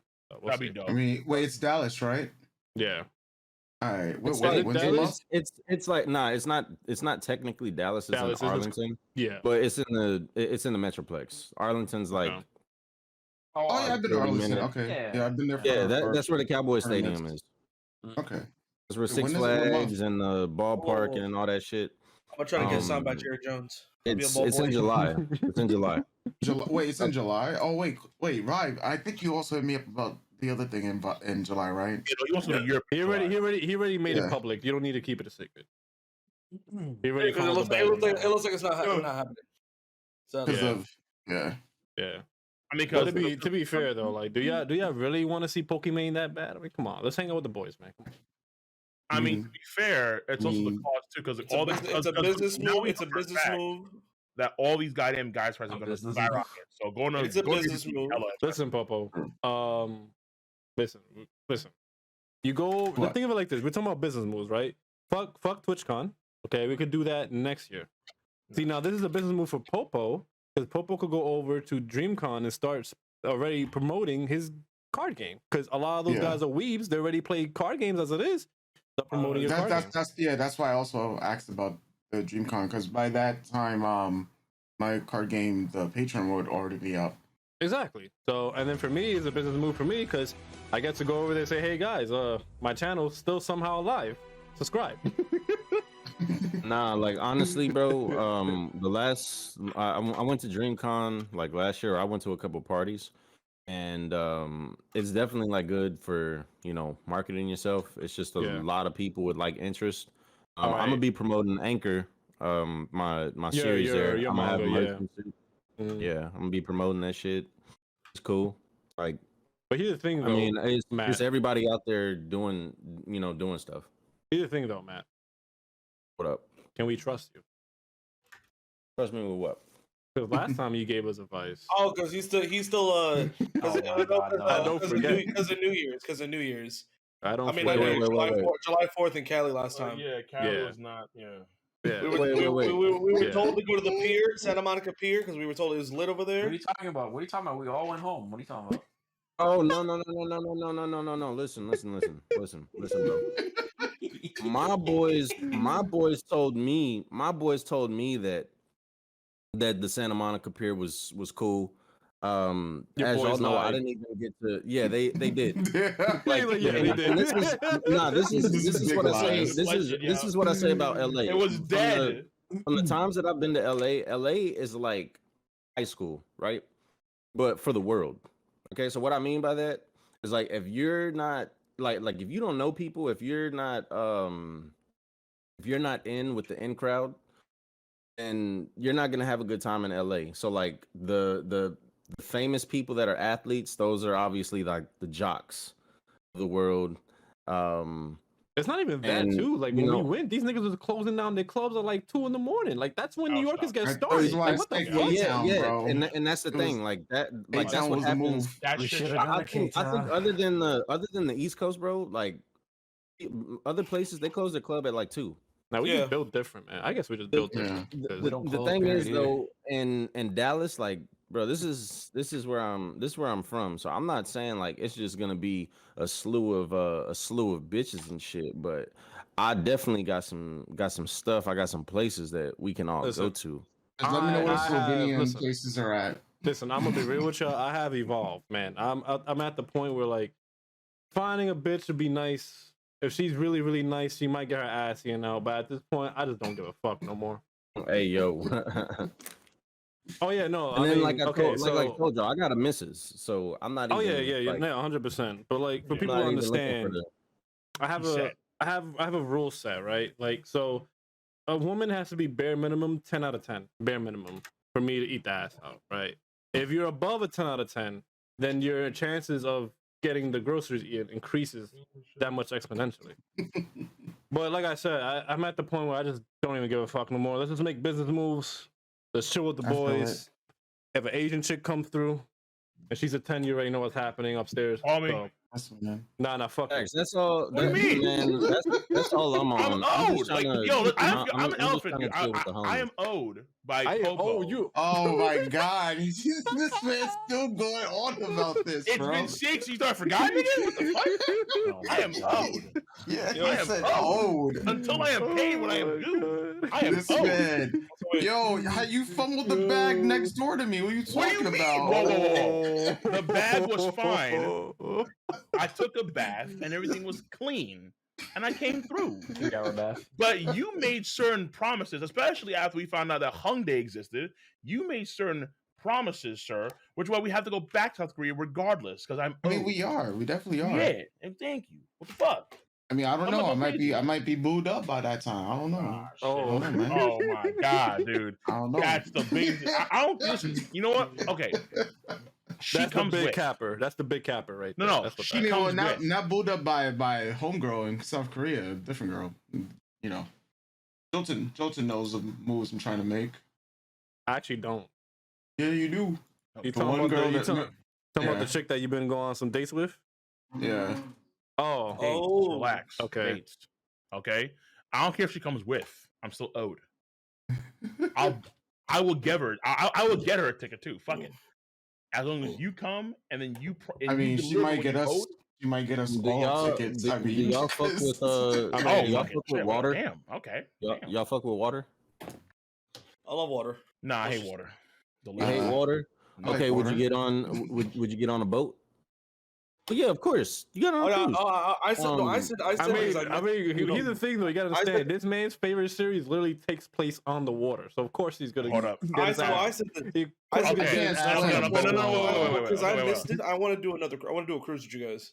I I only mean- yeah, exactly. I only get on the boat if smoke comes through. No, Nah, I no, ain't no, getting- no, I ain't- no, I ain't- no, nope, What? nope, nope, nope, nope, nope, absolutely nope, not. nope. You already know where I stand. Me You already and know where Matt I be on the stand. same wavelength, bro. This man ate. Absolutely not. This man stole my Damn. motherfucking. He stole my motherfucking chicken and then blamed it on you, Cole. I don't know how the fuck you forgave that nigga for that shit. Listen, because I'm a Stole man my of the chicken. faith. No, I'm a no, man no, of the no, cloth. no. Baby. Well, What then the here's the fuck you thing. mean? Well, I can then, well, forgive. you know what? Then, yeah, you can I can forgive. forgive. You forgive, but you clearly didn't forget because you brought up something from 2016 with Popo. How about we bring up the Bro. fact that we were supposed to have the Mastices, No. and this man literally started off the call saying, "Yo, let's all go to Vegas before we go to Cali." And then when we were about to hit Cali, this man goes, "Yeah, no, I don't have the money. I told you already." What do you know? No, Yo, he this nigga- cannot be this- trusted. No, it was even This worse about nigga him saying Smoke that I was. is the biggest cock blocker that I've ever met in my And here's the fucking thing. life. I Damn, loved Smoke, man. Smoke was like I genuinely No, loved you that love dude. No, Currently, D. Smoke Love. was my Past tense. dog. Past Smoke was tense. my potentially dog. homosexual. Past tense. Past Smoke tense. was my dog, bro. Past Like tense. smokes. I just But- I can't get down with that dude. Here's the thing though, like you eating my chicken, nigga, then you blame another nigga when you ate my chicken, nigga, and then you did the one thing you already know for me was the whole money situation. Like the whole money situation really Look, put a dent. After all this shit with the world, after all this war bullshit, we can forgive and forget. No, we can't. Oh We yeah, can- you didn't we forget can be about bigger. 2016 We though. can forget, What but is never going forget. on? No, because so you then- owe me. What the fuck? What are you talking about? You owe. I don't recall Oh my this. god. You doesn't owe me anything. I mean, So in it's fine. an argument, he did owe some money for the Mastices, and then I mean, he did, yes, Yeah. but I mean, Exactly. overall. But to be fair, I think you're paid most of that back. Maybe. Fuck. Listen, it's okay. All right. you remember I the plan forget. for the Mastices. My master. And I not only remember. that, listen, Yeah. But the I Master was a am. bold. That was a bold play. It wasn't bold. We literally had I came all the up- money. We had all the money for the mansion. All we needed was Smoke to come through, and if it wasn't for me checking in on Smoke literally a week before we go to Cali, we would have been fucked on the mansion, which is what pissed me off the most, because if I don't do the check-in, we're literally fucked thousands of dollars on the mansion. That's what pissed me off the most. Everyone fucks up once in a while, okay? Like, oh well, guess what? He fucked up multiple times. He fucked up with Matt. He fucked up with me twice because he ate my chicken. He fucked up with Randle because he cock blocked him too in Korea. How many more chances do you want this man to have? I mean, bro, we had to deal with fucking Shane and Young Value. Like, what the fuck you mean? Like, niggas listen, don't bring up Value. Don't bring up Value. The nigga named himself after a Yu-Gi-Oh card. That's irrelevant. Don't bring him up. Hey yo, listen, man, listen. I was throwing alley-oops to everybody on the cruise. Made no sense. Listen, I just want to go on this cruise. bro. Yeah, but Matt, like, I just want to go on this cruise with you guys. It sounds like fun.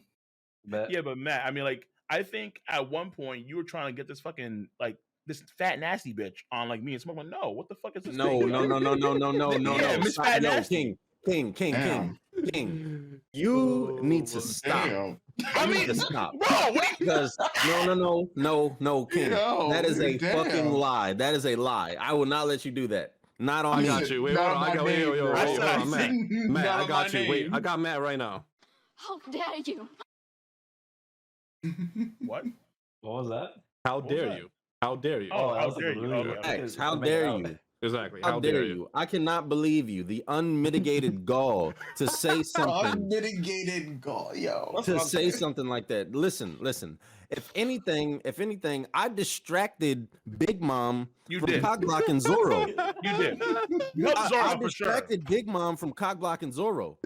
I would not have. But didn't she go to Smoke too as a result? No. Okay, because I'm trying to remember here. She ran toward. She was trying to talk to Smoke about talking to me, and I'm like, "Hey, Smoke, you tell her absolutely not. All right, okay. We're not getting down like that." Okay. I apologize with my unmitigated. Oh yeah, we definitely do that. Obviously. Yeah, bro. Like I wouldn't do that. I would not do that, man. It'd be funny though. It would be, but it was not. This woman was. I just imagine Cole being kidnapped by a girl bigger than him. Bro, it was literally big. It was literally Big Mom. It was Big Mom. I'm not kidding, bro. She was fucking huge. Like this bitch was a fucking she was a fucking to her bedroom. Nah, like if you could like if you had the word matriarch and like someone existed to if someone was that was her. She was a matriarch. I'm like, what the fuck? Like, that was a big and she was aggressive. Like she just grabbed Matt. I'm like, what the fuck? She was hella aggressive, bro. Hella aggressive. Knocked over my drink at the bar. I'm like, hey, when you're that big, you're basically the bully at the park at that point, right? She's like, you don't need a drink, you just drink me. Nah, I'm like, hey, are you gonna give me another drink? Throw me in the fucking ocean like I'm Joey Wheeler. I'm done. BBW lactating mama. So, bro, right. Get me out of here, bro. She wasn't even a pog. Damn, son. No, I'm done. No, not at all. Not at all. White girl? No, she was just fat. Yeah, she was just fat. You'd be like our boy Gideon. Yo, where the pogs at? Oh, damn, bro. All of those snow buddies. Yes, the snow buddies. No, man. You know, we should all have a good time in Dallas. I think DreamCon will be. I think DreamCon will be cool because I think what's gonna make it so dope is that everybody hasn't been out like to a con in a minute. So that's true, but it also leads to some dangerous situations because you might have some dudes acting wild. And when I mean dudes, I'm not talking about like dudes like us. I'm talking about like the dudes who don't really understand social situations. The heavenly controllers and the weirdos like that. All I'm gonna say, all I can do, right, is keep the homies accountable. All I can do is advise the homies, which is why like, Smoke hey, bro, is being kept accountable. Thank you. Like all I can do is be like, hey, homie, I don't think you should do that. I wouldn't do that. You just got to keep the homies in check. I can't worry about all of these other weird ass niggas out here. That's facts. Fair enough. Yeah, I'm gonna just leave it at that because people be wilding. Go on sale already? Is there any possibility that any weird ass niggas? Is there any possibility that any weird ass niggas will be able to Flying Thunder God their way into the group? Oh no. Oh my god. I can think of a couple. Jouten, I can think of a stop. couple. No, he did. He definitely. Wait, that nigga most definitely flying from the god into the group. And we were like, nigga, we just Yo. left you like 50 minutes ago. Hey, How yo, are you I'm here? pretty sure. I'm pretty sure that Young Value owes us something, man. So we can. Yeah, he owes us. Yeah, he owes us a lot actually. Like he owes us Time a and- place, a to lot, stay yeah. for 2 weeks. He owes us Time and money on the space. car. He Yeah, owes owes me a and lot. Vibe the Pokimane party. You know, Yeah, he saying? owes them to the Pokimane party. He owes me, Vibe, Popo, some Punani, because this man said you'll come through. There's mad bitches. They're waiting for y'all right now. We come through, no bitches. Hey, bro. Oh, I mean, Hey, the only yo. bitch we found was Sniper Wolf. You know, I'm just saying. Hey, no bitches, Young Value. No bitch. bitches, bro. This man literally calls me like, yo, Jouten, you gotta come through right now. I got mad bitches for you and the boys. You gotta come right now. Stop what you're doing. Please come right now, bro. Right? Because we was about to go to a down party over in there. K-Town, bro. Yo, we were about to hit up K-Town. The mad Like, yo, beautiful, gorgeous already women. there, Yes. We were literally a block away. Gorgeous Yeah, we women were right everywhere. there. Because And Faye then was we like, go let's go to down. the party. I'm like, I'm telling the boys, I'm like, yo, I don't trust this guy that much, but he can't fuck up this bad now, can he? We go there, he goes, yo, they were waiting for y'all. They already left, man. Y'all took too long. And I'm like, what the yo, I look Yo, over the stop. Popo, I'm like, I'm about to kill this nigga, bro. I didn't know who idea was. If I knew it was his idea, I definitely would say, nah, let's not go. Yo, I was I ready. had I was that ready. too. I was ready to commit homicide in that club because I was ready to kill this nigga, bro. Bro, when we got inside, we just saw people just, Yo, jerking around one night. Dude, we walk inside. The first nigga we see inside is him standing next to the reception desk with nobody there. Definitely no bitches. Nobody. He's working. Yo, He's working. how He's by wild is it? himself, bro. He's Just just by working. himself. He's Yo, just how working. wild is it that like one of the better parties in Cali for like our entire time there was like Rogers Basin party? Which one? The One Piece one? Yeah, that's right. Yo, shouts to Roger, but The goddamn, the one where we met Rage Elizabeth before she became Rage Elizabeth. That was crazy. yeah. Oh, one where fucking- no. the one What where do I you mean? was- No, that's true. I'm not saying anything bad. That's true. before she became Yeah. popular. Was it that first year? Which Yeah, the which first party? year. Yeah, it was the first first year year where there. fucking. It was the first One year Piece where God bless his soul, rest in peace, my nigga. But that was the first Yeah. year where Etika came and said, "Yo, what the fuck? This shit whack."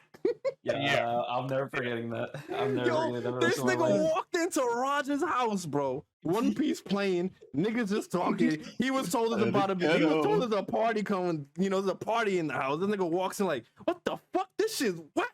And like, the only niggas who heard it was us. Cause we sitting on were the just couch. dying, bro. We were crying, bro. We were like, this I nigga semi-heard Etika, what, it. bro? Yo, yeah, You yeah, didn't hear I- shit, nigga. You were high as fuck. Shut up. You were gone. You were gone, bro. You were floating in the clouds on top of a couch, nigga. You were gone, bro. It was a good party, man. Hey, yo, Clouds. it was a great Man was party. hunched over on the freaking back of the couch, like The only Yeah. bro. Here's the It was thing a though, like good party. I'll be one. Yeah. Okay, yeah, because you were high, so you thought it was a lot better than what it was. Here's the thing. I'm okay with someone telling me, "Yo, we're having a get together." You know, We're chilling. Yeah, but I don't know if Roger told you that it was a party. But what I remember, and I have very good memory, so this is already confirmed. Cole told me and told us as a general population that it was going to be a party, and that Roger said it was going to be popping. You talking about an anime expo? Yeah, 2018, the first one. And Oh, the one that. which one? No, not the one where we met up. No, the year before that one. Year Okay. before that. The year before that one. And then I remember we go to Roger, which Roger has a very nice place, by the way. We walk into his fucking house, and the first thing I see, I was the first one in his door, right? I walked in, I see niggas just talking. I'm like, okay, maybe we're a little too early. But then I see the One Piece playing. You know, like it was like Sunukeno, Ahiwo, Kagetsu, man. I'm like, wait, what's going? I literally, my nigga, I turn around, I see silent. I'm like, wait, what's happening? And then suddenly, what do you? And then he looks at. I just was like, this is not it. Damn, bro. Hey yo, I will say though, hey yo, Nick's fucking wings. I mean, his ribs, shit. I never. I didn't Yo, have Nick's that. ribs, Yo, shit. so that shit was so funny, Hold bro. on. No, you know, That just we're was bringing not Nick it. over. Wait, who No, is we're not. Nick? We are. No, okay. I Here's the thing. I will go to Nick California. was, bring look, Nick. here's a I good. can go to Texas with Nick. Fuck you. Nick was I'm that trash dude playing basketball with y'all. I am bringing Nick over. Oh wait, Nick is that trash dude playing basketball. Oh, you talking about you. Shot Red? Yes. Yeah. That's big. Yeah. Ah. Yeah. See, you knew exactly what I was talking about, though.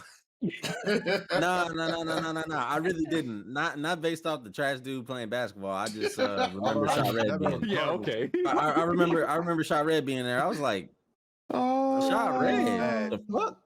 He was bad. Hey yo, sorry, Nick. I think you're cool. Don't shoot me, please. I'm mad.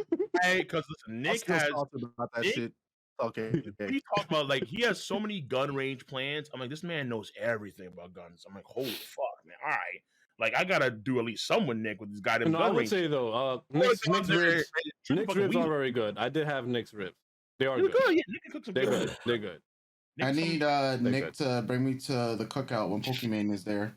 Oh, yeah, he has us. He's gonna have us protected. All his weaponry. Yeah. Yo, It was funny because me and Popo were talking about it, right? Because we were like, because you know how Nick always talks about how he's always in a cookout. We're like, this man knows every cookout in Compton in existence.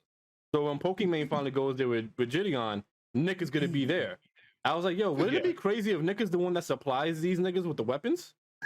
I mean, bro, listen, man. Like, if we're gonna like if we're gonna go anywhere near Compton, I need Nick there. No. I mean, first of all, I don't want to be in Compton, but if we're going to be in Compton, I don't mind. Just someone to go. No. I mind, nigga. I mind. I don't mind. I mind. No, I mind. I'm not wearing red. I'm not wearing blue. I mind. Like, I'm wearing some It don't matter what you wear. You can wear nothing. gray. You can wear nothing and they'll clap you. Wait, I can't. I can't. Compton. Oh, I can't. No, I can't. I can't wait to go through Compton. It's not that No. Because they're gonna smell the East Side nigga in me. I'm getting clapped. Yeah, facts. Look, they're gonna be like, oh, you from the East? Okay. Nah, clap. Listen, yo, don't say Ayo mine. No. Don't say Ayo mine. We fucking said. I can't wait to go to Compton. I ain't saying shit, bro. It's silence.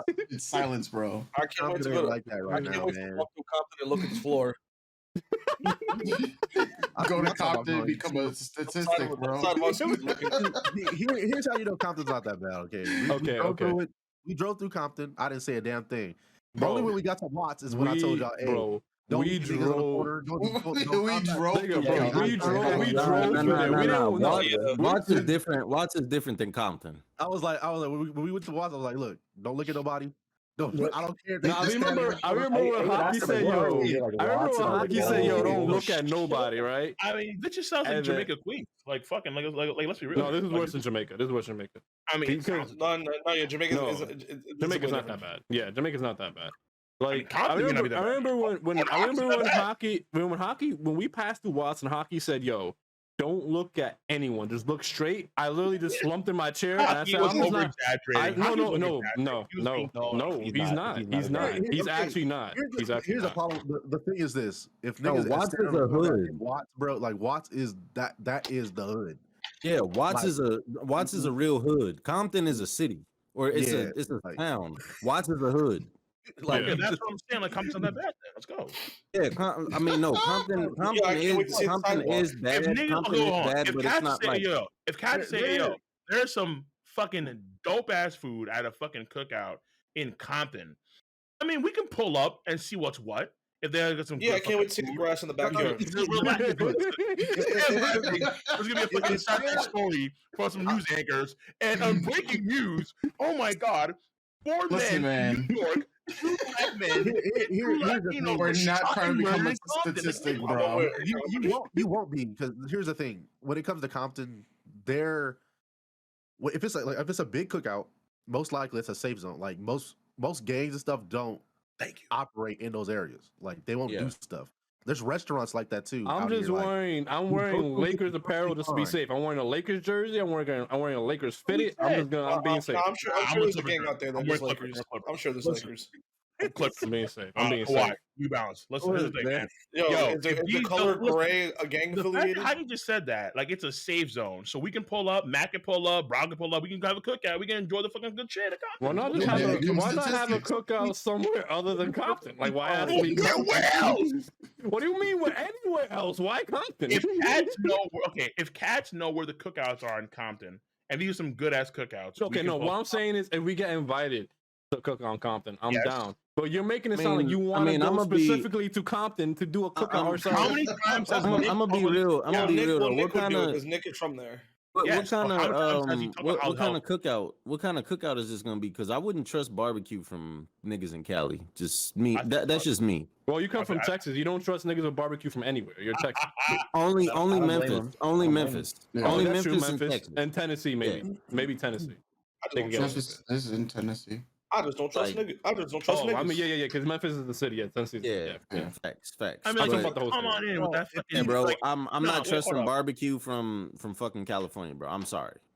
If you if you pull up with that fucking, I mean, you can't even Dominican trust. energy, I don't blame you. You can't even of course trust you pizza in don't trust it. No California. shit. Pizza is ass in Cali, bro. That shit booty. Like, this man's gonna come in so fucking sketch, like a guy like so Dominican, just so fucking hot. Whoa, why Like, you of so course. aggressive? Why you so That's aggressive?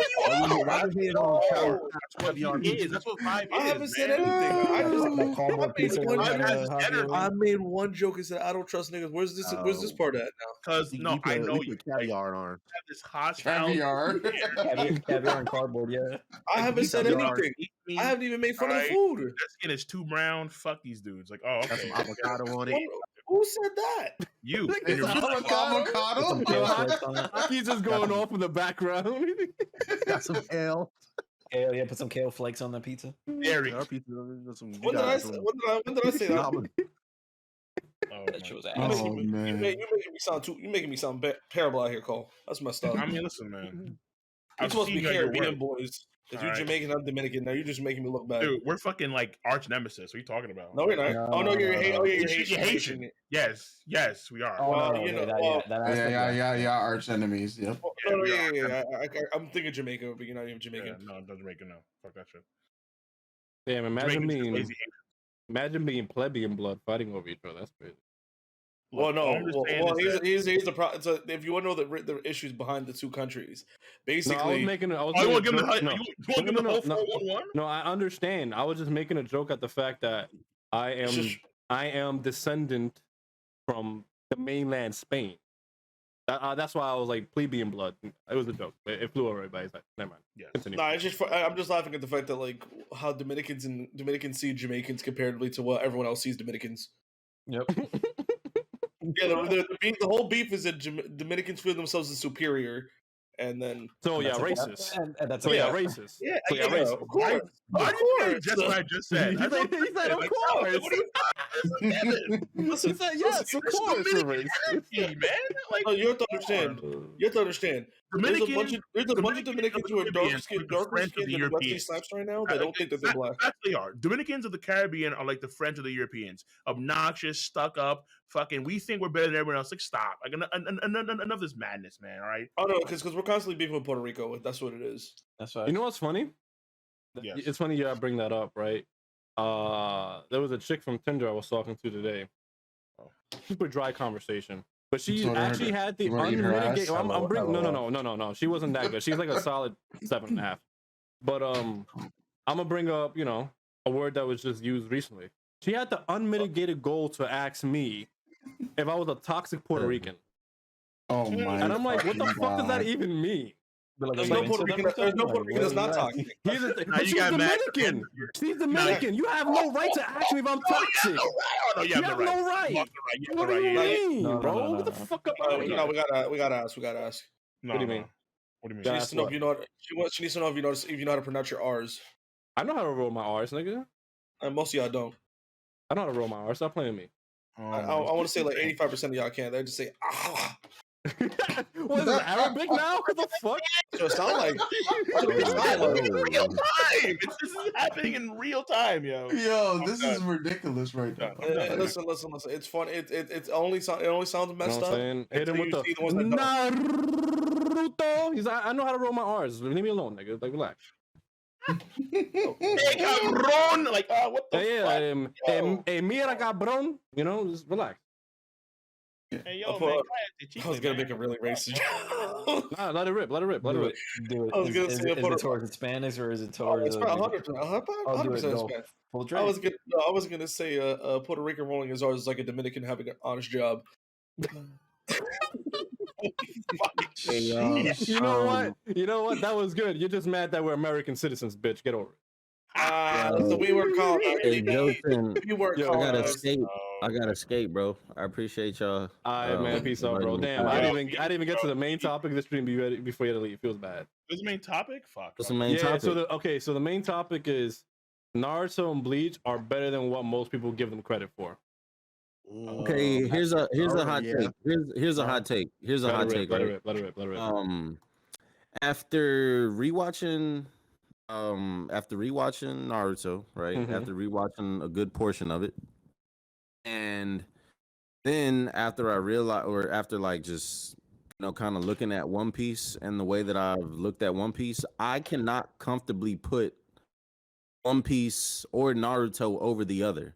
Like if I were to make a top list of anime that I've seen or series, Naruto and One Piece are right next to each other. Oh.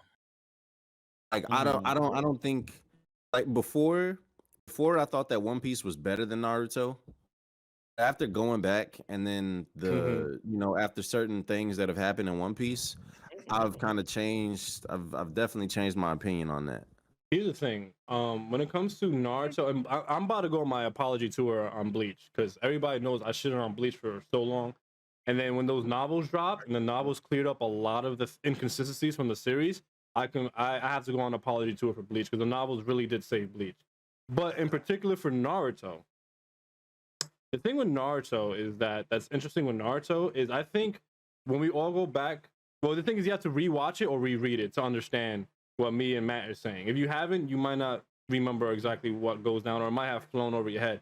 But there's a lot of little intricacies in Naruto that actually foreshadows things that's going to happen in Shippuden that flew over our heads. So a lot of the stuff that we said about Naruto that was detrimental to Naruto was just us being prisoners at the time. Prisoners of the time, prisoner of the moment. I have my doubts, but okay.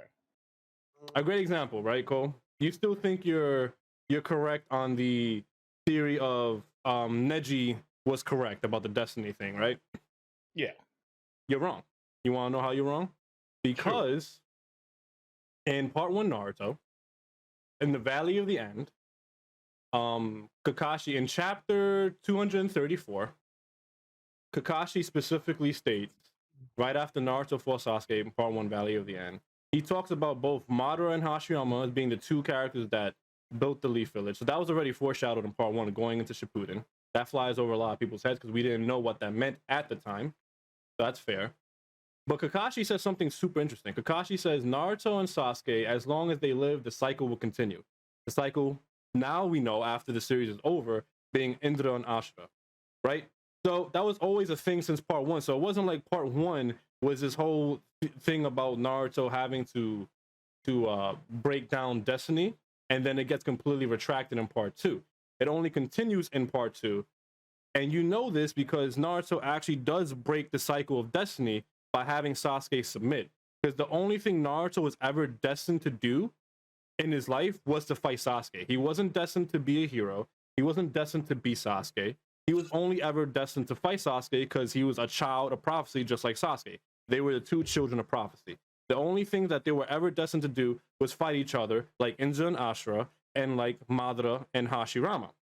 And we know this for a fact because even the Toad Sage doesn't have an outcome for that destiny because it wasn't predetermined, which is why the Toad Sage also tells Jiraiya, depending on how you treat Naruto, will depend on how he's going to change the world, whether it be for the better or for worse. Because even the Toad Sage didn't know the outcome of the predetermined destiny because it wasn't predetermined.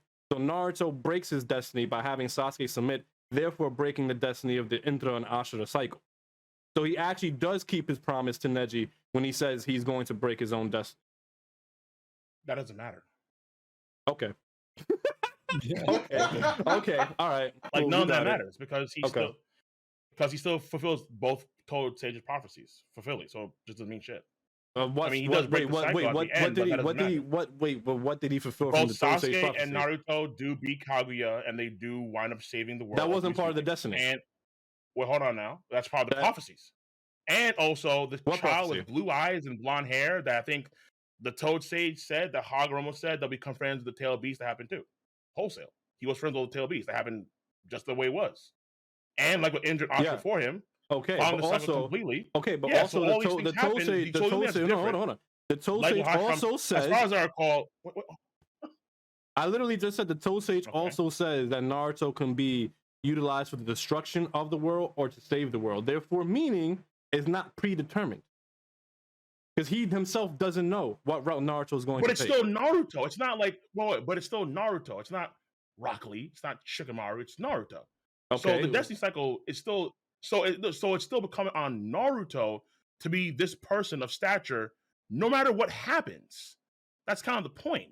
Meaning that if Naruto were to just sit around, twiddle on his thumbs, and do dumb shit, it will still happen all the same.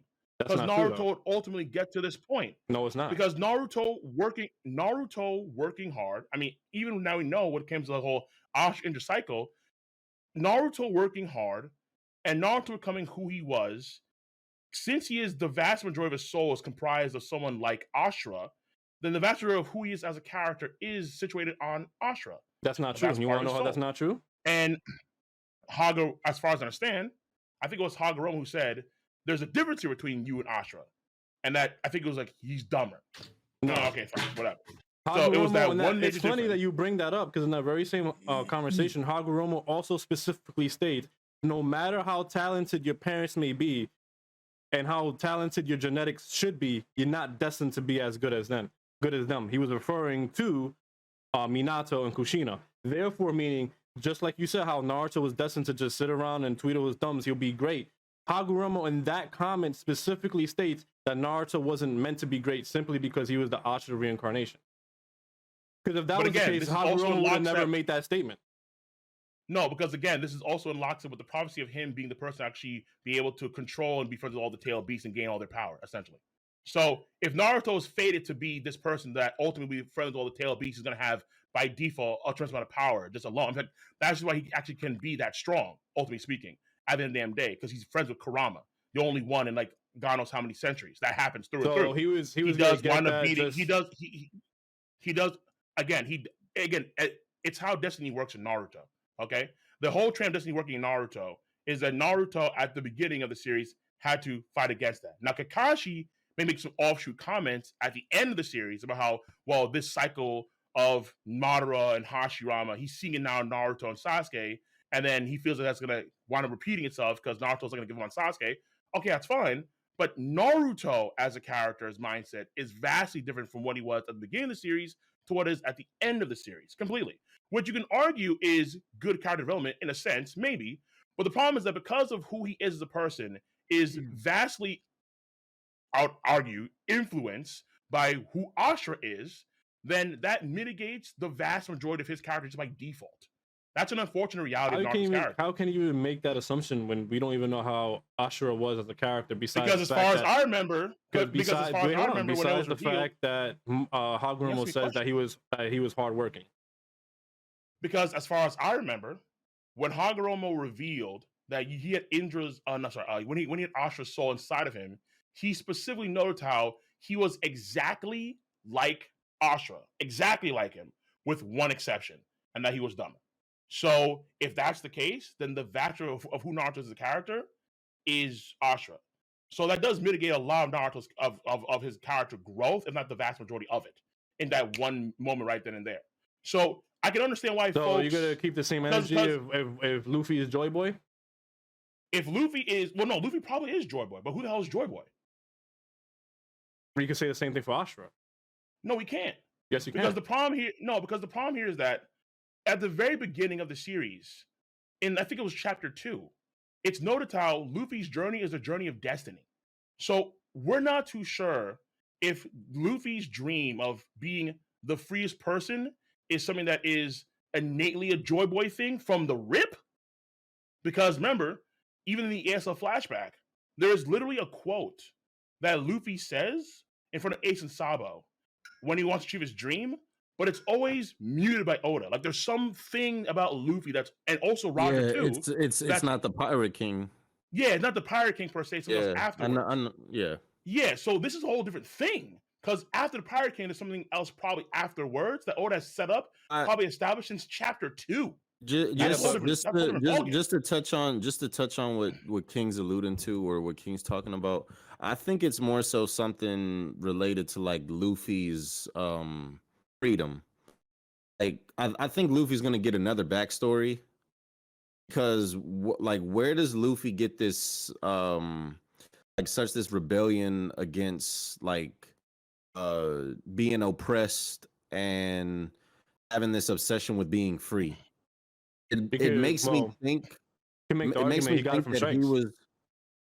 Because Shanks was a pirate, and he saw pirates as being no. Hold on. But he saw the pirates as being a symbolism of freedom.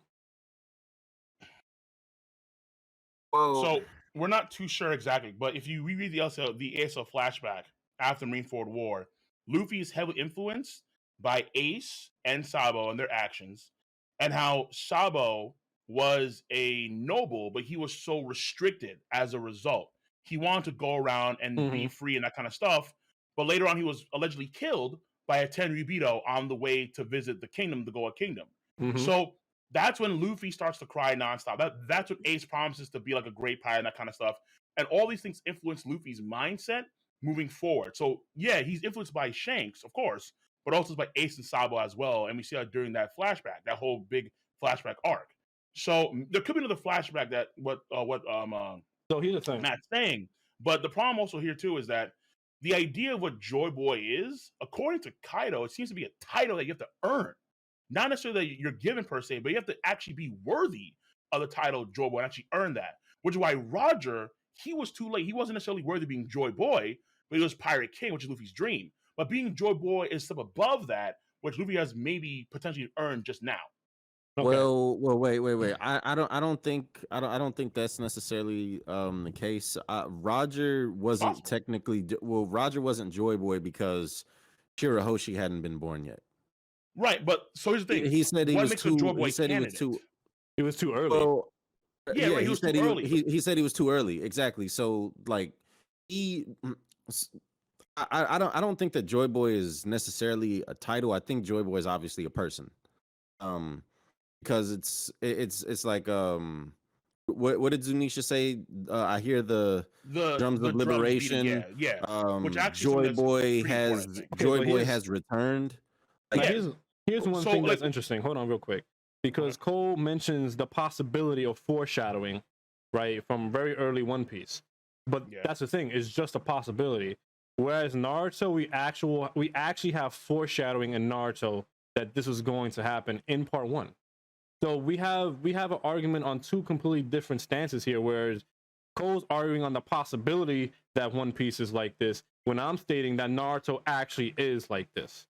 Well, hold on. Naruto's already over, so I have no idea what's going to happen. I mean, that's why Matt and I are speculating. Like you said when I brought up my point, doesn't matter. It's irrelevant. Because what does matter? Yes, it does. The reason why it doesn't matter is because it was still foreshadowed in part 1 Naruto that these things were going to happen. We just didn't know because we didn't have the end of the series just yet, right? We can't have foresight future to see what's going to happen, but it still doesn't change the fact that this was foreshadowed and talked about through characters in Naruto. No, so you mentioned just one character, Kakashi, mentioning about how Sasuke and Naruto are bound to fight again at some point in the future. Okay, that's fine, whatever. He literally specifically states the cycle. Okay, hold on. So, I mean, that could be a transition thing. I have no idea. All it seems to be is that Naruto and Sasuke are destined to fight again. Okay, fine. That's whatever. That's not the main issue. The main issue is afterwards, when it comes to Naruto's character and who Naruto is as a character, when it comes to Ashura, and then the prophecies that then back up this whole claim in conjunction with what Naruto wanted to be before at the very beginning during the training exams, when his whole motif was to make sure that he could fight against all the grains of destiny, which he winds up being a main catalyst of. Luffy is different because Luffy, as a member of the at least as far as I understand, he could be different wholesale. I guess so that's the thing. He could be different. We're not too sure if he's different. We're just getting the whole thing about Joy Boy now. But the whole thing with Joy Boy now is something that could have been foreshadowed from potentially chapter 1 or chapter 2 when it comes to how you get here today. Chapter 1. It's definitely chapter probably 1. Chapter 1. But him being the Pirate King and him being Joy Boy are separate things here. So we're not too you're sure. still playing semantics. So you're still talking about No. probabilities. Okay, dude. One Piece is not done yet, so I don't know. Like my man, of course, I don't know. What I'm telling you is that Naruto's story is done in Naruto. And I'm not including Boruto, obviously. And given Naruto's story and his character in that series, it's completed, and we saw how it played out. And it's unfortunate, but what it has for his character come the end of the series is, I'll argue, not a good thing, and it's quite easy to argue. Luffy, I can't say that. I have no idea. I can speculate. That's it. I can theory craft, but I don't know. So until it's wrapped up, and then depends By the on way, that I also want to point out the fact that I'm not saying that you're arguing a possibility for Luffy having the same thing as Naruto. What I'm saying is you're arguing on the possibility that it's possibly foreshadowed. That's what I'm saying. Well, here, let me just interject. I think what it is. Well, hang on, King. Okay. I think what it is that, like, so obviously the execution of how this is or how this is done matters, right? Like, so that's why the next chapter is going to be just as important, if not more important than this chapter. And as far as it being foreshadowed, like, I mean, you can go back to chapter 1, or you can even go back as early as like chapter 100, where the tale of Luffy's destiny begins. Like, that's literally how the chapter ends in chapter 1, I believe. Yeah. And then 100, whenever Luffy is leaving what island was that? What island was it? Was it Lowtown? Oh yeah, Lockdown, when he got saved by the lightning when he got saved by Dragon, the destiny thing pops up again when Dragon's giving this speech. So, like, I think what King is saying is that, like, it's just not it's not finished. So we haven't seen the results of the foreshadowing yet. Versus Naruto, where it's like, you know, we've seen it all play out. Okay, so let me wait, hold on. And then also on top of that, the key thing here is that Joy Boy and what Joy Boy is seems to be in lockstep with who Luffy is for the entirety of the series. That's getting out of what we were going to talk about with Naruto and One Piece, because the whole thing with One Piece, that's irrelevant. I only brought it up as a comparison to see if you could keep the same energy if the same thing happens in One Piece. So the whole thing with One Piece overall is irrelevant. The question I want to ask you is, what do you think Naruto's destiny was in Naruto then? Because you said it was fulfilled. His destiny was fulfilled. That's the point. The point is that Naruto in part 1 for the vast majority of part 1 in Naruto was supposed to fight against his fate, which he presumed was something that was ill-fated, meaning that he was destined, or at least he had the idea that he was cursed because of the tail beast inside of him. He was shunned by everyone around him and all these different things. And so he was going to work hard, bust his ass to make sure that he could overcome these hurdles and become the Hokage and prove everyone wrong. That was the whole point. In part 1, Naruto was way more in lockstep with Rock Lee than any other character, I'd argue. That's how Naruto operated. But that changes dramatically in part 2. And the reason why is because, number one, you have the prophecies now come into play about who is the person that's destined to either destroy the world or save the world, which means that would imply great power off the gate, number one. Number two is that you have the prophecy of the child with blue eyes, and maybe have blonde hair too, that would be the friend with all the tail beasts, and then that wants to be Naruto as well. And then on top of that, when he is Ashura, his soul, which Hagoromo admitted was a large part of who Naruto is his character, that means that all the things that Naruto had to achieve in terms of like making friends and working hard, if these things are exactly what Ashura was, with a slight difference of again, as far as I understand, as far as I recall, the slight difference of him being dumber, that means that who Naruto is as an individual is basically on another character from the jump, with maybe one difference. That's detrimental for Naruto's character more than anything else. That is not, because we know it's not, because we know Ashura didn't go through the same upbringing as Naruto. Naruto in his childhood still had to fight to get that respect and had to fight to even get friends. Ashura was not put in that position. Ashura was specifically stated by Hagoromo to have the people behind him, and he depended on those individuals. Where Naruto did not have that, from the beginning. Naruto had to fight for that respect. Naruto had to fight for those people to trust them. No, Ashura wasn't that way from the jump. Yes, Was actually no. It was as far as specifically stated that Indra was a loner, like Sasuke. Yeah, he was independent. gifted though. He was independent. Gifted. He was gifted, whereas Ashura had to depend on others. But it wasn't right. Like they, But it wasn't like gifted at first. Yeah, but it's not like yeah, but he wasn't shunned like Naruto was. Okay, wait, hold on. Naruto. Wait, hold on. Would you say that Hashirama was also, this is detrimental to his character, since he was again supposed to be Madara, the other and we know how you feel about Madara. And on Madara too, because they're both the other incarnations. Exactly. Ashura. Yeah, but Madara actually breaks the cycle. No, he doesn't. Because he dies. No, he doesn't. He doesn't. He dies, so he's no longer the host of the soul. No. That's not how it works. Right? No, that's not how it works. No. All the cycle is for the two continuing. Yes, all the cycle is for the reincarnations to continuously fight each other throughout eternity. That is the cycle. That is the prophecy of the children. That's all it is. Okay, the chosen children who are Naruto and Sasuke, and beforehand were Madara and Hashirama, they do non-stop fight each other. But the whole point here is that when it comes to Ashura, the original soul of Naruto, he was like Naruto because he wasn't gifted at first. He had to he wasn't given people to become friends with off the rip. He had Naruto wasn't either. That. Yeah, okay, so then they're the same. They are not though. They are not the same. If both Naruto and Ashura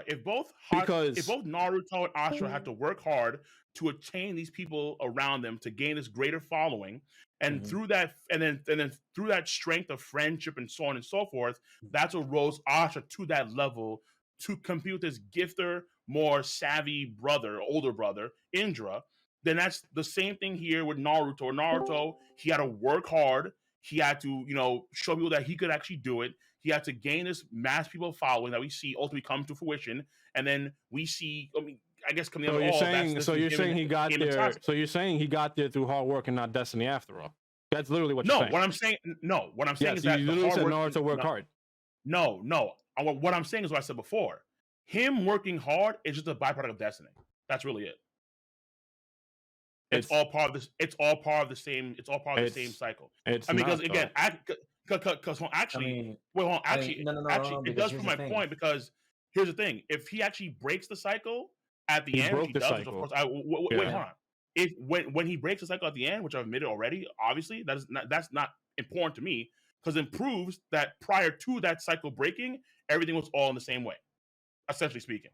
And we said with the prophecies, whether they here's the thing though, him and Sasuke, they do seal Kaguya. That does happen. It's not Shikamaru or Kakashi or Sakura. It's Naruto and Sasuke wholesale. Full stop. Prophecy done. Number one. Number two. Kaguya is not part of the prophecy. Does come to as the children of the prophecy. As the children of the prophecy. As the children of the prophecy. All right, the ones that are destined to seal Kaguya. Hagoromo and Homura, all right, they follow that same line. They go along the same track. Yeah, they do. That's Indra and Ashura. That's not Hagoromo and his brother. Hagoromo is the one that actually seals up to the moon. I think it was Kaguya. And then it was the sons of Hagoromo and Indra Ashura. That's headcanon. Wait, hold on. That's not part of the prophecy. That's not part of the prophecy. The prophecy starts. Prophecy? No, they're not. The children of prophecy began with Indra and Ashura. Okay. It was not with Hagoromo and his brother. Wasn't Nagato even one of the children of the prophecy too? Because he was Jiraiya thought he was. Only Sasuke and Naruto were the children of prophecy. Thank you. All right, what the fuck? But wait, the children of prophecy started with Hagoromo and. No, it doesn't. And it starts not with Hagoromo. Yeah, with Indra and Ashura. That's what I meant to say. Yeah. It didn't start with Hagoromo. Yeah, it does not start with Hagoromo and Hamura. It starts with Indra and Ashura. Okay, fine. So I started. Kaguya is not part of that prophecy. Indra and Ashura, and then they seal Kaguya. Okay, so that's wholesale. That happens. Okay, they do what they were destined to do with Kaguya, and then again Naruto becomes the person that does. So that's what happens. Number one, and number two, he does lead the tail beast. He's the friend of the tail beast. The kid with the blue eyes, I think blonde hair. He does want to be in front of all the tail beasts. That happens wholesale. Like that happens just right then and there. That's also not. another- That's also not part of the child of prophecy. That was just the. Is that a prophecy that the? Yeah, okay, that's that was the told. That was the told sage's prophecy. That's destiny. That's all destiny. What else is a prophecy other than destiny? So so here's the thing that you're completely missing when you do the whole Neji was right thing, right? The thing that you're missing is you're saying Neji was right because Naruto was beholden to his destiny, which isn't true because he winds up breaking the cycle, which therefore means he wasn't beholden to his destiny to continue the cycle like his previous iterations, like Madara and Hashirama, and like Indra and Ashura. Naruto was supposed to be a failure. This is the thing that not really, because Naruto being a failure goes against the ideals of Ashura. Because Ashura was a failure, one of being success. Naruto was a failure, one of being success. Oh, but Ashura failed with Indra. That's the thing. Naruto exactly. didn't fail with exactly. Hang on. Naruto didn't. I'm saying Ashura was a failure in the sense that he failed with his brother. He failed with Ashura, or he failed with Indra. Yeah. Naruto wasn't supposed to make Sasuke concede. Exactly. He was destined to fail. To happen. Okay, hold on. You're ignoring what? Okay, I've already said before clearly that Naruto already broke the cycle, but I don't care about. But then that means it breaks your apartment. It breaks your argument. Yes, it doesn't because it doesn't. That means Neji was not right.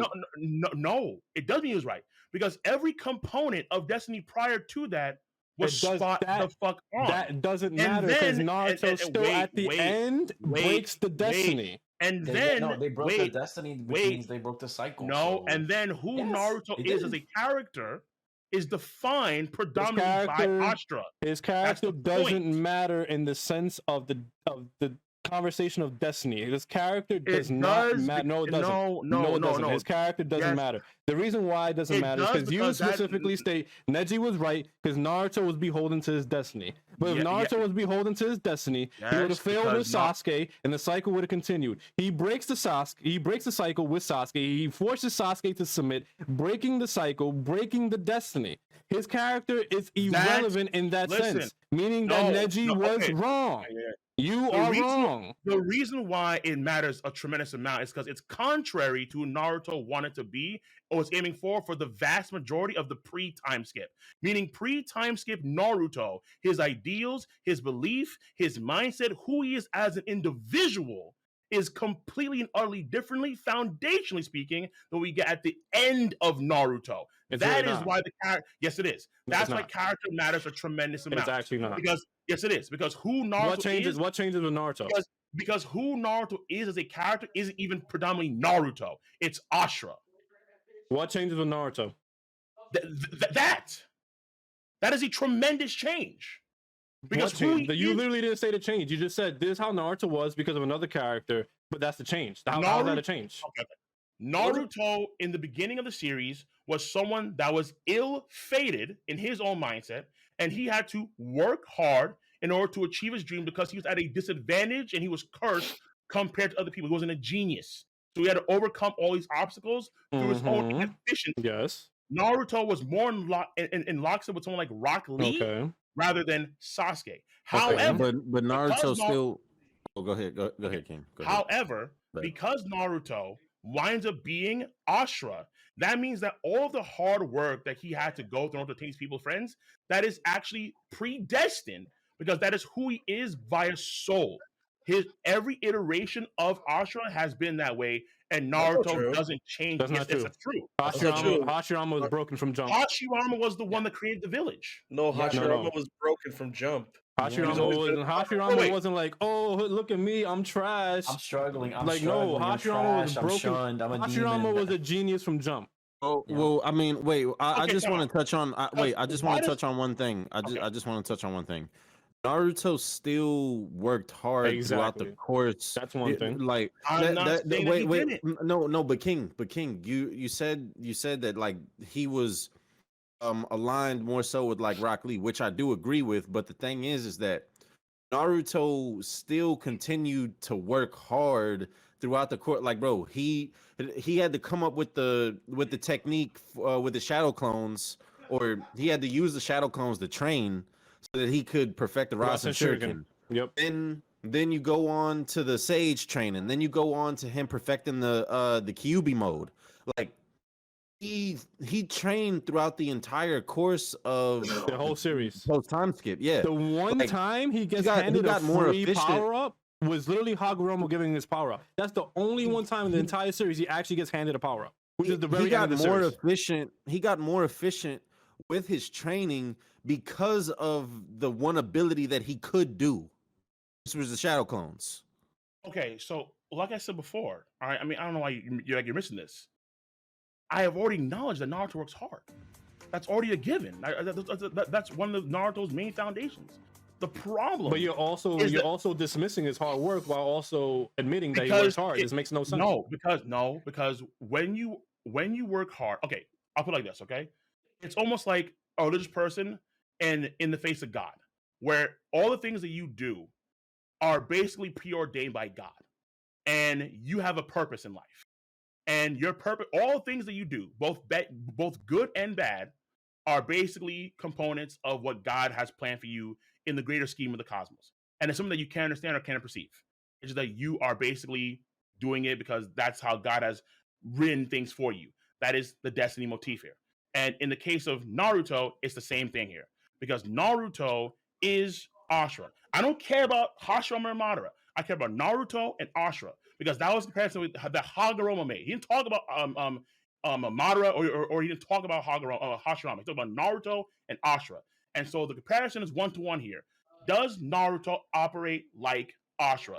The vast majority of it, according to the man himself, was a resounding yes. Wholesale yes, yes, yes.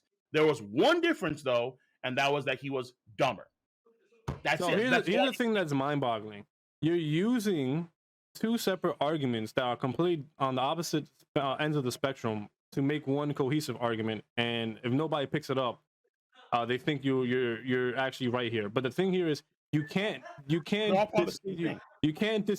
Madara and you can't disown Madara and Hashirama in the context of the children of prophecy, because they literally are the children of prophecy. Hagoromo doesn't make the 1-to-1 with that. It makes one with it doesn't matter because they are still. Yes, it does, because it is 100%. It is 100% confirmed that they are also children of prophecy. They were that time's iteration of Indra and Ashura, and Hagoromo confirms this himself. No. Because here's the problem. So you can't disown two characters that are part of the prophecy to make your point stand out. The problem is that what you're trying to do is go against Hagoromo's own words. I'm not. Because I literally just said Hagoromo confirmed it himself. Hold on now. Because Hagoromo makes that comparison 1-to-1 with Sasuke and Naruto to Indra and Ashura. So I don't have to look at any other iteration of those souls. Yes, you do. No, I don't. No, but I don't. Hagoromo himself also states. Hagoromo also states himself that Madara and Hashirama are part of that cycle. I know. And listen, I can nitpick everything about how Madara was that genius through and through. About how you can argue easily that Hashirama built the village, therefore he is someone like Ashura, and you can all argue that. It doesn't matter if he started off powerful shit. He didn't build the village by himself, though. No one said he did build it by himself. Naruto didn't build this direction by himself to gain all these great fans. It wasn't by himself. You're only proving the point that he was train all these different things. He was part of the Ashura cycle. You're proving the point. No, that's the point. The point is that because Ashura starts the cycle and with Indra, and Naruto and Sasuke end the cycle, and the man himself makes a comparison. You can't deny that he himself makes a comparison. Let me try to make this simple. And Naruto. Okay? Let me try to make this simple. No. So like what you're saying is, okay, well, Hashirama was different in this case, that case, and that case, compared to Ashura and Naruto. So that reneges what Hagoromo said. No, it doesn't. I never said that. No, because you said that he started off powerful. Naruto didn't start off powerful. Therefore, the cycle doesn't mean shit. Who didn't start off shit? No, what are you talking about? I did not say that. I just said. No, I didn't. We said Hashirama was powerful off jump. Both hands. Listen, we're getting off topic here. Yeah, and wait. Him being powerful off jump is different than Naruto, right? Wait, what? Say that one more time. And him being powerful off the jump is different than Naruto, right? Yes. Okay, which would mean that in terms of the cycle, that's irrelevant, right? Yeah. Also, how I could say you making just how I could say that you saying Naruto working hard through destiny is also irrelevant as well, because Naruto is different from Hashirama. Yeah, because he's more like Ashura than Hashirama is. Exactly. I agree. I agree. All right then. So here's what I'm trying to say. Let me make this super simple. The reason why you're wrong is because you say Neji is right with the preordained destiny, and the base of your argument is that everything that happens in the series is preordained and predestined, which nobody here. Everything in the series, not everything in the series. No. Everything we're talking about in regards to Naruto and Sasuke, right? Naruto and Sasuke predominantly, yes, but there's one exactly. exception. Okay. So all right. So you're saying everything that happens throughout the series is what makes Neji right. What I'm saying, the reason why you're wrong is because exactly the ending. Yes, exactly. So the ending, Naruto breaking the cycle, is still continuing on with his ideology from part 1 when he tells Neji that he's going to break his own destiny, because that's literally what he does at the end of the series by ending the cycle and making Sasuke submit. He breaks the So destiny. that's what you're saying. Yeah. So what you're saying is that you're looking at that one moment at the end. I understand that. So that's where we fundamentally. That's the ending moment. That is the ending moment. That is what encompasses everything into the destiny argument. No. So you look at the ending moment. I'm looking at the entire series. That's the difference here, okay? And I feel you, because he did end the destiny cycle, and I've admitted to that like years ago. Like, of course he ends the destiny cycle. It's done. But I'm not going to disregard every component that's happened prior to the ending moment, because prior to that, it was all in lockstep, one to one. It was shocking how his soul was literally something else that completely rips apart one of the foundational fronts of the character. It's completely contradictory to what Naruto had established at the beginning of the series. Are you basically saying the result doesn't matter anymore? So what I'm saying here is that it's very simple. The ending does negate destiny, but destiny's track. That means he's not the same as Ashura then. But that doesn't mean he's not the same. But destiny's track still continues on until that point wholesale. That proves that for the vast majority of Shippuden, Neji was on point, especially when the prophecies are fulfilled in the same way that they were written to Naruto. But he wasn't, though. A good example. It wasn't at the end, though. That's it. Exactly, except for the end. That is the encompassing moment of everything happening. Think of it as like a chain breaking, and that's it. But chain, and if it breaks, it's broken. No, you're forgetting Neji's whole entire point. No. I get Neji's point, okay? And that last part would prove, or that would be Naruto's way of saying, here, I did it, I broke destiny. But the problem is that prior to that, he doesn't, because it's all in lockstep, except for one difference here. Because you're broken. No, wait. Because that's not the thing. Because when I made the video, it was the moment we found out what Naruto was. Boom. Neji was right, clearly. And he was right but I stated the last fucking chapter. So the whole point here, and this is a very good situation we did it. You should read Magi. Sinbad. Sinbad does this perfectly. Where Sinbad and Magi is on the tracks of destiny, but then he actually rewrites that whole thing directly. That's how you fucking do it. Naruto did the same thing. No. The only way to renege destiny is to completely go against what destiny ordains you to do. That's what Naruto did. No, and they did. No. Because Naruto fulfills the prophecy wholesale. Once again, the only thing destined. Okay, Jesus Christ. In Shippuden, if Naruto doesn't fight Sasuke, destiny's reneged. In Shippuden, if he doesn't confront all the tail beast, it's reneged. All right. If he's not Ashura Indra, all that bullshit, it's reneged. That's how destiny works. And if he kills Sasuke, then that wouldn't make it destiny. And if he wasn't Ashura's reincarnation, then he wasn't destined anyway. Destiny.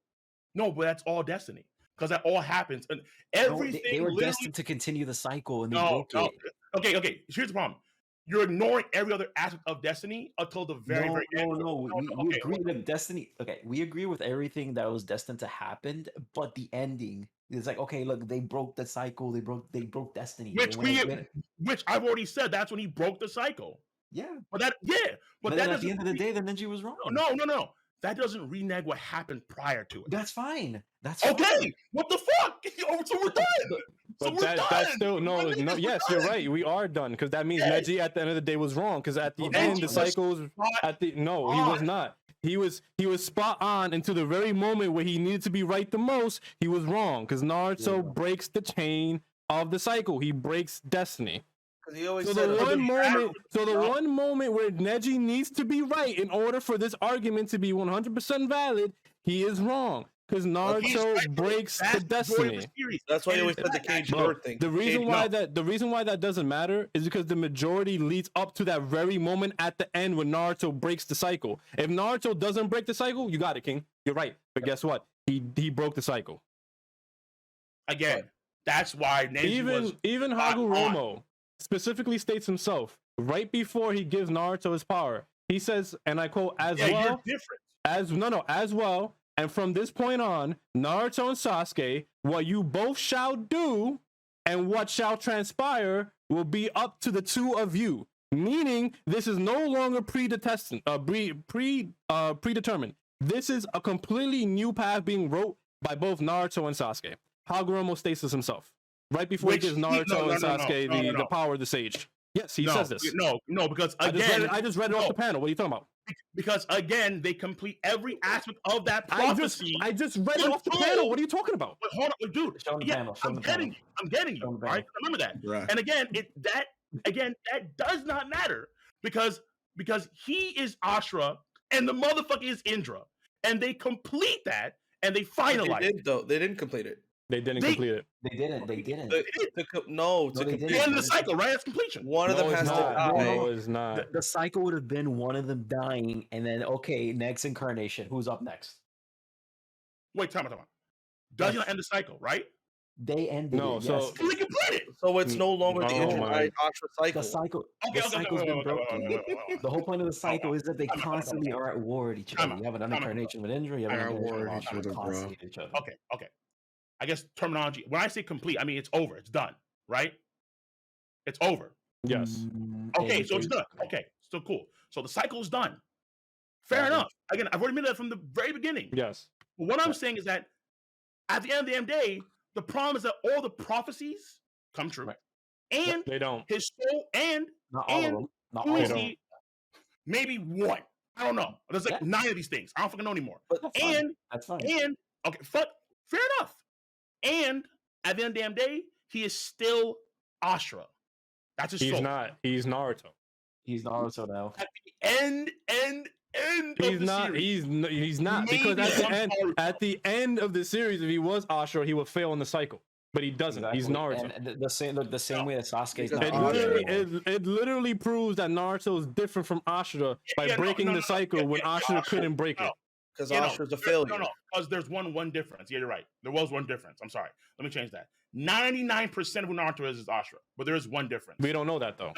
No, we do know. We don't know that. He said like, no, when it was revealed, he said literally, you're just like Ashura in like every aspect, every way, with one exception, you're dumb. Just like Hashirama was like Ashura. But that's all I need. Two differences. That's all I need. Naruto's not a failure. Ashura is. Fuck it. Because he's still vast majority Ashura. That's all I need. I'd say we're done. Like, you're banking on one moment at one point in time. I'm looking at the entire most important moment. Fuck it. It doesn't matter. It doesn't matter. It literally doesn't matter. It does. Because it proves Neji's point throughout the entirety of the season. It's not. Neji's entire point is that Cage Bird's going to be a cage bird for the rest of his life. They're not cage birds at the end of it. They open the cage. Right. No, he's not. The second he breaks the cycle, they're no longer in the cage. Yes, I've already made that, but that again. So then he's wrong. Wait, hold on. But he fulfills every other prophecy. That's why I'm so confused. It's like I've already admitted that he breaks the fucking cycle, but he fulfills every other shit, so I don't care. I just don't care. But you can't say you can't say that because if you say, "Look, I admit they broke the cycle," you have to also say, "I admit that Neji was wrong." You have to say both of them. Wait. Is he one of the children of the prophecy? Yes, he is. Okay. Did he have the power to destroy the world or save the world? Yes, he did. Did Sasuke and him did they take down Kaguya? Yes, they did. Was Naruto the child with blue eyes and blonde hair to confront the tail beast? Like yes. Yes. It's like what? Okay, Did and then Naruto finally, kill Sasuke or Sasuke kill no, he Naruto? didn't. No. So Naruto's 1 for 5. Like That's fine. Okay, so then that's right. So then right there is the fundamental difference. You can say that one moment reneges everything. I say it doesn't. That's it. Easy clap. Easy clap. And I'm allowed that right because it's all there. It's all there. I mean, ultimately, the end result is. All right, so this is interesting. So I'm looking up the official translation, right? This is Viz Media. Okay. Because what Cole's talking about was fan translation. And in the official translation, Hagoromo says, "You are quite similar to my son." He doesn't say specifically you are a 1-for-1. Where's the page right here? Okay. He says say 1 for 1. Yes, he didn't say so he says, "And you are truly quite similar to Ashura in your actions as well." So he doesn't specifically state that him and Ashura are literally but he doesn't, because the thesis of your argument is based on the fact that Ashura and Naruto are 1-for-1. They are exactly the same. Yes, you literally just said they're 1-to-1. Jouten, I literally just said that the vast majority of Naruto is Ashura, except for like one major exception, which I think he was dumber. So there was an exception to the rule. There was a difference for Naruto than there was for Ashura. I said like 9 times in discussion. I'm pretty sure I said like 9 or 10 times that Naruto and Ashura are pretty much the same. No, Cole, you did say 1-to-1 multiple times. You did say 1. Oh my god! Yeah, you did say he was 1-to-1 many times already. Okay, well, rewatch the VOD because I'm absolutely positive. No, we were here. We heard it live. I literally some of your people in chat saying that you said 1-to-1.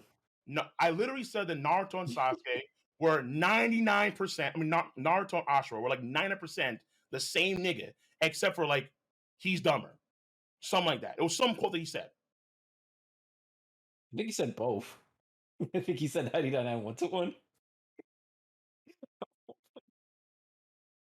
Okay, so there you go. Boom.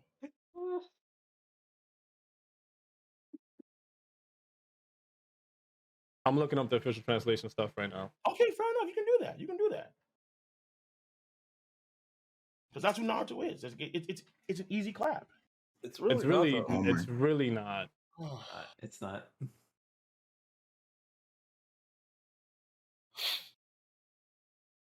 I mean, you haven't proven how, but all right, fuck it. I mean, you still haven't proven how Neji was right, but you know. Because he was right for the vast majority of the series. With most of the not all. Okay, on the table. Wait. The last round, he was wrong. Okay, wait, hold on, wait. Five. Real quick. Yeah, like he had lethal on board. I'm going to say it again. I'm going to say it again. Seahawks status. I'm going to say it again. He was right for the vast majority of the prophecies. And we all agree. Okay? And we all agree. Except for one. Yep. That's it. That's it. The one that you agreed is the most important one. Maybe. I don't know. Oh my god. It's literally like, he's yo. 1 for 5. Like, in the context of the story, it is the most important one. If you're in a race, Cole, what's up? Like, bro, Cole, if you're in a race and I'm ahead for 99.9% of the time, but I fumble at the very end, doesn't that mean I failed? You know? No. And so here's the official translation right here, right? It's like tennis games. All right. If you play a tennis match and then you win 1 out of 5 games, it's like, okay, well, who gives a fuck then? Congratulations. But you lose the championship. Do you? Like, they come back. Like, yeah. Okay, so that's what happened with Neji. Once again, you know. here's the translation right here, right? The official translation. Okay. Where Hagoromo states, long ago, I entrusted everything to little brother Ashura and didn't pay any attention to the elder brother Indra. That proved to be the source of the calamity. And he's talking to Sasuke. He then says, prefer me your dominant arm. This time I shall share my powers with you, Indra's reincarnate. Right? Because in Hagoromo's mind, he believes. Wait, hold on. In Hagoromo's. Wait, hold on. Real quick. Which calamity is he talking about? Out of curiosity. He's literally talking about the cycle. That's all it is. A calamity cycle. Okay. Yeah. And then Hagoromo then states as well, and from this point on, Naruto and Sasuke, what you both shall do and what shall transpire will be up to the two of you. Okay. Meaning everything after this point on is not predetermined. Wait, hold on, time out. Is he still Ashra and he's Toxic Undra? That doesn't matter because Hagoromo literally states at this point on what shall transpire will be up to the two of you, meaning is not predetermined. But they still have the final fight, right? Right, but it's still not but it's still not it's still not predetermined. Fucking hell, he still has the final fight. Like, what the But it's still not predetermined. No, it's not predetermined because even then they could have lost against Kaguya. Exactly, because this is before the Kaguya fight. This is before Kaguya, so they could have easily lost at Kaguya, and that's it. And then another thing that's interesting, I'm gonna bring this up. Hold on, let me go back to the chapter here. Is when Hagoromo was initially talking to Naruto, he's making it seem as if Naruto is the reincarnation of Ashura. This is 100% confirmed. Well, in the language that Hagoromo uses, talking about Ashura, it seems more as if he's talking about, it was almost as if it was coincidental that Ashura and Naruto shared similar paths to how they gained their power.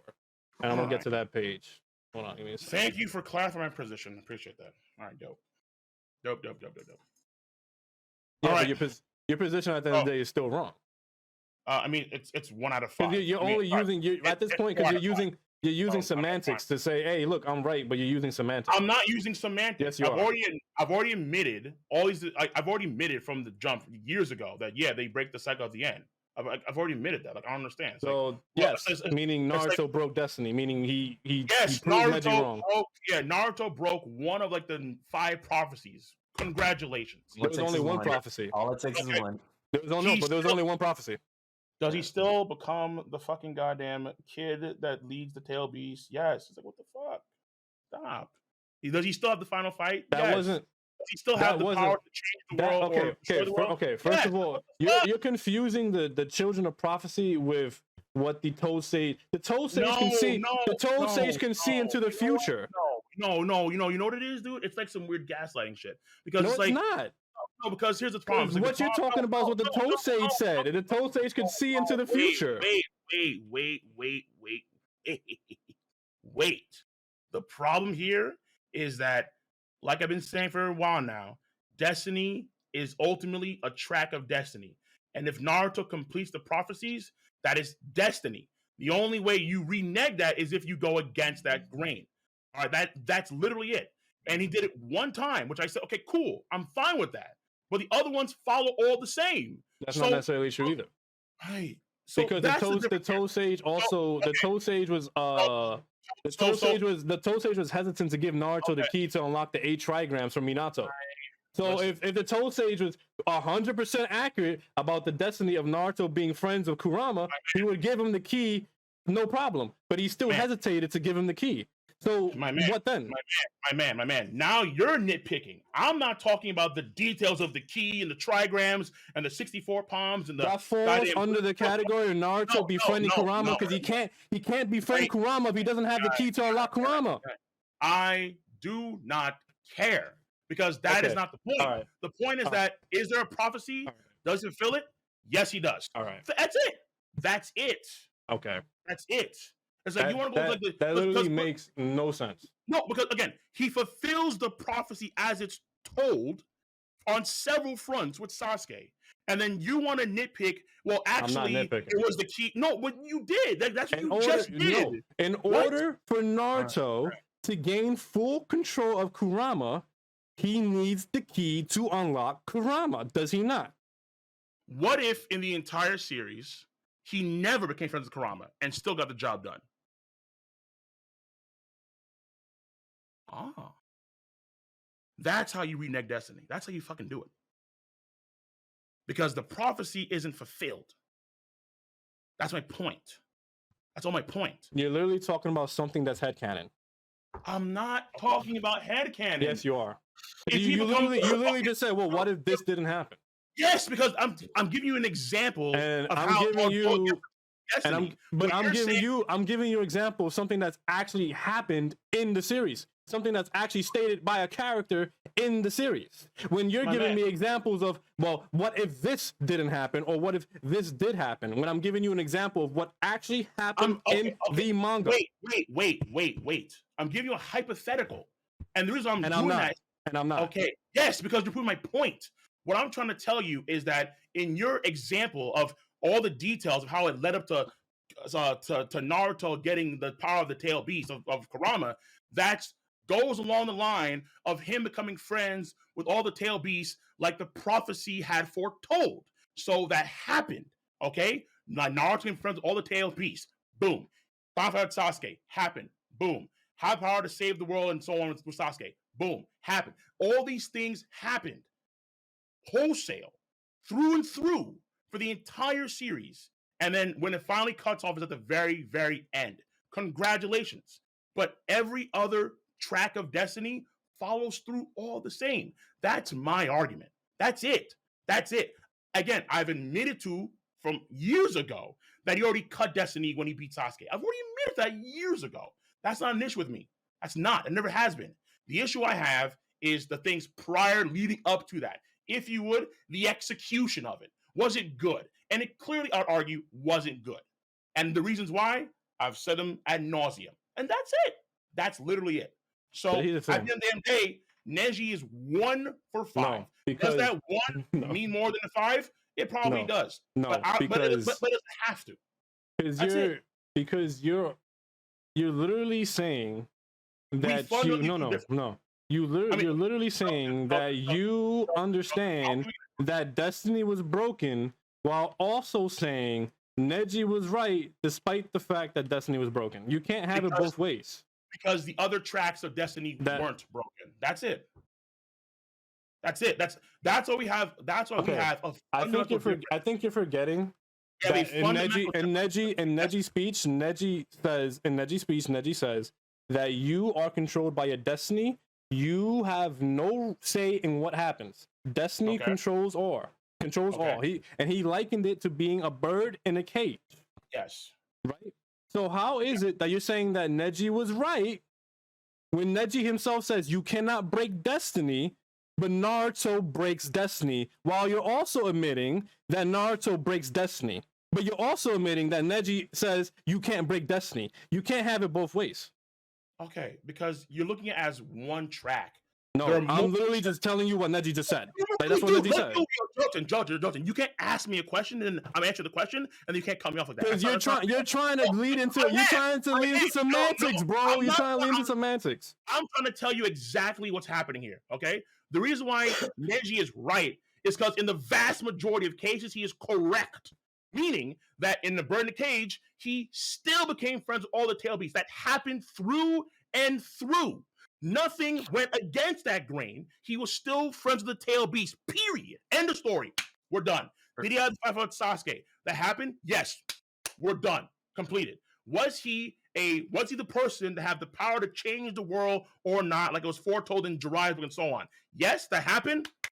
Done. That's it. Like literally, all of these plot points of Destiny happened through and through without any change in the prophecy or any change in how Naruto operates as a character. In fact, no, there's a big change. I'm sorry, because he's Ashura.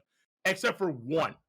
That's what I've always admitted years ago, I've always admitted, yes, one of them was wrong. And he wound up breaking the cycle and saving Sasuke. Congratulations. But I'm going to just use your logic. Congratulations. Okay. Neji was right all the way up until a certain point until he was wrong. So therefore, he was wrong the whole time. Congratulations. It doesn't matter. It doesn't matter. No, it doesn't matter. It doesn't matter. I'm just gonna use your logic. It doesn't matter. Because Neji specifically states that you have no say in your destiny. Destiny controls all. You can't do nothing about it. But Naruto did something about it. Therefore, proving Neji 100% wrong. Because it doesn't matter if everything that leads up to the ending was destined. Because Naruto still did the one thing that Neji said you can't do, which was break destiny. And that's all I'm trying to say. He broke the cage that was supposed to hold him in. Wait. How can you say that when he's still friends with the Tailbeast to this day? That doesn't matter. It does matter. No, that's destiny. No, that was destiny. No, it yes, doesn't. It was. That's because destiny. You're using semantics.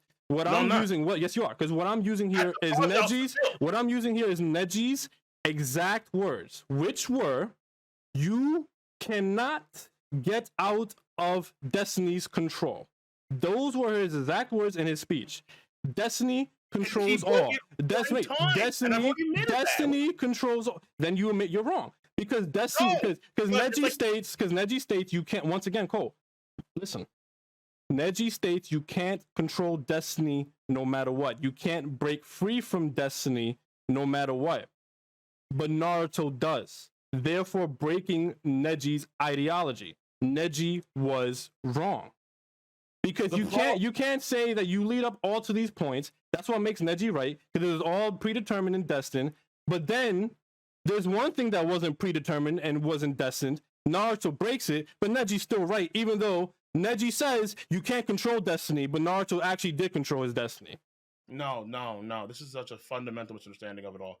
It's weird. Again, it's like I've already admitted that he broke this one track of destiny. I'm like, yeah, fuck it, he did. I've already admitted that, like time and time again. Like, I don't know why. You admit you're wrong. No, because again, I told you, because it still doesn't renege what happened prior to it all. That's the difference here. Because you view it all as one chain, but it's not written as one chain. It's written as here's this thing, here's that thing, here's that thing that are all prophesized in their own unique way, and then all these things happen except for one thing that doesn't happen, which ends the cycle. That's literally it. That's fundamental. But Neji, once again, Neji talks about destiny as it's one chain. You can't break away from destiny. This is what Neji says. You can't break away from destiny, dude. If it's one chain, that would mean that he's no longer friends with the Tail Beast by defeating Sasuke. Or I guess we're not talking about that. We're talking about you just said it was one chain. I'm talking about what Neji said, which was you can't break away from destiny, versus what Naruto did, which is what actually he did. Neji says you can't break away from destiny. So how can you therefore explain Naruto breaking destiny, admitting that Naruto broke destiny, and then still saying that Neji was right? Because in the vast majority of times he doesn't break destiny. Because if Neji was right, then that means Naruto would have failed the cycle then. Because Neji is no. Because Neji is no. Because again, I already admitted that he already broke a cycle, but all of the tracks of destiny are still the same. They still play out all the same way. That's it. That's all I have to look at. That's literally it. That's how, again, we fundamentally disagree when it comes to what destiny is. That's it. We fundamentally disagree on what destiny is. No, destiny, I'm verbatim going what Neji said, and you're not. No, I am, because I'm looking at, hey, Neji said that you can't break destiny, you can't overcome these tracks, you can't X, Y, Z, and the other. Right, okay. Right. Naruto had several prophecies that were foretold around him. The vast majority of them were correct except for one. So he broke destiny on one link, and the others are still there. Now that's semantics. Therefore, that's semantics. That's not semantics. That's semantics 101. Look. I already, you already know. You gotta look at it. No. I already told you. Wait, hold on. I already told you that he couldn't. Again, him being friends with the Tail Beast, that happens. That's a link. It's still the same. That still applies to this day in Boruto. So what the fuck are you talking about? What? Why are we bringing up Boruto? That's like. I'm saying it still applies to this day. That's what I'm trying to tell you. It still applies to this day that Naruto is the friends with the Tail Beast. He's the only one that's that way, and he was prophesied the child with blue eyes and blonde hair. But why are you bringing up like that? Okay, wait. I brought up Boruto as the representation of, hey, it's still a thing to this day. Meaning that in Naruto, it applies all the same. So in Naruto, he was friends with Tail Beast through and through, even when he became Hokage at the very end, chapter 700. That's still a link of destiny that came true, all the same. That's it. He didn't escape that birdcage, so that still happens. Hello? What? That makes literally absolute no sense, bro. How? If he's still friends with the Tail Beast, if he's in the birdcage, then the cycle would continue between him and Sasuke. No. That's why I said before, you view it as one track. And I'm telling you, Kishimoto has shown it wasn't one track. Because Neji views it as one track. That's the thing. But it's not, because Kishimoto wrote it where it was. Neji was wrong. Neji was wrong. Neji was wrong. Yo. Neji's point was that you couldn't escape destiny. Naruto, for the vast majority, couldn't escape destiny for one thing. That was it. That's the point. So he escaped destiny. Thank you. He's no. Neji said, okay, so now let's do this. So now let's say if Cole's right. Let's say if Cole's right. And there's multiple destiny points. Is he still friends with the tail beast? No, that doesn't matter. Now let's say if Cole's right. No, it doesn't matter. Here's why. Let's say if Cole's right. No. Let's say if Cole's right. Let's say Cole's right. Let's say Cole's right. Yes, he's friends with the tail beast. Now let's say if Cole's right. Now let's say there's multiple destinies that are bound to occur. And in Neji's speech, he says, no matter what, doesn't matter how many destinies you have, you can't break any of them because destiny is predetermined. You have no say in your destiny, right? So it doesn't. No. I'm just saying if you're right. No, let's just go on this semantic jump here and say, let's say you're right. No, because you're saying because I'm saying no. Listen. No, I didn't. You're the one adding multiple destinies. I'm not using your yes. What? How is no? Listen. So there's not multiple destinies. There's not multiple prophecies. There's not. Wait, hold on. This is not. So it's not one chain. There's multiple chains, as you're saying. Wait, hold on. Time out. Stop. You literally just said there's multiple destinies. Hold up. We're getting too heady right now. All right, God damn it.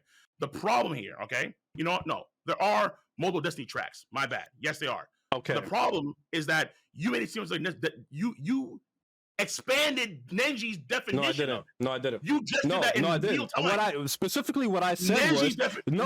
specifically said was, let's say if Cole is right. Let's say if you're right. Right? Now let's say if your logic is right. Then that would mean that Neji was accounting for multiple destinies. Right? And let's say if he didn't. Okay, fine. Let's say he didn't account for multiple destinies. He was only just counting one.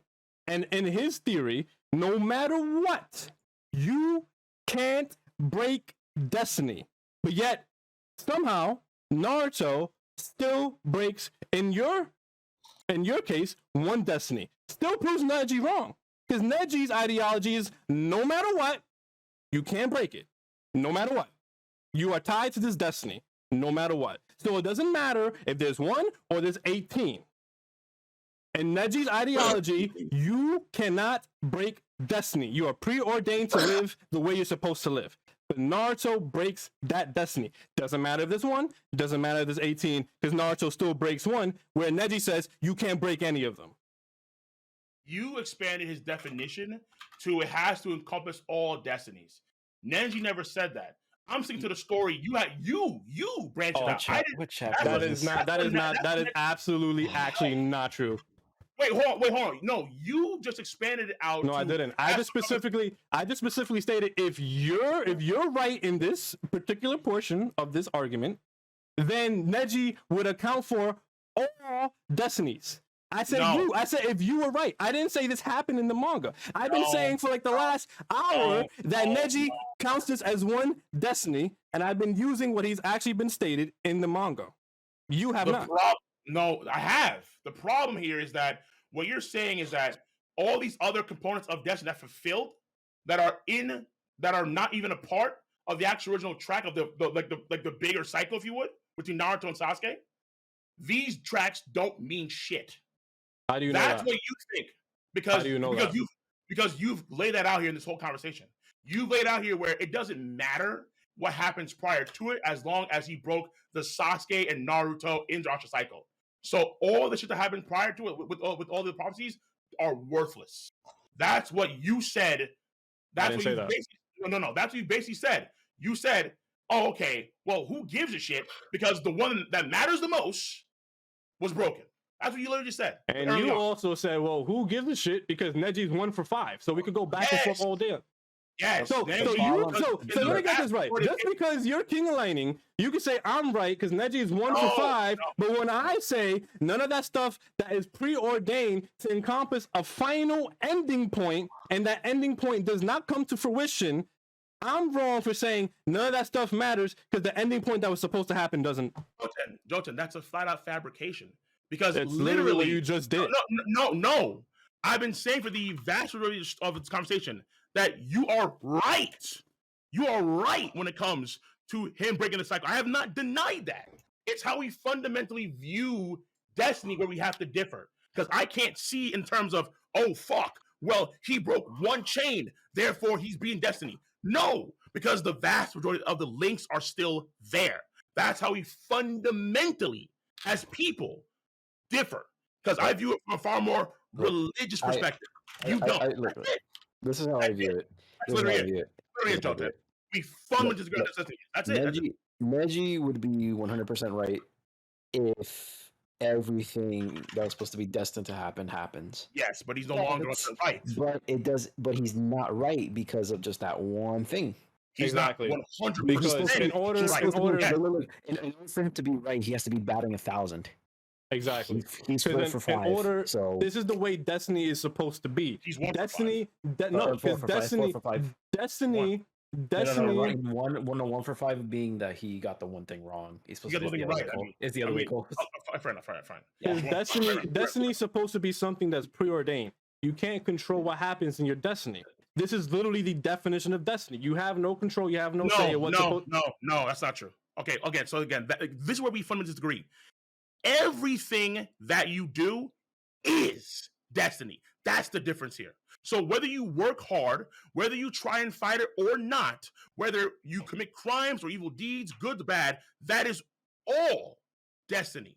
That's why I mentioned before about how Christians sometimes view God, where no matter what you do in your life, God has a plan for you. It doesn't matter what the fuck you do, literally, because destiny is a higher order of power that we can't comprehend. So that's the difference here. You can try and fight destiny, but that in of itself is a part of destiny. I mean, you're losing your voice. I know. So all of a sudden, Neji can comprehend destiny. Then I mean, no, that's where we fundamentally disagree. Because I admitted before that because he was able to literally stop the cycle, that means that he broke a link of destiny. Holy shit. Okay, cool. But the other links of destiny are still there. They're still there at the end of Naruto. They don't change. They're still there. They still exist. So all I'm saying, going back to Silent's point, I think it's Silent, right? Is that Neji is he's 1 for 5? 1 for 5? 4 for 5. 4 for 5, right? Fuck, I'm flipping. Whatever. The vast majority of the links are there except for one. So Neji, in the vast majority of cases, was correct, except for one case, which I've admitted years ago. That's it. That's why I say that Neji's still right, because in the vast majority of cases, he's right. You can predict the weather right 1 out of 5 days. You're right that one time. Congratulations. But you're wrong the other 5 times. That has absolutely nothing to do with what Neji said, bro. Neji really talked about how you couldn't fight against destiny. Naruto couldn't fight against destiny for the vast majority of cases for one. That's it. So let's look at the chapter. Neji says, your fate is to lose to me. We saw how that fucking turned out. That's a fact. We saw how that turned out. Okay. So he was okay. You can't know that for sure until we try. Hold on. I can't even imagine how much pain you felt when your father was killed, but I think you're wrong to conclude that everyone's destinies are predetermined. This is literally what I've been saying. Neji has been saying the whole time that no matter what, your destiny is predetermined. And if that is the case, then Naruto cannot break the cycle. It doesn't matter how many links there are. It does not matter how many links there are. Wait, hold on. It does not matter how many links there are because Neji is saying it's predetermined, you can't break it, but Naruto breaks it. So Neji's wrong. No, keep reading. I'm gonna keep going. Don't worry. But I'm just saying that's where I am coming from. Continue. You will never break the chain. I just like to point out that Neji and pointed out both something that related to fate and something that related to destiny, and they are not the same. For clarification. Fan destiny. Okay. I don't know. He was such a big fan of the streamer. Damn. Yep. The GOAT. I mean, is that it? I think that's it. We're on this last page here. Okay, so the only other thing here is Neji asks Naruto, can I ask you something? Why do you keep trying so hard to defy your destiny? And then Naruto says, because somebody saw failure. Okay? Keep on moving, and this is where Neji gets clapped. Okay. This is when the fox chakra comes out, he gets clapped. Okay, So, I mean, I don't. this so proves my point that Neji believed that no matter what, destiny was predetermined. And if that's the case, Naruto won't be able to break the destiny because it's predetermined for him to fail, like every other incarnation prior to him. I mean, honestly, I think it proves my point. I'll be with you. I'll be quite frank. I mean, I think it's obvious. It proves my point because once the chain is broken. Oh my god! Because again, he breaks one chain out of all the other chains. That's it. Because okay, once again, I understand what you're saying, but you're not understanding what I'm saying. No, what I I'm do. saying, no, then you don't, because then you would be like, oh, this makes sense, but you're not saying that. No, because no. Like I said at the beginning, because again, we've gone in circles for a while, if you haven't noticed. You said before, verbatim, that him breaking the cycle with Sasuke was the most important chain of destiny that he broke. Okay, so it doesn't now you're putting matter. them up. I never said chain. Oh my god, it's not verbatim, okay? But you said something to the effect of because the cycle ended, the rest of it doesn't matter. Is that fair to say that you said something of that sort? Is that fair? Yes. Okay, cool. Fair enough. Okay. So what I'm saying is that because he broke one, or he broke this line of destiny, doesn't then renege the other ones that weren't broken. That's it. You will never break the chain. Let me read this one more time. Okay, so you can understand where I'm coming from. I think you're wrong to conclude that everyone's destinies are predetermined. Keyword here being predetermined. Yes. Yes. Okay. So how is Naruto good? It doesn't matter how many destinies there are at this point. Because if each destiny is predetermined, that means Naruto can't break the cycle. So how does he break the cycle? If that, it doesn't matter. Okay, hold on, time out. That's what because Neji is saying no matter what, it's predetermined. My man. Do you know what predetermined means? Okay, yeah, I know. And guess what? For the vast majority of them, they were predetermined, and they still reside to this day, except for one. Right, and that one is the one that proves Neji's whole ideology wrong. Because Neji says destiny is predetermined. But it's still 4 for 5. That's the point. That doesn't matter because Neji is talking about a whole. Neji is talking about holistically. Neji's talking about holistically speaking that destiny. What are you talking about? Semantics. It's literally in the manga chapter, bro. I literally just showed the chat. I literally just read it verbatim off the chapter. Viz Media.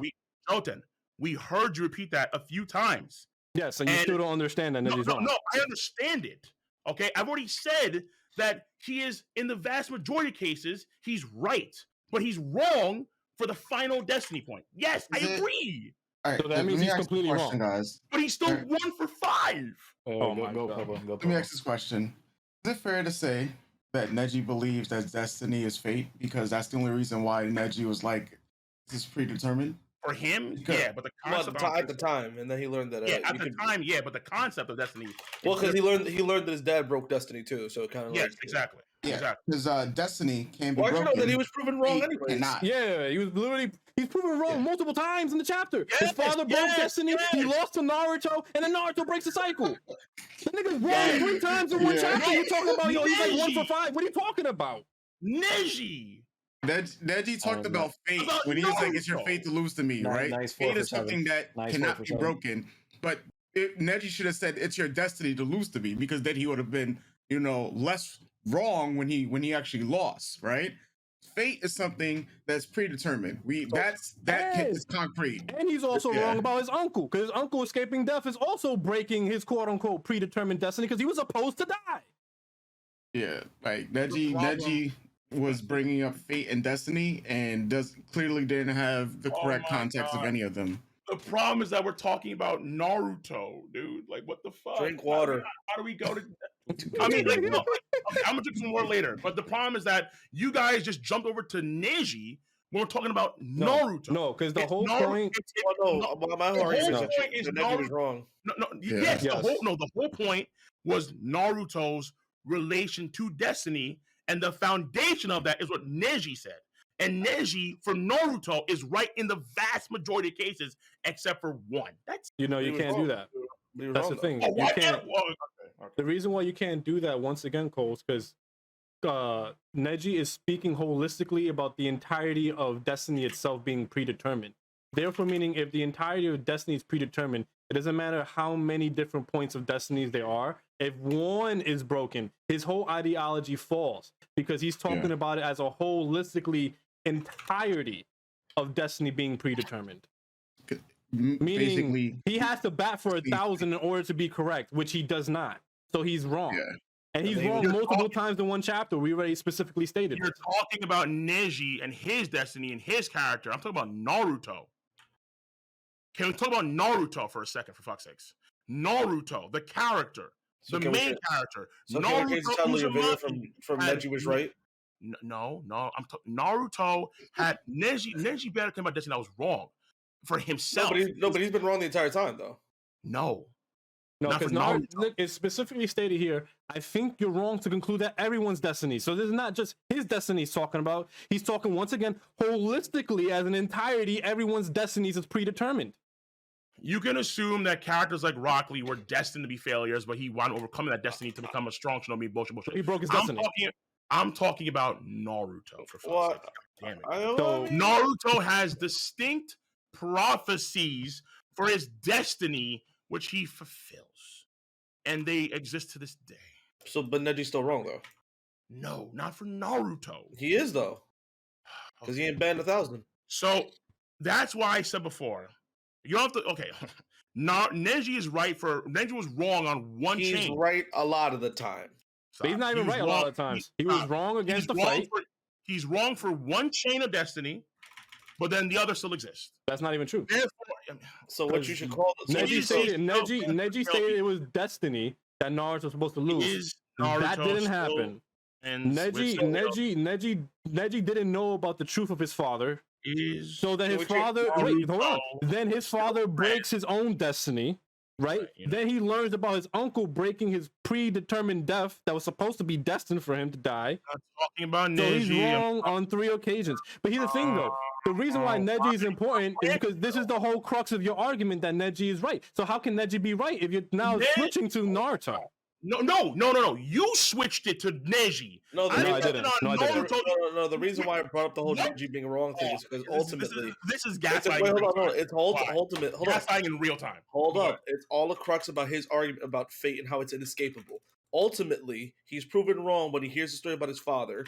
So, and he's also proven wrong but when he said it was Naruto's fate to lose. And then ultimately, you saying that he's right because Naruto was the child of prophecy and destiny, when ultimately it's not all proven right. But it's not all proven right at the end of the day.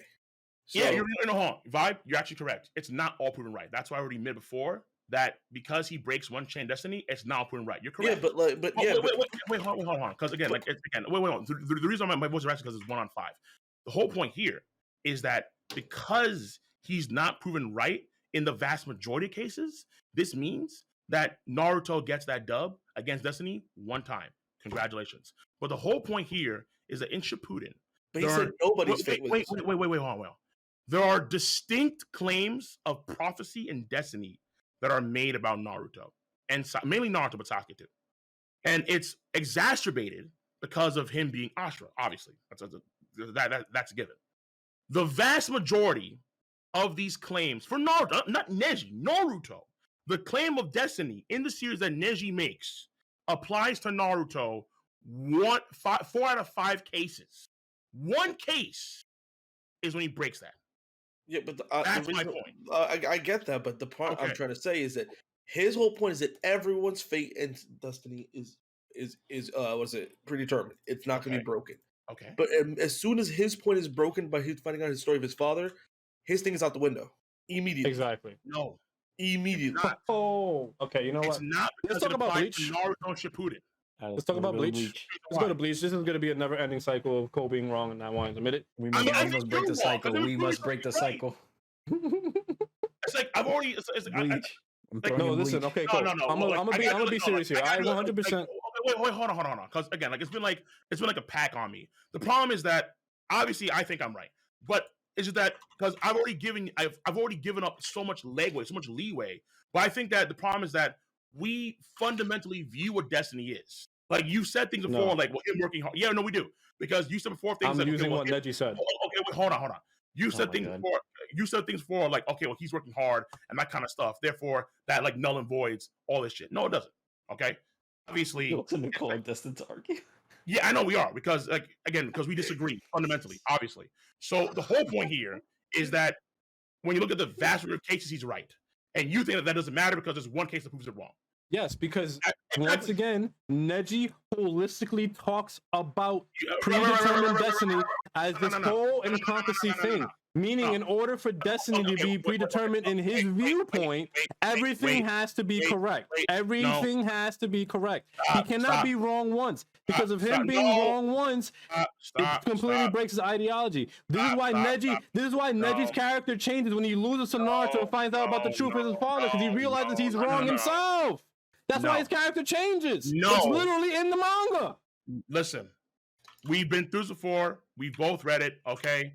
The problem here is that you want to disregard the other ones that were spot on with Destiny, and I just won't do that. That's it. That's the only thing.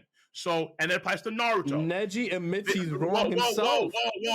Dude, come on. All right, relax, okay? Yeah, your voice is fine because you have been arguing all damn day. The whole point here is that at the end of the damn day, there is more credence to show that when it comes to Naruto, the main character, Destiny had kept him in the cage for the vast majority of situations, which proves Neji's claim about Destiny to be more correct about Naruto. I don't care about it. So we're throwing away the Destiny of Naruto was supposed to be a failure too, then? It wasn't, because Ashura wasn't a failure. But then I could just use your logic and say, well, that's a different Destiny point. No, it's not, because that's his soul. Well, you could argue he was a failure because he couldn't stop Indra.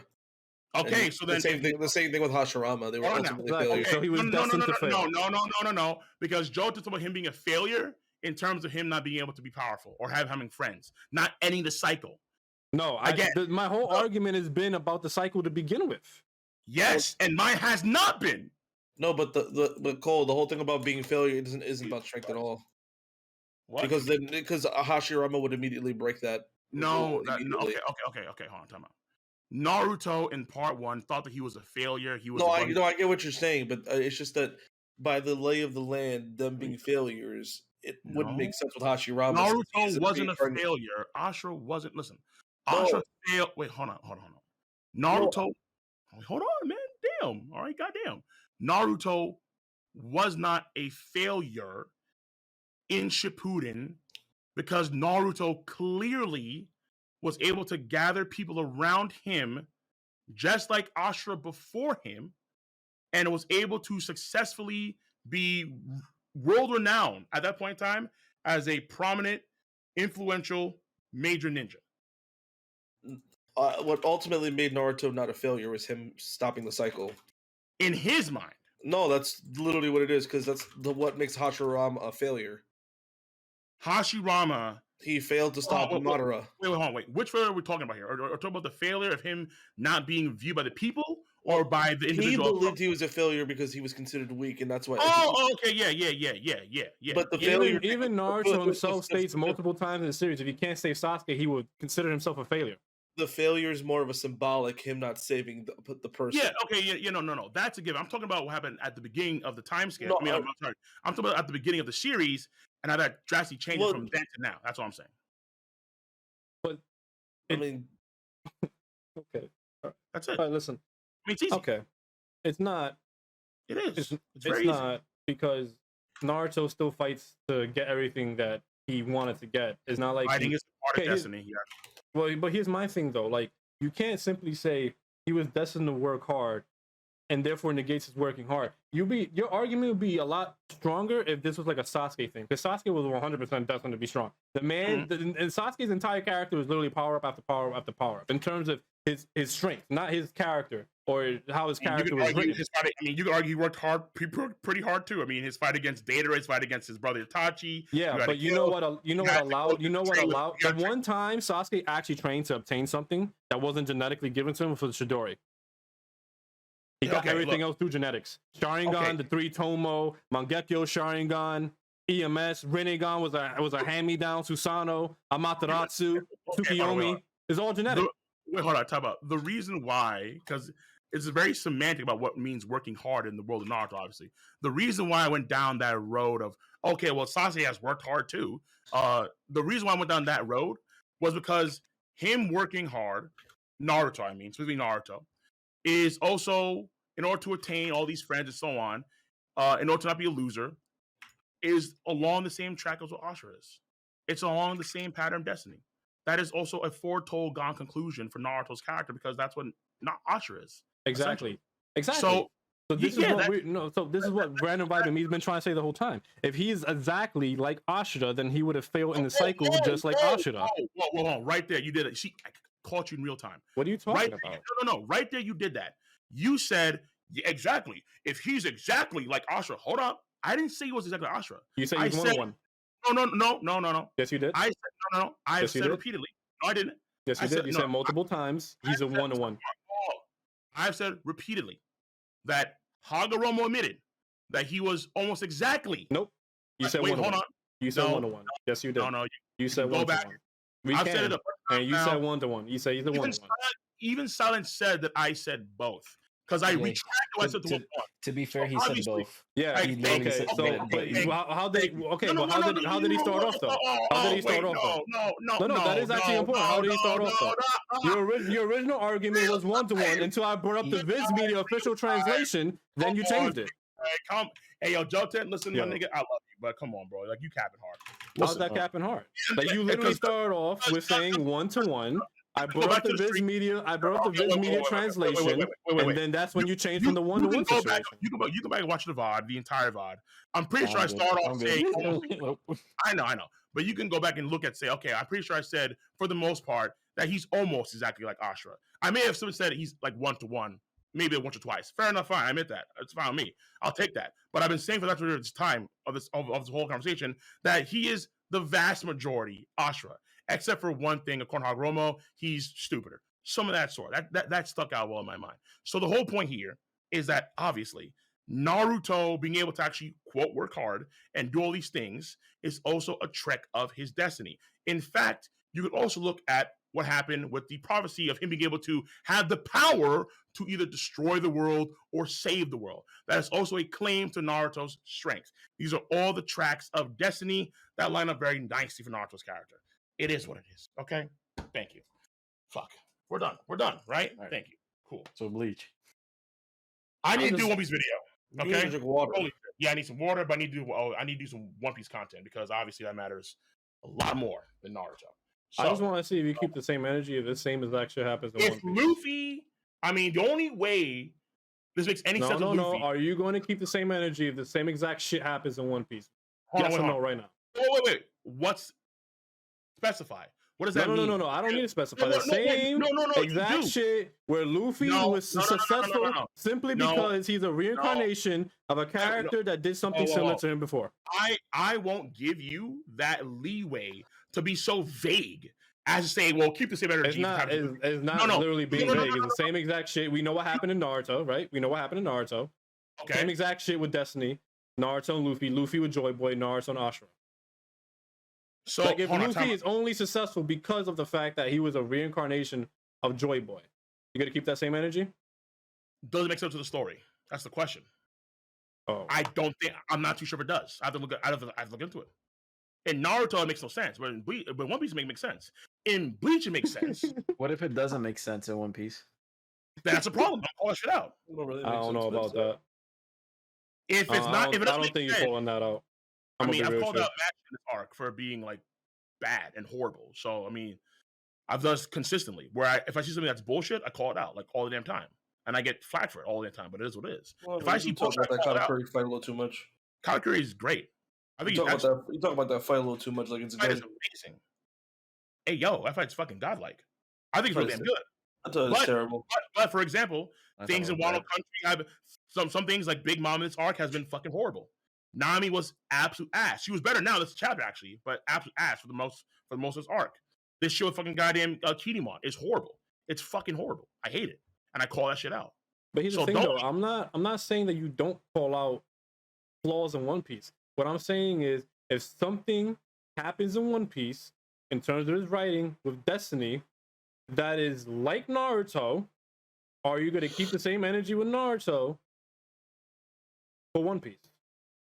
I'm not talking about flaws in One Piece. Hold on. And the answer is, I don't know.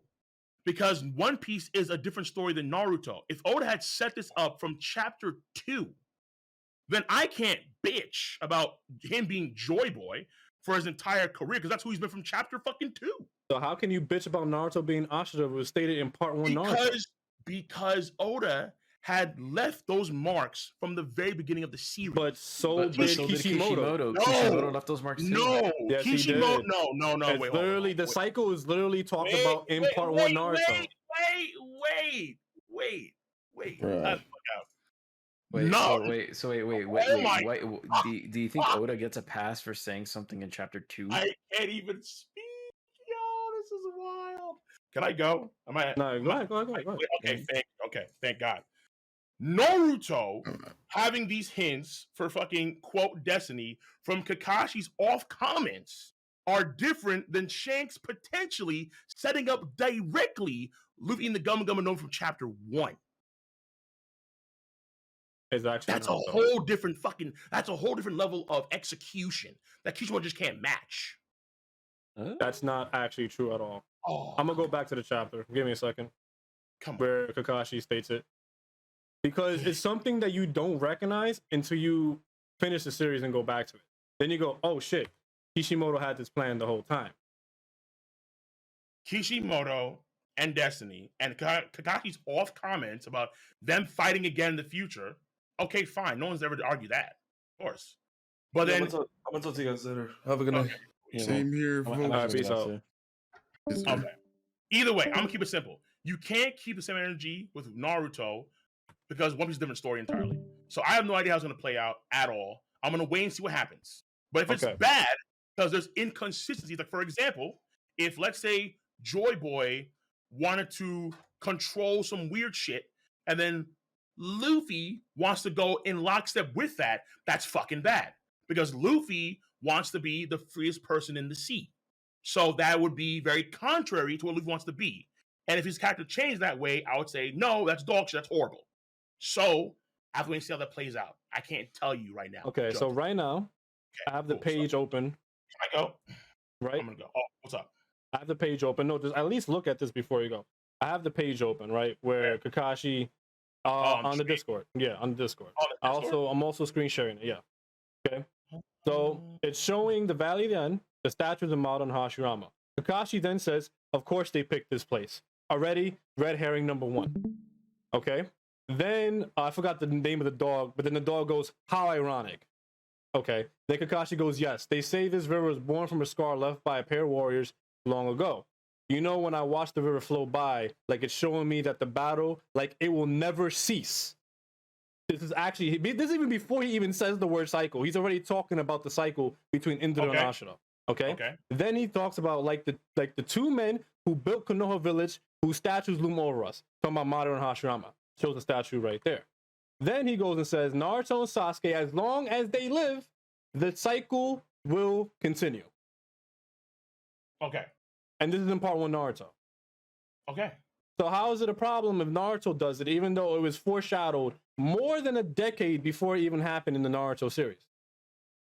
The problem is that we just don't know it because the way Kishimoto foreshadows it makes it fly over your head until you reread the series or rewatch the series. Which, in reality, you don't want to foreshadow something and give out the whole goddamn secret to your series. That's kind of the point of foreshadowing, is it not? Okay, hold on now. I'll tell you why. I'll answer the first question, okay? I suppose. The problem is that in terms of who Naruto is as a character, when you look at the vast majority of part 1, Destiny is contrary to what he's supposed to be or aim for. What Kakashi's saying does, and I said before, it does have a hint, potentially, of what's to come, but you're comparing this to potentially Oda, who had this in chapter 1. And Luffy, when it comes to freedom and all this shit, has never been contrary to what he wants. And we all know if Joy Boy is contrary. In fact, there's a chance that he's not. So I have no idea if there's anything that goes against that per se when it comes to who Luffy is and who Joy Boy is versus who Ashura is and who Naruto is. So I can't say that. That's what I'm saying. I can't jump the gun. I'm not saying that you do know. What I am saying is, if it does happen that way, and I've been saying it the whole then time, I can't keep the same energy. I don't know.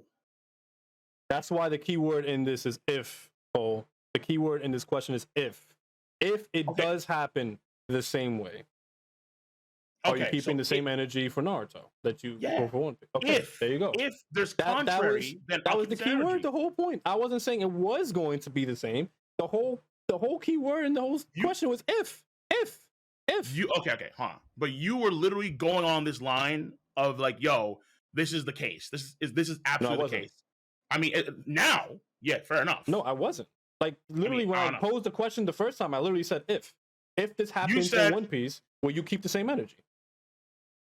I'll give you the benefit of the doubt here. I'm not too sure. All right, I'm pretty sure. How can I form the question as a statement? Because then it will become without the word if, it will become a statement. For this entire conversation, you've been very deterministic, very. So I'm just kind of keeping that same energy there with that. But again, I'll say fuck it. All right, fair enough. Yeah, if it winds up being like Naruto, which I told you before, if it's the same way, I don't know how it could be, but if it's the same way, then I'll keep the same energy. I just don't see how it's possible.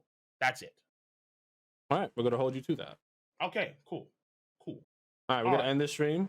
Yeah, I'm gonna head out. Just to remind y'all, Cole was wrong about Neji. Stop the cap.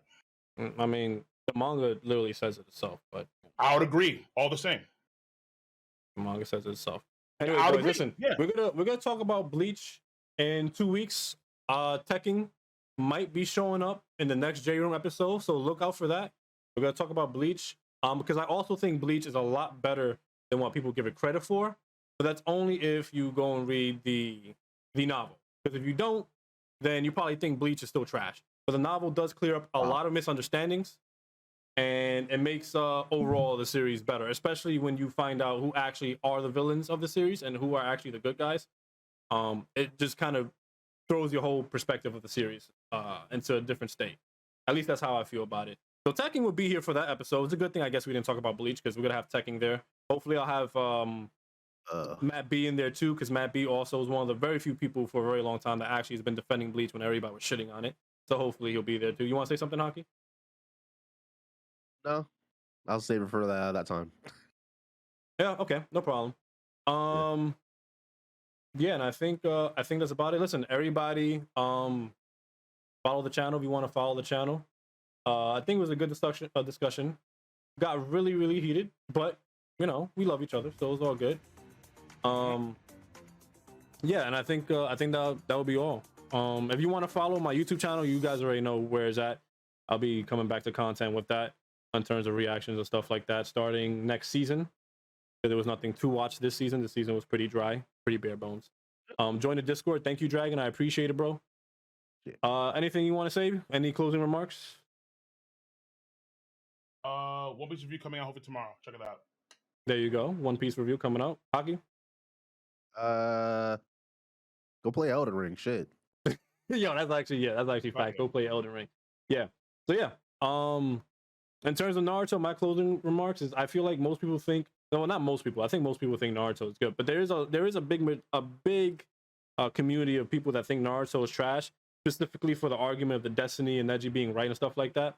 And that's the reason why I brought it up, because Cole disagrees, but if you agree with Cole, fine, that's cool. If you agree with me, you understand why I would say people will be wrong in that aspect of why Naruto would be a bad series or went downhill, because Neji was wrong in the first place. So there's that. But yeah, we're done here. Before I go, let me read this comment. This is actually interesting. Naruto is trash because of the horrible war arc that takes up 45% of the story. That's actually funny, because when you look at Naruto, now let's do math here, chat. All right, I'm gonna head out. All right, peace out. All right, peace the fuck out. Let's do math here. Naruto ran for 15 years, right? Naruto ran for 15 years. It ran from 2000 ran from 1999 to 2014. That's 15 years. Everybody can agree, with maybe some exceptions, but most people would agree Naruto is untouchable from chapter 1, episode 1, all the way up to the Kage-sama arc. Most people would agree that the Kage-sama arc is where Naruto goes downhill, right? So what does that tell you? I actually looked this up. That's 10 years of Naruto. Straight fire. But most people would agree. Straight fire. 10 years straight of Naruto. Now you take the last 5 years of Naruto. And the last 5 years of Naruto, it's not like all 5 years of it was bad. It's not like it was terrible. I would give, out of the last 5 years of Naruto, about maybe 2 years of that being actually really good, give or take. So we have 12 years of Naruto out of the 15 that's actually really good. So I don't understand where you're coming from with the 45% of the story being trash. When you look at the amount of years that Naruto was good, and even if you want to lowball it, you can say 11 years of Naruto was good, because only 1 year was good in the last, what, 4 to 5? Fair enough. Still doesn't change the fact that the mass majority of Naruto, the majority of people will agree with that shit is flames. So, and I also want to point out the fact that people say things go downhill with the Kage-sama arc. I'm not saying the Kage-sama arc is technically bad. I don't like it, but I'm not going to say it's terrible just because I don't like it, right? I can be able to compartmentalize my feelings with things that are more so based on objective truth, in the sense of just because I dislike it doesn't mean I think it's bad. So I don't think it's terrible. It's not one of the stronger arcs. I dislike it very much so, but I don't think it's terrible. I'm just using the broad brush here that most people, if you will ask them, where do you think Naruto falls off? Most people will say, I feel like around the Kage-sama arc. You might get a couple of fringe people that be like, yeah, man, that's a story arc, that downhill from there. Yeah, 100%. So you might get like a couple of those fringes, but for the most part, most people would be like, I feel like around the Kage-sama arc, or, you know, getting close to the war. They would say around there. And if that's the case, then that means for 10 straight years, most people would just say, oh, yeah, Naruto's pretty fire. So just think about that. That's all. That's all. Just think of it like that. Yeah, we're done here. Thank you, everybody, for watching. I think I might do another J-Room next week. I don't know. If the guys are available, I'll gladly do another one. If they're not, the next one will be in 2 weeks with hopefully.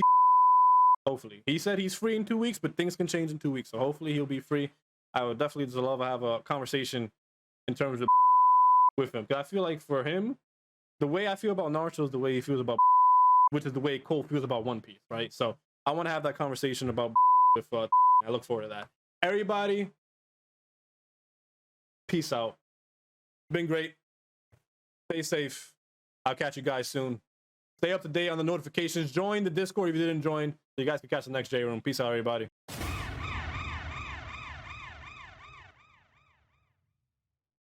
Ouvre tes yeux, tu vois bien que toi et moi ça pouvait plus coller.